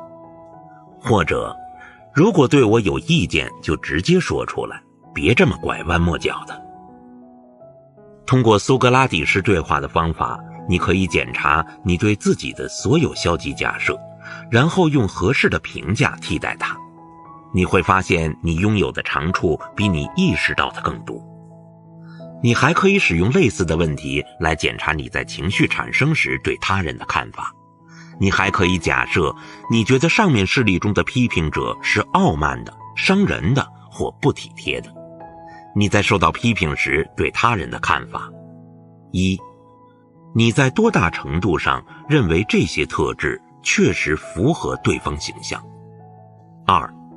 你从哪里得出结论，认为他是这样的人？3. 他的行为方式有其他的解释吗？ 4. 如果有，这些解释是否让你感到宽慰？ 5. 你是否也了解到这个人的其他方面，比如尊重他人或乐于助人？ 6. 你认为这位批评者本人是否完美无缺？ 7.你是否必须要和一个非常不友善的人打交道？ 8. 他是否真的有权批评你的能力？现在请尝试纠正你对批评者的看法，看看新的观点是否能让你心里好受点。旧想法，这个人想要伤害我。新想法，这个人实际上对我很好，只是目前他自己压力很大，所以才对我这样。支持新想法的理由，当他压力过大时，就比较容易心情烦躁，免不了会批评指责别人。他承担着自己的责任，压力很大。他希望能掌控一切，他也经常帮助别人。我非常欣赏他身上的许多品质。请再次回顾你在面对批评时的情绪反应，然后考虑一下，你是否依然坚信你原来的想法是对的？当你重新评估批评后，你的感受如何？现在是否更容易妥善地对待他人的批评？总的来说，重新审视自己对他人的负面想法，通常会带来很大的解脱，因为根深蒂固的敌意会制造紧张和防御机制，这总是会耗费我们的精力，让我们陷入困扰和痛苦之中。通过这些在多年来的认知行为疗法中证明有效的练习，你可以对那些自发的负面评价进行一次检查，从而摆脱陈旧而扭曲的认知，更好地看待自己和他人。第57集，迈向未来的一步，善意回顾。如果你想更深入地厘清以前是如何处理事情的，那么就要直面早期需求的受损情况。如果你目前没兴趣整理以前的经历，也许你认为他们已经过去了，也许你不敢去尝试，或者认为何必要去搅动尘封的往事呢？那么可以直接跳过下一部分。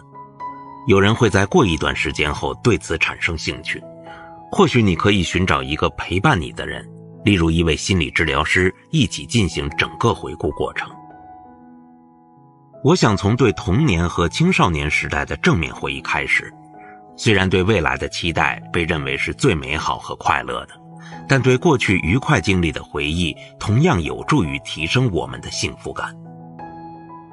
多年后的一次同学聚会，可以通过回顾开心的经历，将我们带入愉快的情绪。观看儿时的录像可以唤起过去的快乐，翻阅旧影集可以让我们沉浸其中。与他人分享这些回忆，故事会自然而然地连在一起，正面的回忆具有一种感染力。第58集，追忆快乐的童年时光。瑞士心理学家维雷纳·卡斯特建议进行一次欢乐传记，即回顾童年时光，只专注愉快的回忆。他列举了许多例子，可以唤起我们对正面经历的记忆。我对他的建议进行了部分采纳和补充。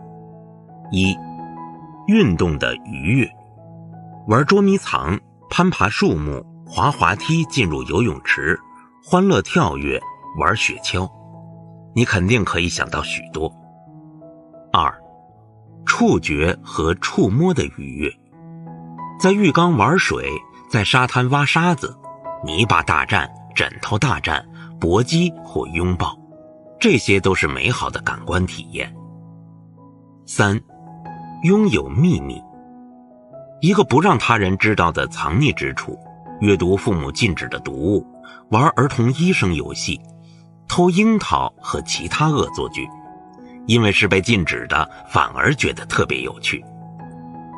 四、尝试新事物，发挥想象力，新的发现，自编自写故事，扮演不同角色，制作小东西，这一切都是出于好奇和乐于尝试而产生的成功体验。五、接受礼物与馈赠礼物的喜悦，回忆大大小小的惊喜礼物，自己亲手制作的东西给他人带来快乐，或者自愿帮助家人打理日常家务，令人愉悦的经历可以反复回忆。在这些愉快的回忆中，重要的亲人也可能以全新和正面的形象出现。请你试试，你的父母是如何为你精心策划生日派对或圣诞节的，你有多喜欢他们的礼物，比如你的第一辆自行车。这些回忆可能唤起你对他们深深的感激之情。如果你以此为契机，把曾经善待你的人列出一张名单，会怎么样呢？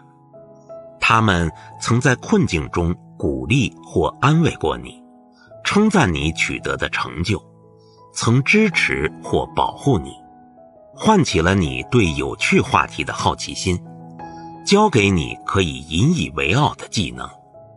当你需要时，他们一直陪在你身边。为这些人写一封小小的感谢信吧，即使这些人已经不在世，也会对你有好处。正面愉快的回忆对我们来说是一个宝藏，它给我们带来了能量与动力，让我们能更好地应对复杂的生活。什么事情会使你今天仍然感到快乐？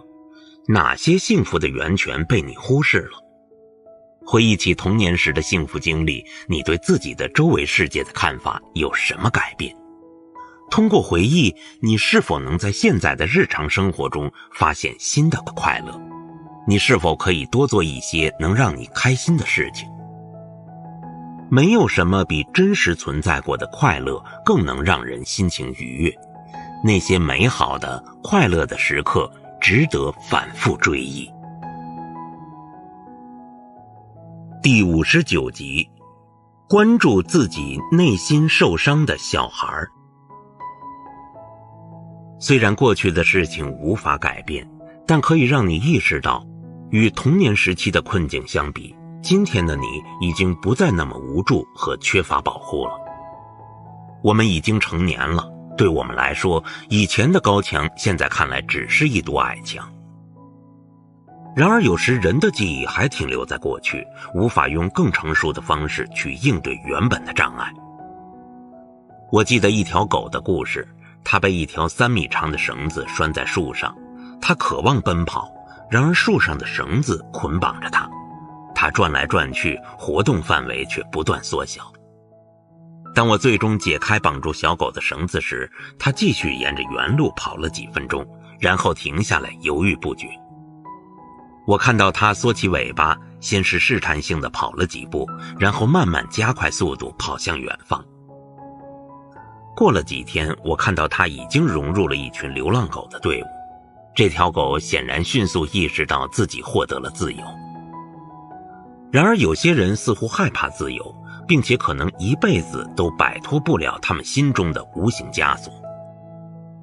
你已经完成了重要的回忆工作，回顾了旧时的感受和需求，能够坦然接受这一切了。现在你可以对自己说，我曾经是如此无助和依赖他人，但这一切已经成为过去。如今我是一个成熟、勇敢、自信的成年人，我有权表达我真正的感受和需求。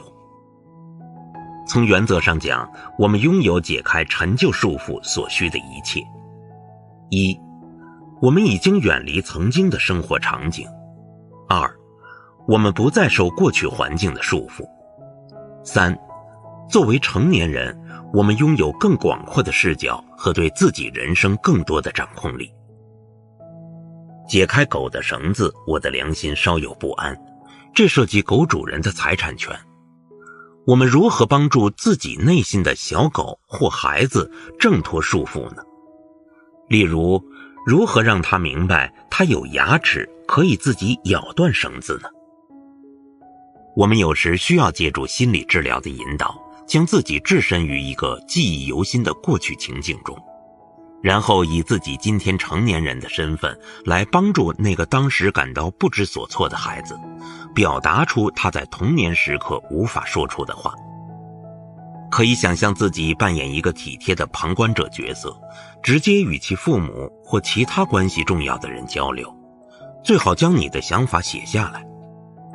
以下要完成的句子涉及重要需求的主题，可以为你提供一些帮助。你的名字，小朋友现在觉得，如果他这样做是想要表达，他需要你的理解。当他怎样时，你认真对待他。如果他，不要让他独自一人，不要责备他，不要嘲笑他，不要忽视他，不要让他感到羞耻。如果他怎样，就让他尝试一些新事物，只要他不伤害到任何人。如果他想怎样，尽量让他在可能的情况下自己做决定。如果他想怎样，请多给他些时间。当他可以独立完成某事时，请不要干涉。当他因为某事感到自豪时，请给予及时的认可。如果他做某事，请不要让他感到有很大的压力。当他做某事时，请尊重他仍然是个孩子的事实。当他做某事时，请设定明确的界限并加以解释。当他做某事时，请尊重他的隐私。当他做某事时，请留意并满足他真正的需求。作为成年人的你，可以说是与父母处于同等地位，这是一个有益的视角转变。从这个立场出发，为受伤的孩子辩护是一种关键的经历。事实上，几乎没有人像父母那样对孩子的感情和思想具有如此大的影响力。打破旧的模式会对现在产生影响，它有助于减轻我们对他人的恐惧，并更好地与自己相处。你可以将其视为一种巨大的解放。通过对自己内心小孩的关怀，我们会更加关注自己的敏感情绪。现在你可能在考虑，我们是否还有重要的话要对父母说？我是否愿意这样做？我是否能够打动他们的心？也许你的父母已经去世或年事已高，你可能不想再给他们增加负担，或者你可能坚信他们不会理解你早年的困扰，只会辩解或淡化问题。如果你的父母仍然健在，你可以考虑跟他们直接对话。随着年龄的增长，他们可能会更加开放和富有同情心。也许你能够观察到，他们今天如何以充满爱的方式与孙辈互动，这可能让你感到有些嫉妒。但最重要的是，你是否能够找到一种方式，表达出在童年沮丧时刻未能说出的话？单单这一点就可能让你如释重负。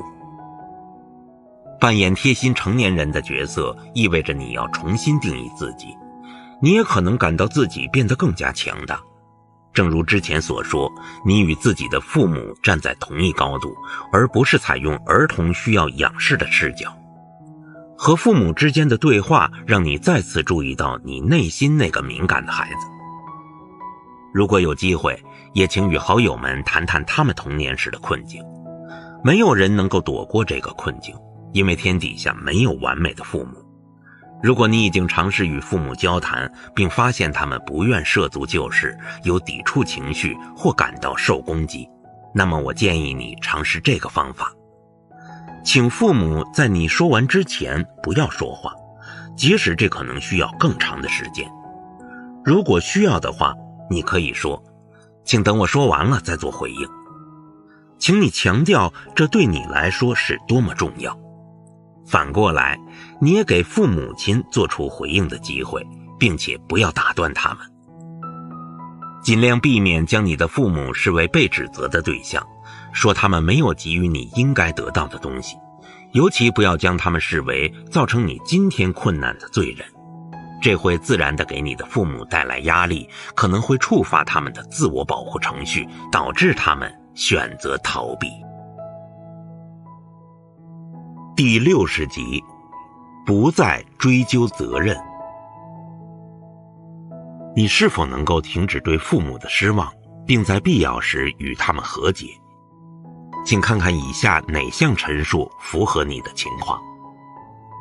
我愿意这样做，如果有机会可以试试看。现在不行，也许以后可以吧。我已经做过所有尝试了，这只会重新揭开伤疤。无法和这些人谈论这种事情，他们否认一切，时机已经错过了，绝对不可能。在这些可能会出现的表达上，你认为哪些符合自己的心声？如果你已经决定与父母或其他有重要关系的人进行对话，那么你就迈出了很大的一步。每个人都知道自己不应该抱怨，已经有经验表明，和解对身心健康有益。如果不能消除过去的失望情绪，不仅会影响与父母的关系，还会影响到我们现在的生活。然而，如果出现以下情况，和解将会变得困难。认为选择和解是软弱的体现，把责任归咎于他人，觉得和解意味着自己可以不负责任，担心新的误解会让自己再次受伤。这些困难可能很难克服，或者现在还不是采取这一步骤的时机。在高度压力或生活满意度较低的时期，和解成功的可能性较小。一旦进入了更平衡的状态，你拥有更强的自信心，就会更容易做出决定。如果你已经愿意和父母或其他人和解，那么你可以采用以下行动：表明自己不必为任何事道歉，尝试用一个旁观者的态度去看待过去的事情，坦然承认你当时的感受。如果你能够理解自己作为一个孩子的处境，那么你也可以尝试理解父母当时的情况。换位思考一下你的父母可能面临着的困难和压力。不要对你的父母有过多期待，请尝试理解他们的自我保护程序。不要过于依赖其他人对你的看法。想一想，你是否也曾经让其他人失望，而他们选择了原谅你。再次回想一下父母给予你的一切美好点滴。第61集，稳定内在平衡，强化你的个性。除了希望在特定的文字困境中更好地处理自己的情绪之外，你还可以设定更长远的目标，发掘自己的更多潜力。因此，让我们再次回顾一下你的需求总结与你的时间和精力分配表，看看它们对于你的内在平衡有何帮助。需求总结，改善平衡的可能性。每个人都希望自身的基本需求和他人的需求和谐共存，这当然是最理想的。然而这种平衡并不是总能达到，它可以作为我们努力的一个目标。在我们的人际关系中，需求之间存在不可调和的紧张关系。这就像是去搭乘一艘船，如果我们装载太多东西，它将失去操纵能力或下沉；如果负载不均，它就会倾斜。每种需求的满足都需要其他需求做出相应的妥协。所谓的需求平衡其实是流动性的。当你审视自己的需求总结表时，你可能想要做出一些改变。由于没有人能够一次性改变一切，我建议你先将你特别重视的那个需求放在重要位置上。让我们仔细地研究一下你的需求总结。为了确定你想要做出哪些变化，以及这些变化将如何影响你的需求平衡，我向你介绍一个由心理学家保尔·赫尔维希开发，并由弗里德曼·舒尔茨·冯·图恩扩展而成的价值四方形。它非常适合概括需求冲突和需求表达这两个主题，并帮助你找到关于基本需求的优先顺序。赫尔维希认为，每种价值观要得到建设性的发展，必须与一个对等的价值观处于平衡的紧张关系中。古希腊哲学家亚里士多德早就提过这样的观点。例如，在人际互动中，坚持自己观点的能力需要通过兼顾他人的能力来补充。坚持自己和关心他人是对立的，他们在辩证关系中相辅相成。如果其中一种特质表现过度，就可能会产生负面性格特征。在我们的例子中，过分强调自我主张可能会被视为自我主张，而过分体谅他人可能会导致完全放弃自我。根据赫尔维希的理论，我们有4种特质，2种是正向特质，它们在辩证关系上互补；2种是负面特质，它们是正向特质的过度表现。这就构成了赫尔维希所谓的价值四边形。这个模型将这4种特质的表现与关系展示出来。上面一层是正面但相矛盾的特质，下面一层则是它们相应的负面表现。箭头表示哪些特质在某种紧张关系中相辅相成。赫尔维希的价值四边形：贯彻力、关心他人、毫无顾忌的自私、放弃自我。如果一个人总是把自己的兴趣放在次要地位，那么他既会缺乏关心他人的能力，也会缺乏坚持自己意见的能力。然而，如果他厌倦了总是迁就他人，并决定以后不再顾及任何人，他可能会走向无情的自我主义。从积极发展的角度来看，对于这个人来说，既要提高对自己的关注，也要能自由选择是否去关注他人。现在让我们将这个想法套用到需求层面，我们可以根据价值四方形创建一个需求四方形。每个需求都不是事情的唯一衡量标准，它总有另一个同样重要的需求与之对立。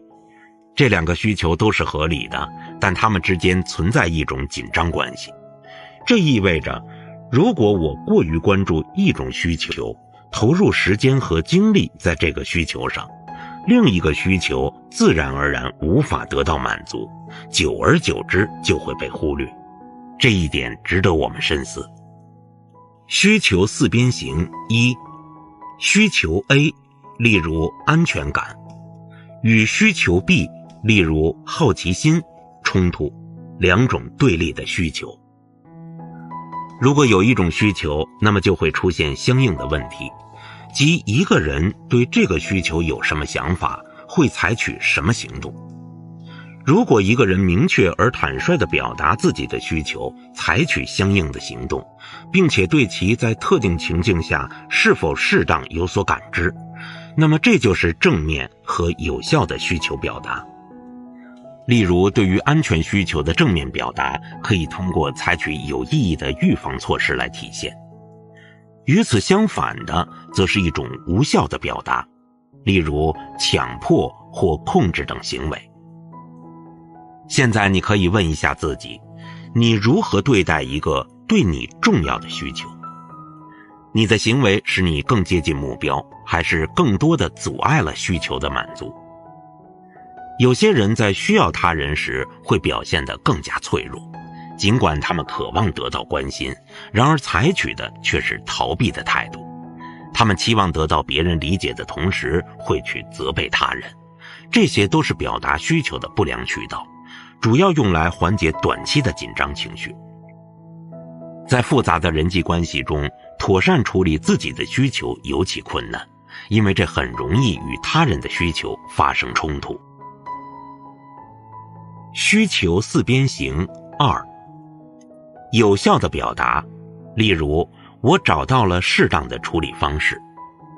有效的表达，例如我尝试了一项新的运动。无效的表达，例如我必须随时控制一切。无效的表达，例如我不停地尝试新事物。一个人两种对立的需求及其表达的方式。我们以自尊心的需求为例，这里有尊重他人的基本需求，作为自尊心的正向对立面。过度关注自尊心可能导致以自我为中心的行为，而过分重视他人则可能导致我们一直去迎合他人。需求四边形三，有效的表达，例如我坚持自己的信念。有效的表达，例如我对他人表示赞赏。无效的表达，例如我总是把自己置于中心。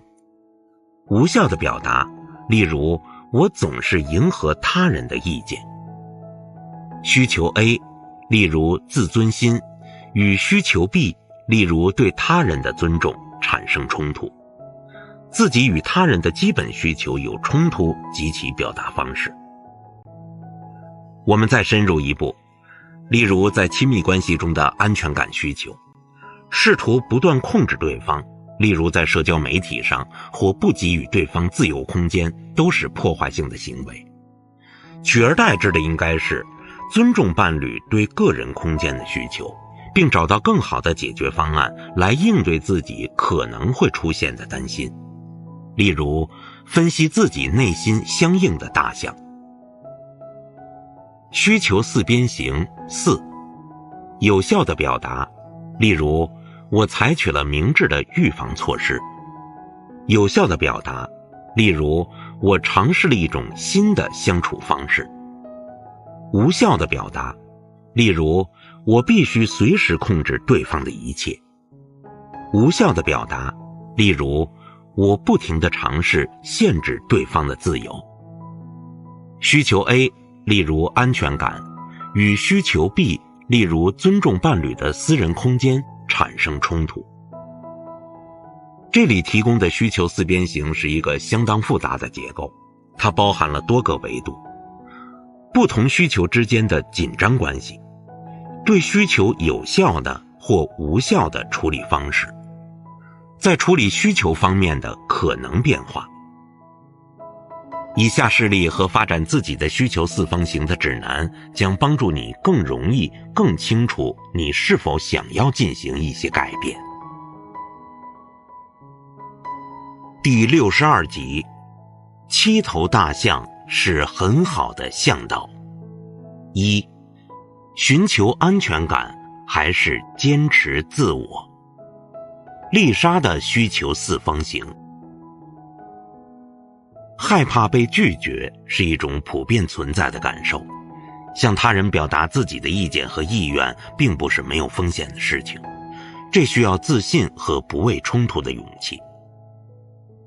丽莎的生活经历告诉她，被拒绝就意味着会失去庇护，这导致她过分努力地想取悦所有人，对他人言听计从。在她的童年时代，她觉得冲突就是灾难，因此她学会了忍气吞声，常常回避争吵。她从没想过要公开表达自己的观点，对她来说，她居然也可以去做这种被她视为自私的事情，这真是一次大发现。需求问卷中的相关答案也帮助她找到了线索，这是发展独立自主的第一步。她的需求四方形显示了这些关系。为了更好地实现独立自主这个目标，她学会了更加关注自己的感受和需求，并克服了与此相关的恐惧和不安。通过一些练习，让自己更有信心，更敢于坚持自己的观点。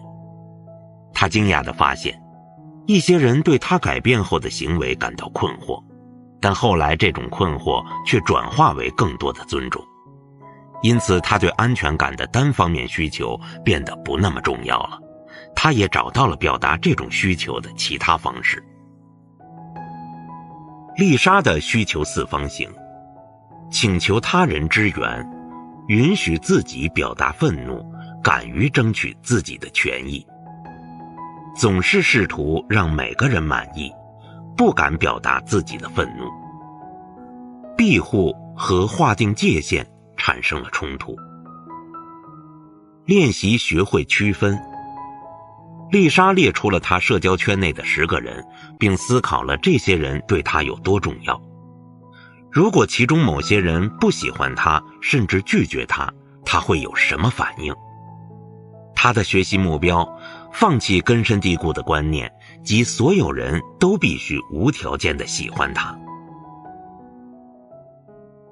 第63集2，受人尊重还是自我尊重？斯特凡的需求四方形。拥有受人尊重的社会地位是许多人的梦想，但是如果这成为自尊心的主要来源，那么就需要不断地通过他人的认可来维持自己的自尊心。一旦缺少这种认可，我们可能会陷入自我怀疑，甚至会导致抑郁或叛逆情绪。斯特凡的需求四方形。为他人提供帮助，为成功完成困难任务感到自豪，以寻衅方式要求他人尊重自己，贬低他人。受他人尊重和自重相互冲突。斯特凡深受这种思维的影响，他通过各种方式来争取受到别人的重视。例如，他通过挑衅的方式要求别人尊重他，这表现出他缺乏自重。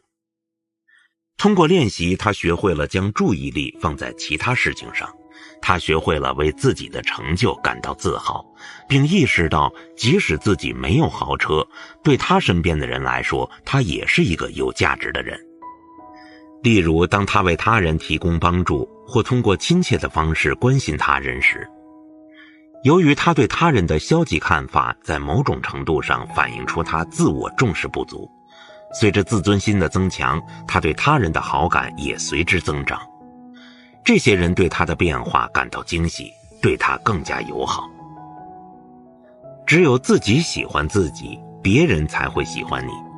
这句话虽然说起来容易，但很多人受到成长环境等诸多因素影响，要做到真正喜欢自己却没那么容易。对斯特凡来说，学会对他人友善，认可自己，这会开启一种积极的循环，并最终使他摆脱原有的恶性循环。练习赞美。斯特凡打算在合适的时机表扬一个经常被他贬低的人。他的学习目标，学会尊重他人。这虽然是一个简单的计划，但是收获颇丰。斯特凡从多方面体验到了积极的感受，他感受到他的赞赏让对方高兴，而对方的积极回应也让斯特凡感到自己是受欢迎的。第64集3，坚持独立自主还是选择相互支持？彼得的需求四方形。解决冲突没有固定的方法，我们必须反复询问自己，是否把他人的需求看得太重而忽视了自我，或者是否过于坚持自我而忽略了他人。当人们以平衡的方式相互关心时，每个人都会感到满足。我们面临的风险是因为过于重视他人而忽视了自己，或者失去了自尊心，情况就会变得糟糕。而这种情况下，我们必须设定边界来抵御不合适的期望，以保持自己的内在平衡。由于彼得妻子的不满，他对坚持自我和稳定亲密关系的需求受到威胁，而他又不能表达出这种感觉。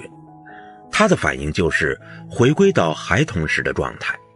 如果他和父母发生冲突，他就会抱怨胃痛，这时他的母亲就会展现出和解的意愿。今天他发出的不是胃痛的信号，而是疲惫的信号，以此表达他害怕失去妻子的爱。尽管表达方式非常不容易辨认，意思是我都这么疲惫了，请善待我，请理解我，不要再苛求我了。当一个人不断强调他很疲惫时，通常表示他需要独处的空间。彼得就是这样。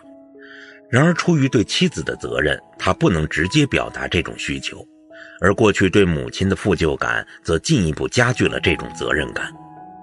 在这个对他来说难以理解的混合需求中，他既不能适当表达对独立空间的需求，也不能请求他人理解他目前的状态，同时他也不能理解自己的妻子。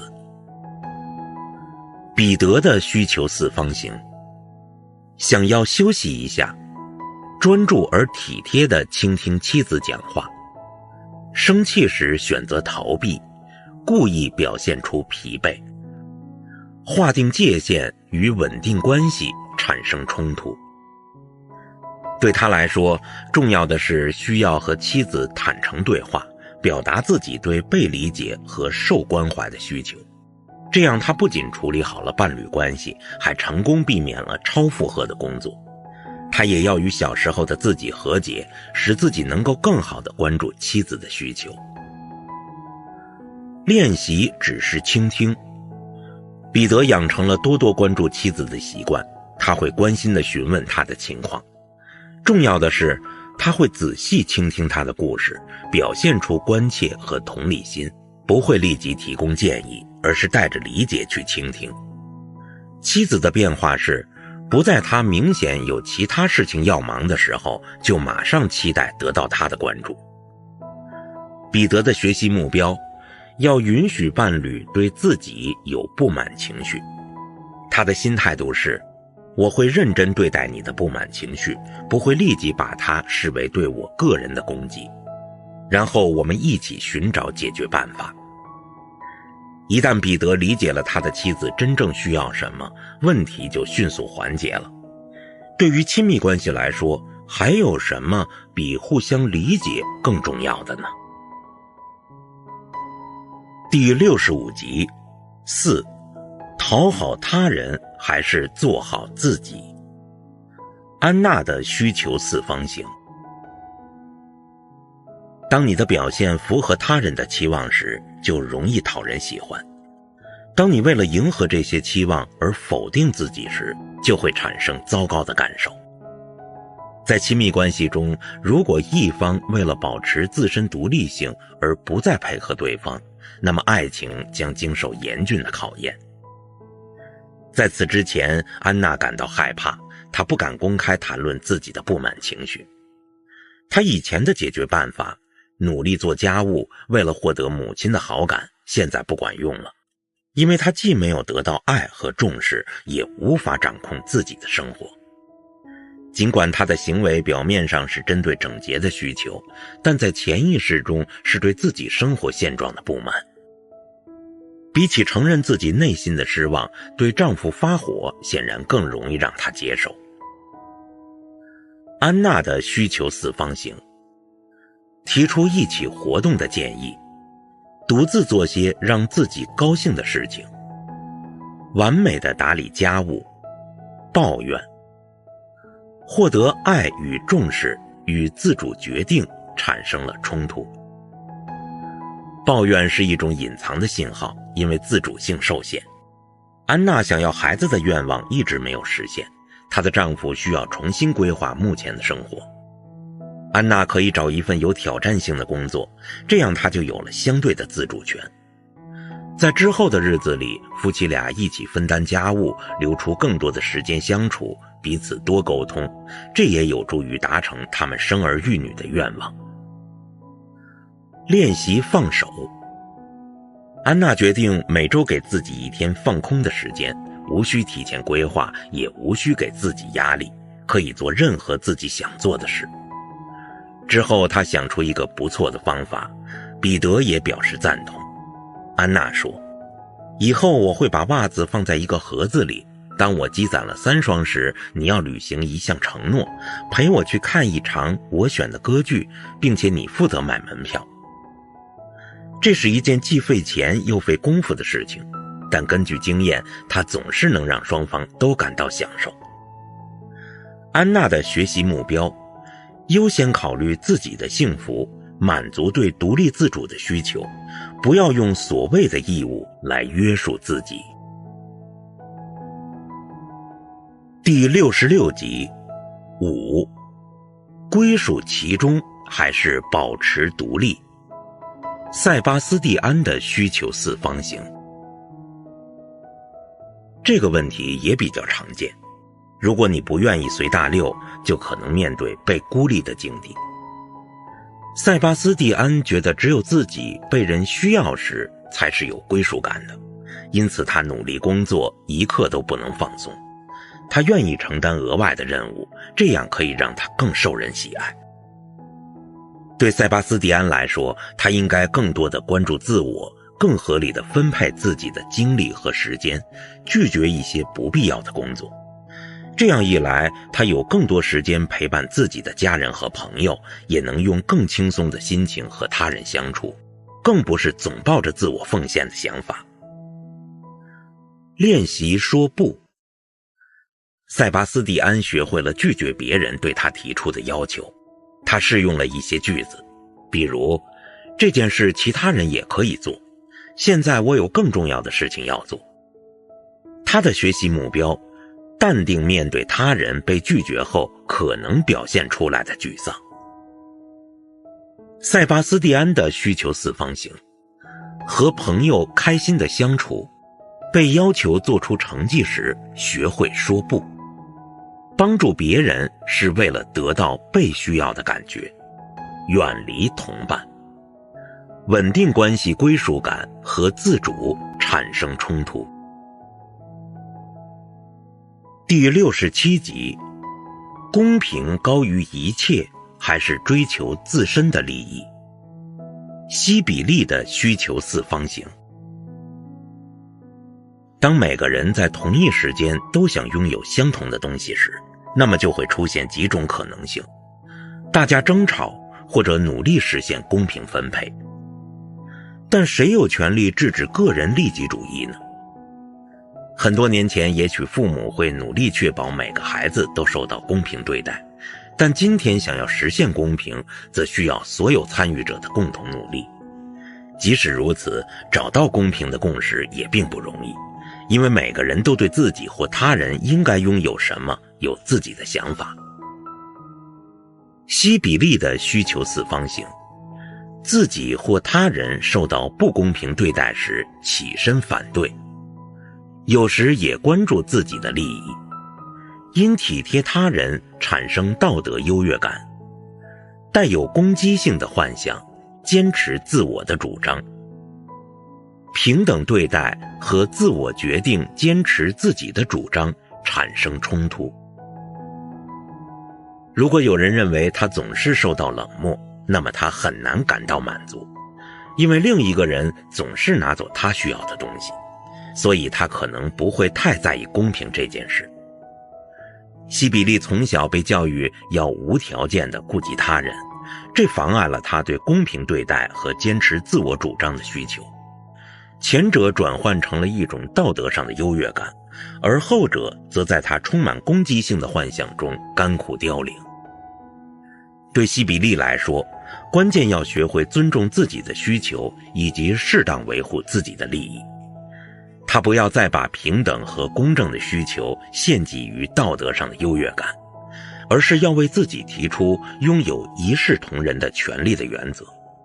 最终他要允许自己偶尔获得某些优待，他还可以尝试在突发的情况下直接发泄情绪，释放压力，让自己轻松。练习坚持自我。西比利可以在排队等候的时候友好地请求别人让他优先一步，因为他有很急的事。他的学习目标，练习以适当的方式公开表达自己的需求，也要学会忍受挫折，不会因为别人的不合作而气馁。第68集7，独自应对还是依赖他人？马库斯的需求四方形。在这里我们遇到的问题是依赖和独立之间的紧张关系。在我们这个分工合作的社会中，每个人都以各种方式依赖于他人，这对我们来说是理所当然的。只有当一些事情不如我们所期待的那样顺利时，我们才会感到不满。比如火车没有按时到站，某种商品已经售罄，有人没有兑现他的承诺。我们可能不会把一些挫折视为个人问题，但在某些情况下，我们会感到自己受到了侮辱。后者造成了某些后果，我们要求得到我们认为应得的东西，去惩罚导致问题的人。例如，我们可能会冷落他，由于失望而回避某人。也许我们可以找到一个建设性的方法，从他人那里得到我们需要的东西，或者接受这种失望。马库斯的需求四方形。在需要的时候寻求帮助，通过乐于助人建立和他人的联系，不需要任何人，想独立应对一切，为防止失望而贬低他人，自主和稳定的关系之间产生冲突。马库斯由于困境而养成的独立生活的能力，最终导致了孤独，这是他为了避免进一步失望而付出的代价。他贬低他人不过是一种酸葡萄反应。为了克服孤独，马库斯意识到需要重新审视自己的生活。作为一名前物业管理员，他在超市公告板贴出他可以提供手工活的广告单，为他人提供帮助，让他有了与人接触的机会。这增强了他的自我肯定感，并为他带来了一些额外的经济收入。通过这种方式，他不再害怕自己会让人失望，因为他提供的帮助是受人欢迎的。在与他人的交往中，他重新发现了自己的社交能力，并纠正了他的消极人际观。最后他也会试着请求别人提供帮助，每一次积极主动的接触都在打破他原有的观念，使他走出自己的家庭洞穴。练习和他人建立联系。在散步时，马库斯偶尔会放开那条活泼闹腾的小狗，让它和其他狗一起嬉戏。这时他有机会与其他狗主人交谈，有时他会向路人询问时间。他的学习目标：体验人际互动中的积极共鸣，重新参与社交生活。第69集，把自己的大象作为有用的向导。均衡的需求表对于你的生活满意度至关重要。你自己的需求四方形也会帮助你更好地调整方向。正如前文所说，你不可能一下子改变一切，因此你先选择一个经常发生的场景，就是说你在那种情况下总是因为小事而情绪激动。正如你现在所知，你的激动情绪指向某一个对你来说尤为重要的基本需求，那么请考虑一下，你的激动情绪所涉及的需求是什么，并为其选择一个适合的名称。可以从需求问卷中选择，或者根据你个人喜欢的概念选择，然后把这个需求，例如职场认可，写在下面的四方形的左侧，作为需求 A。请你拿出本书的需求总结表，检查一下哪些重要的需求基本上没有得到满足。选择一个与需求 A 处于紧张冲突关系的需求，例如，如果我一心追求职场成功，那么我的家庭就会被忽视。也就是说，你希望与你相关的所有人保持稳定的关系。将这个需求写在四方形的右侧，作为需求 B。对许多读者来说，在职场上受到重视是一个核心问题，因此我把它挑出来，并将其放在四方形的左侧。可能与之存在紧张关系，右侧的基本需求是什么？这基本上没有一个标准答案，关键是要看你认为哪个紧张关系对你很重要。这个需求有可能是稳定的家庭关系，或者是希望有足够的时间尝试体育运动，或者是去国外旅游，也或许你只是想摆脱目前枯燥无聊的生活。请根据你的基本需求和愿望列表来重新考虑各种可能性，也许会有多个需求彼此冲突。请你首先选出你想要继续思考的一对矛盾需求，把这个对应的需求写在四方形的右侧。现在还剩下4个角落，用来展示这2种需求的有效和无效的表达。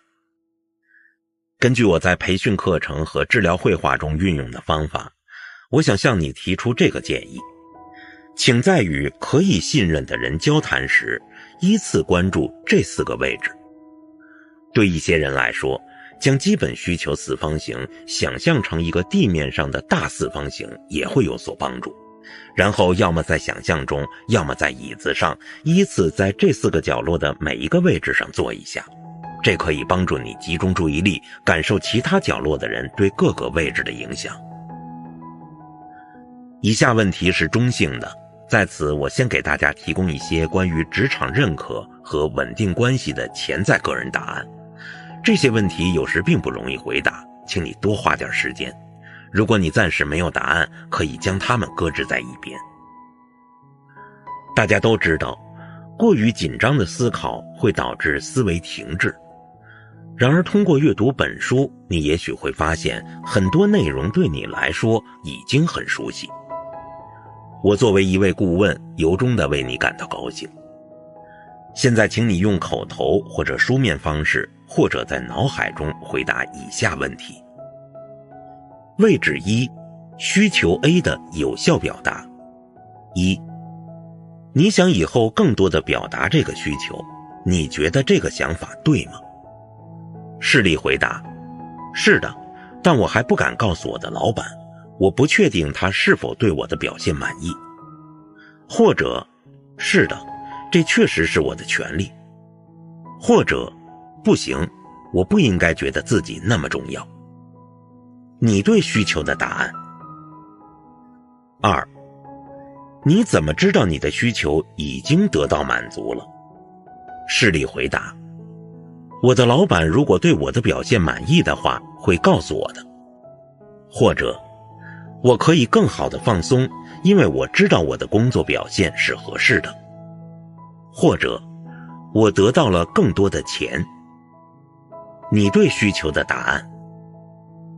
3，你期望哪些人为满足这个需求该做些什么？事例回答：我的老板他应该看出我的努力。或者，客户不应该只在出问题时联系我，他们也应该承认我的付出。或者，我的同事他应该偶尔对我说声谢谢。你对需求的答案。4，你自己可以合理的采取哪些行动来增加满足需求的机会？事例回答：要有勇气更频繁地要求反馈。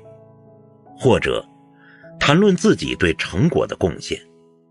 或者，要求涨工资，对领导说这是我应得的。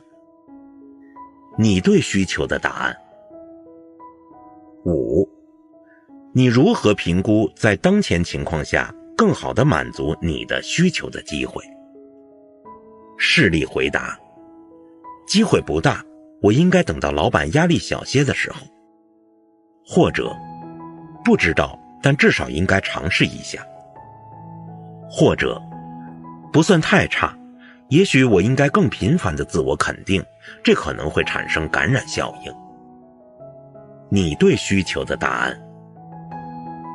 6，有什么可以帮助你，让你觉得尽管需求未被满足，经历了失望，但并未受伤，被冷落？事例回答：批评并不是针对我个人的。或者，这只是我的痛点，那都是陈芝麻烂谷子的事了。或者，我的同事可能不知道，我希望他们认可我的付出。你对需求的答案。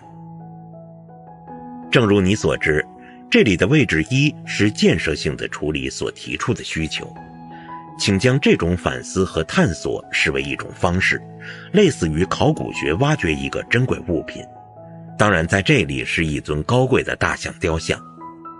由于年代久远，大象的本来面貌需要经过清洗和修复才能如实摆在你面前，这是明晰认知和尊重个体需求的象征。第70集，位置2，需求 A 的无效表达。在你的需求四方形中，这个位置是蚊子与大象问题的起点。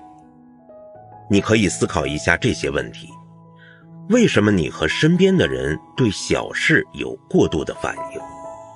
你或同伴如何尝试以陈旧的方式保护自己免受伤害？如果你愿意进行自我批评，这完全可能与一项自我保护计划相抵触。那么通过以下提问，你将再次看到可能存在的问题。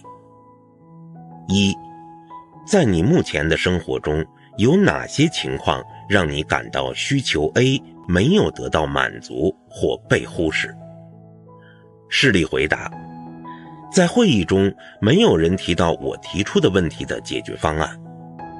或者，为了迅速完成任务，我真应该得到表扬。或者，没有人问我是否在这个项目中需要得到帮助。你对需求的答案。2，这会引发你什么感受？受伤、恐惧、愤怒、放弃、悲伤或其他？你会怎么看待自己和对方？事例回答：如果老板从不对我说什么鼓励的话，我担心他是想要摆脱我，他不大信任我。或者，我就是不够好，我真想哭。或者，我总是在别人需要帮助的时候出现，但我需要帮助时却没人帮我。这些都是自私的人，这让我很生气。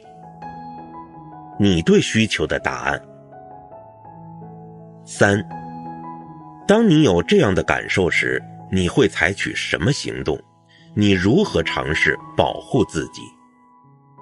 事例回答：我会避开我的老板，或者我会更加努力工作加班，或者我不会抱怨，但我会很不客气。你对需求的答案。4. 你是否认为这是一个过去的自我保护程序？事例回答：什么自我保护程序？我就这样，没法改变。或者，是的，如果我一事无成，我有什么价值？只有绩效最重要。或者，当然，我总是照顾别人，所以我随时都受欢迎。你对需求的答案。5. 你希望你的老板或同伴如何对待你，而他们的实际反应是什么？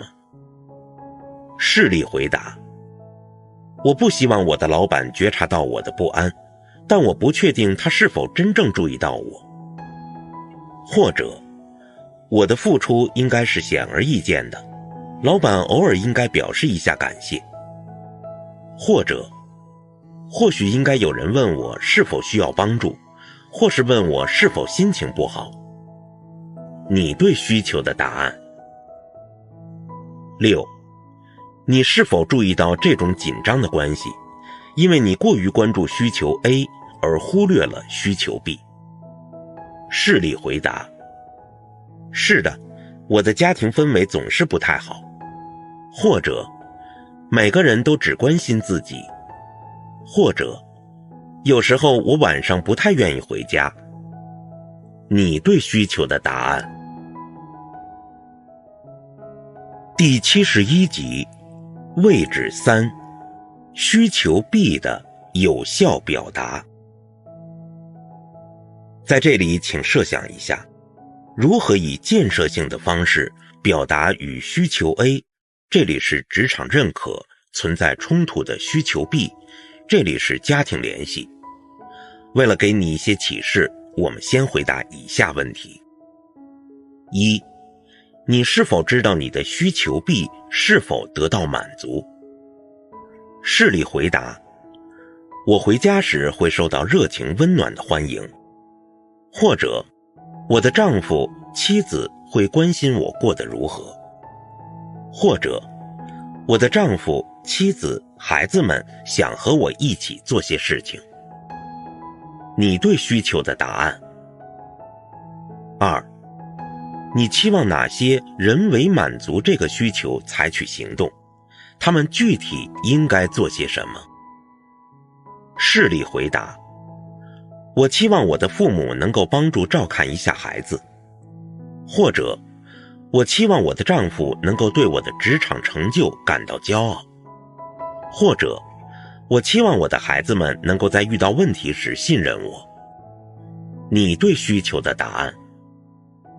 3. 你自己可以采取哪些合理的行动来适当满足你的需求 B？ 事例回答：我可以花更多时间谈谈我们每个人都关心的事情。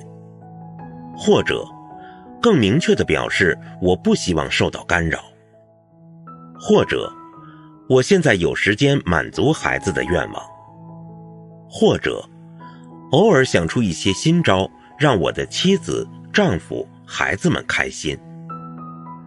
你对需求的答案。4. 你如何评估在当前情况下你的需求能够得到更好满足的机会？事例回答：不错，我只需做我打算做的事情。或者，这需要耐心，我们似乎有点疏远了。或者，我可能需要退一步，孩子们在这个年龄段可能不太关心家庭了。你对需求的答案。5. 对需求 A 的关注是否会导致与需求 B 发生冲突？事例回答：是的，我无法应对所有的期望和现实压力。或者，是的，我经常因为办公室的事情而烦恼，连续几个小时都无法专心听别人说话。或者，是的，但只有通过工作，我才能挣到我们所需的钱。你对需求的答案。6. 你会坦率地谈论这个问题吗？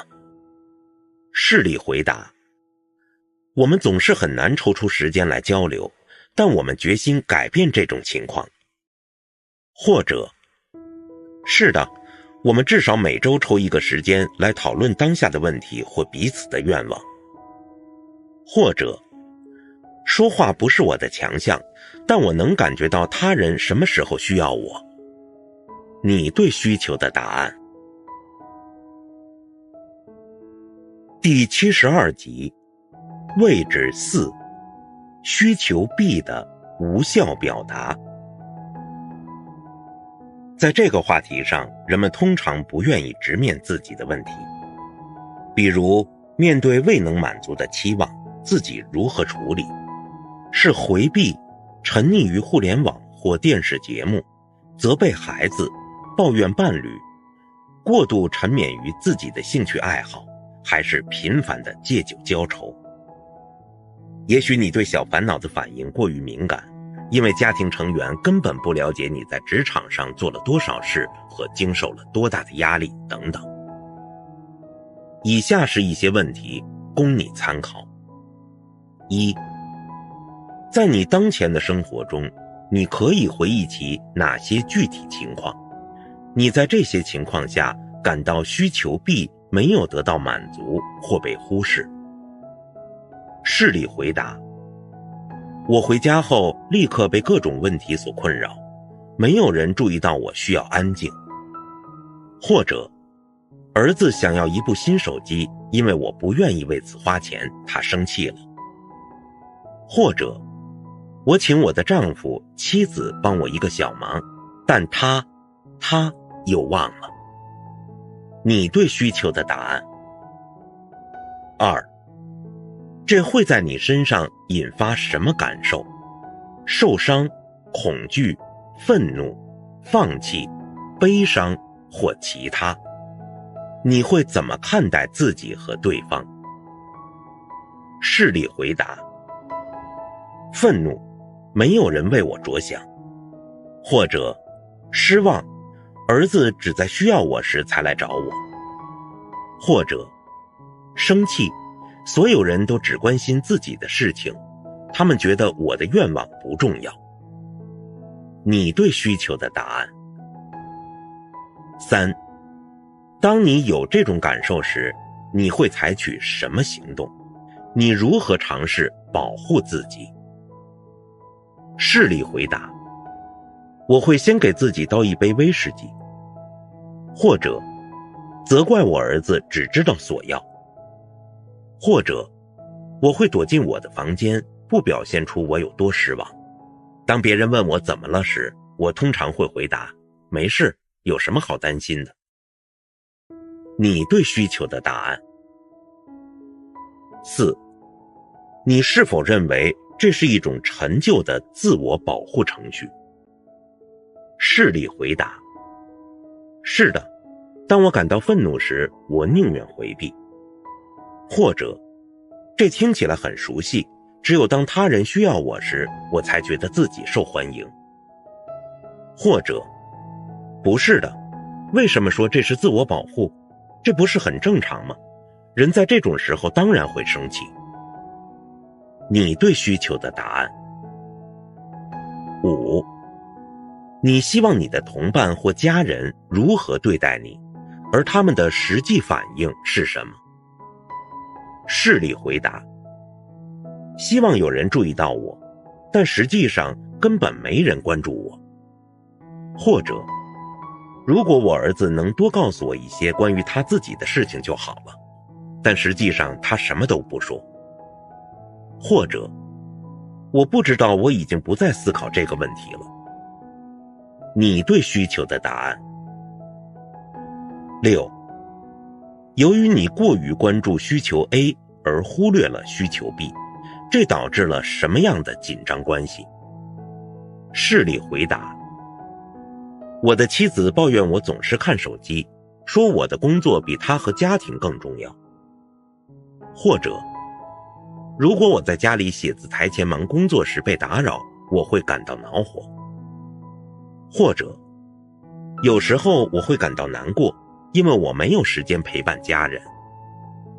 你对需求的答案。为了做出对你个人来说很重要的改变，你还需要画一个或多个标明发展方向的对角线箭头，看看将来哪个需求 A 或 B 应该更受关注。思考一下你如何更清晰、更真实、更恰当地表达这些需求。你在位置1和位置3的回答将为你提供所需的指导，可以画垂直箭头。最好一开始只设定一个发展目标，然后耐心地坚持练习。你的伴侣、朋友、同事等也需要有耐心，也许你可以请他们提供支持。如果你已经花时间回答了对你来说重要的问题，那么你已经成功地看到了你的需求四方形。但是如果还没有，尽可能在以后的某个时候，例如下一次出现文字的时候，回到你的需求主题上来，让这些想法慢慢发酵。当然，这些启发只是我们内心世界和潜在动机的一扇小窗口，它们大部分都隐藏在我们的无意识之中。为了不失去大方向，请将注意力集中在一些与自己生活相关的重要方面，尤其是那些你可以自己掌控的方面。通过需求四方形，你已经为目标明确的行动打下了坚实的基础。接下来，你只需要去做正确的事情。因此，你需要具备一系列能力。当然，也许你已经具备了这些能力，只是还没有意识到而已。或者你可以继续学习，并问自己，如果想要被认真对待，得到关注，得到支持，受到重视，具体可以做些什么？除了现有的自我保护程序，是否有更好的策略加以补充或做出替代？我在这里提供的这些解决方案的事例，希望对你有所帮助。正如这里对范例中尊重需求的分析，你完全可以尝试用不同的方法去分析所有的需求。首先，不要陷入老一套无效的行为模式，你要像你希望的那样在森林中呼唤，这样就会得到回声。其次，要友善地对待他人，关注他人，建立和维护与他人的关系，说一些好话，赞美他人，表达感谢，认可他人的成就，给他人提供支持，给予他人你自己希望得到的东西，然后明确立场，勇敢坚守自己的价值观，不要隐藏自己的光芒，勇于承担责任，不要轻易看不起他人，忍受偶尔的挫折。所有这些也会增强你的自尊心。那么受此启发后，你还有什么其他想法吗？提醒一下，在任何情况下都要考虑以下方面。1. 如果因为所谓的小事而动怒，请你自问，你需要什么？对方需要什么？或者我们两人在这种情况下真正需要什么？现在什么对我、他、我们的情绪最有益？是被认真对待吗？你对自己的感受和需求越关注，越能够感受他人的感受，就越不容易因琐事而发生争执。2. 请注意当下的情境是否真的适合你来表达自己的意愿，你的需求是否与他人的痛点发生冲突。如果双方都试图以退缩或攻击性的方式保护自己，那么双方都处于妨碍解决问题的状态，并且问题会通过不断升级的紧张局面恶化。在局面恶化之前，请约定一个停止信号。3. 在双方比较平静而且没有时间压力的时候，尽量定期与对你来说重要的人谈论彼此的愿望。在这个过程中，不要相互指责，这只会激活各自的自我保护程序。4. 请立刻开始行动，因为开始就是成功的一半。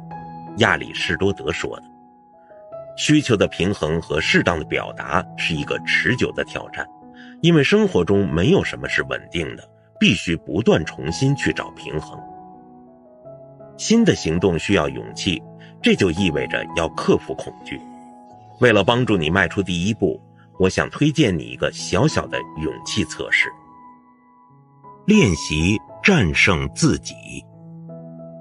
做一些挑战自我的事情，比如打一个电话，谈及拖延已久难以启齿的话题，打开心房，允许自己发表一次批评意见，承认自己的一个弱点或错误，说出自己一直没说出口的愿望。发挥你的想象，记录下所有的想法，然后进行选择。今天就尝试这个勇气挑战吧，也许你会发现它很有趣，然后你可能会渴望做更多的尝试。每一次战胜恐惧的微小成功都会增加你的自信心，因为勇气能够激发更多的勇气。第73集，更好地分配精力和时间，去做让你真正感到满足的事情。当一个人意识到自己的生活被很多不重要的事情占据，而且这些事情影响到了自己的生活，那就是需要做出改变的时候了。例如，想象一下，每天的文书工作或需要处理的大量电子邮件，这是日常的生活中不断增加的行政管理负担。如果生活能简化一些，就会有更多时间来做真正能够带来满足感的事情。因此，我们需要合理规划自己的时间。通过探索自身，你就有机会逐渐调整自己的需求平衡，这样你就不会在错误的地方用错误的方式为某事而奋斗，而可以更轻松地在其他方面以其他方式来实现目标。这里的更轻松并不一定意味着投入更少的能量，但请记住，你所做的事情与你的能力、价值体系以及真正重要的需求越一致，它对你的幸福感就越有帮助。有针对性的努力和成功的体验，甚至可以成为你额外能量的源泉。你了解自己的现状，也知道自己想要达到的目标。根据你感兴趣的主题，你现在掌握了通向内在平衡的有用指南。这些指南可以帮助你回答以下问题。1. 你认为在哪些领域投入了太多的精力，而这些精力并没有可持续地满足重要需求？参见第118页，现在状态下你的时间和精力分配与基本需求的关系表格。2. 鉴于你的基本需求，这些精力更应该投在哪些领域？参见第119页，理想状态下你的时间和精力分配与基本需求的关系表格。3. 你的文字与大象这个话题展示出你的哪一种需求？它与哪一种另外的重要需求存在紧张关系？参见209页及之后你的需求四方形。这样，你已经将生活中所有的重要领域收入视野中，就像一部相机。我们现在来尝试一下变焦功能。首先拉近大象的特写镜头，然后用广角拍摄你的整体需求和精力分布。现在请聚焦生活中的一个领域，在这里你可以采取一些具体措施，以平衡你在需求平衡表中列出的2项需求。这样，我们再次回到你的大象身上。如果你想更重视与你的大象有关的需求，那么我建议你重新规划自己的时间精力分配。现在还有什么会影响你的精力分配呢？我们已经探讨了你自身存在的一些障碍，并采取了一些措施来排除它们。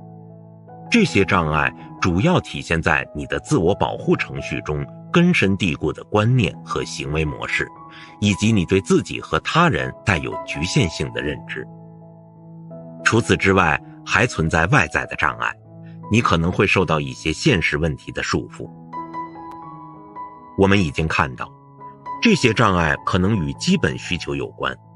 在职场领域，它们可能涉及经济安全、养老金、社会地位或对自己能力的认可；而在私人生活中，它们可能涉及你在家庭、朋友圈或俱乐部中的归属感。也许你不想错过其中任何一项，愿意为此付出时间和精力，尽管有时候你会觉得有点应付不过来。当然，也有可能你暂时会接受需求的不平衡，因为对你来说，某种需求在当下是最重要的。例如，你正在准备一场重要的考试，你正在盖房子，你准备迎接新工作的挑战，你刚从身体状况差或疾病中恢复过来，你要抚养孩子，照顾近亲。总之，你要处理类似的临时优先事项。尽管目前你可能会错过一些事情，但由于你当时的承诺，你必须咬牙挺过这个艰难时期。然而一旦特定的和以达到主要目标为目的的时期结束，重新走出这些单方面需求的框架就会更加重要。怎样分配自己的时间、精力，能让你更好地满足你关注的这两项需求？首先考虑一些你可以马上着手的微小变化。你可以参考以下建议：将一些任务分配给他人，更清晰地看待他人对你的某些期望。每天早晨问自己一个问题：我今天可以为自己的身心健康做些什么？同时多留意日常生活中的小乐趣。有时给予和接受一样美好，想一想，你是否可以让某人感到高兴，或为他人提供帮助？对于那些必须的想法，保持质疑。给自己一些休息时间或缓冲时间，为你自己充电。尝试从你之前认为是浪费时间的某些活动中找到积极的一面。例如，割草可以锻炼身体，重新粉刷房间可以让自己身心愉悦，修理房屋证明你心灵手巧。也许你可以尝试独自做某件事情，或者向和你趣味相投的人倾诉，你会发现对方其实能够理解你。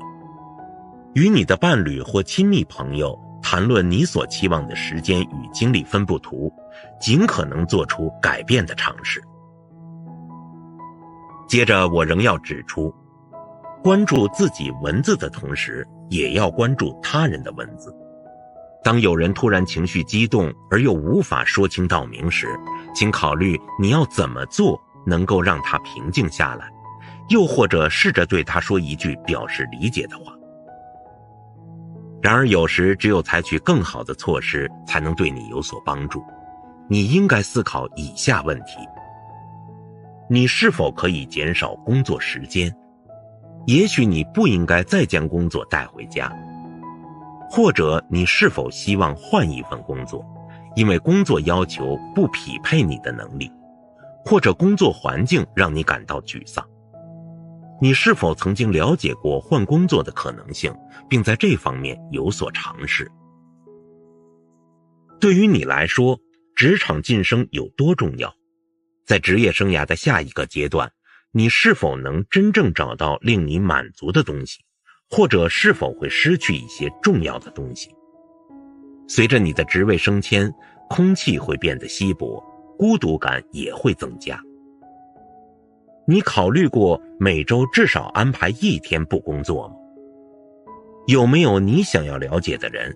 有哪些人与你失去了联系？什么原因导致你们彼此疏远？请试着邀请对方见面聚会。你是否经常与对你并不重要的人见面？如果是的话，可以考虑减少这类社交，留出更多时间给真正重要的人。你是否失去了曾经的兴趣或爱好？你是否一直有想要尝试的爱好？也许你可以想想小时候的梦想，有什么事情今天仍然可以给你带来童趣和快乐？你是否有冲动参与一项公益事业，与其他人一起做有意义的事情，能让人感到自己是有价值的？请记录下你的想法，让你所希望的能量分配和基本需求成为你的向导。最好根据你的选择为每周制定计划，按照在接下来的几天里，什么对我有益，我如何实现它的原则来制定计划。基本需求，我能做什么？在几周之后，请再次思考关于你的基本需求的问题。新的活动是否改变了重要需求的满足程度？你的需求四方形中的2个需求是否以平衡的方式得到了满足？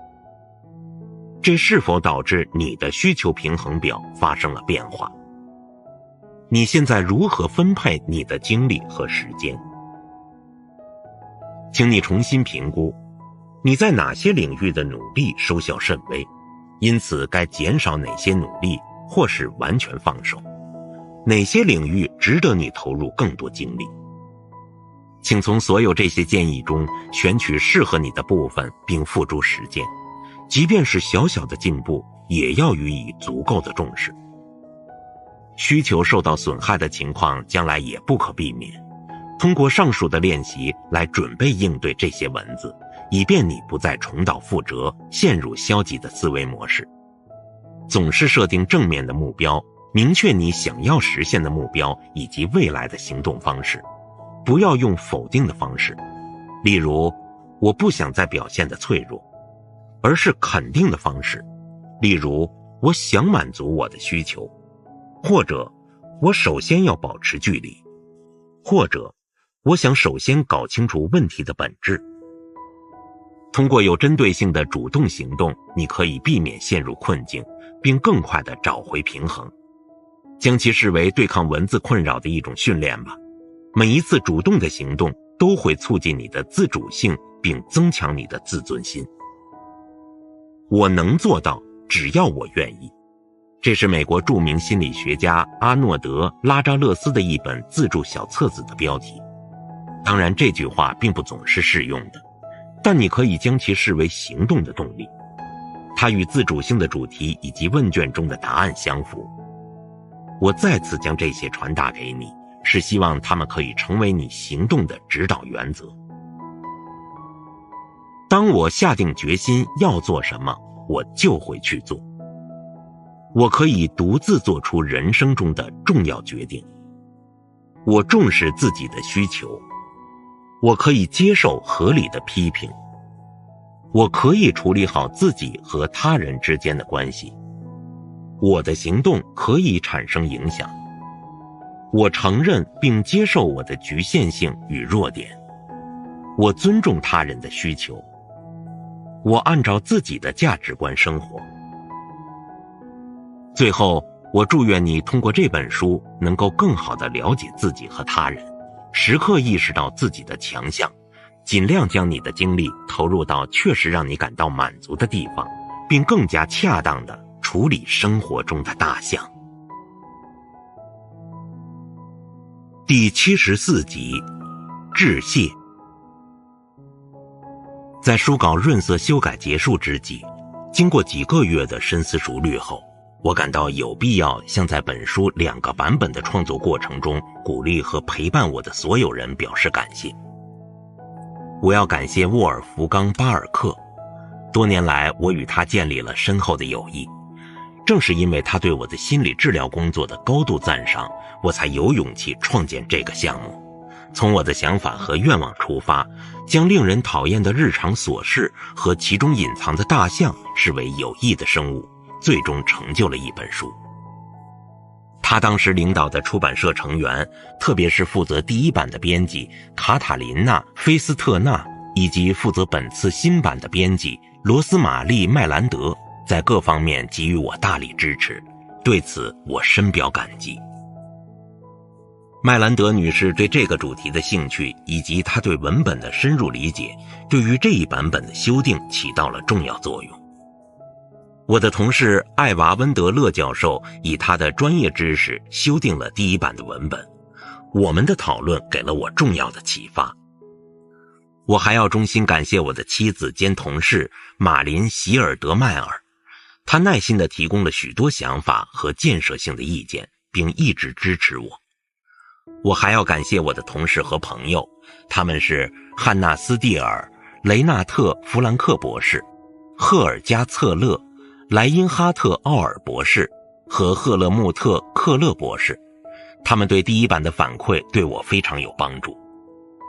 此外，在与海因里希·贝尔巴克尔教授关于筋膜治疗的研讨会和讨论中，以及我自己作为导师和研讨会导师的培训活动中，我还获得了许多思想上的灵感。这本书的内容离不开我的来访者们，在近40年的时间里，通过我们之间充满信任的对话，他们与我分享了这些生活经历和思考。亲爱的读者，现在我将它们传递给你，希望对你有所帮助。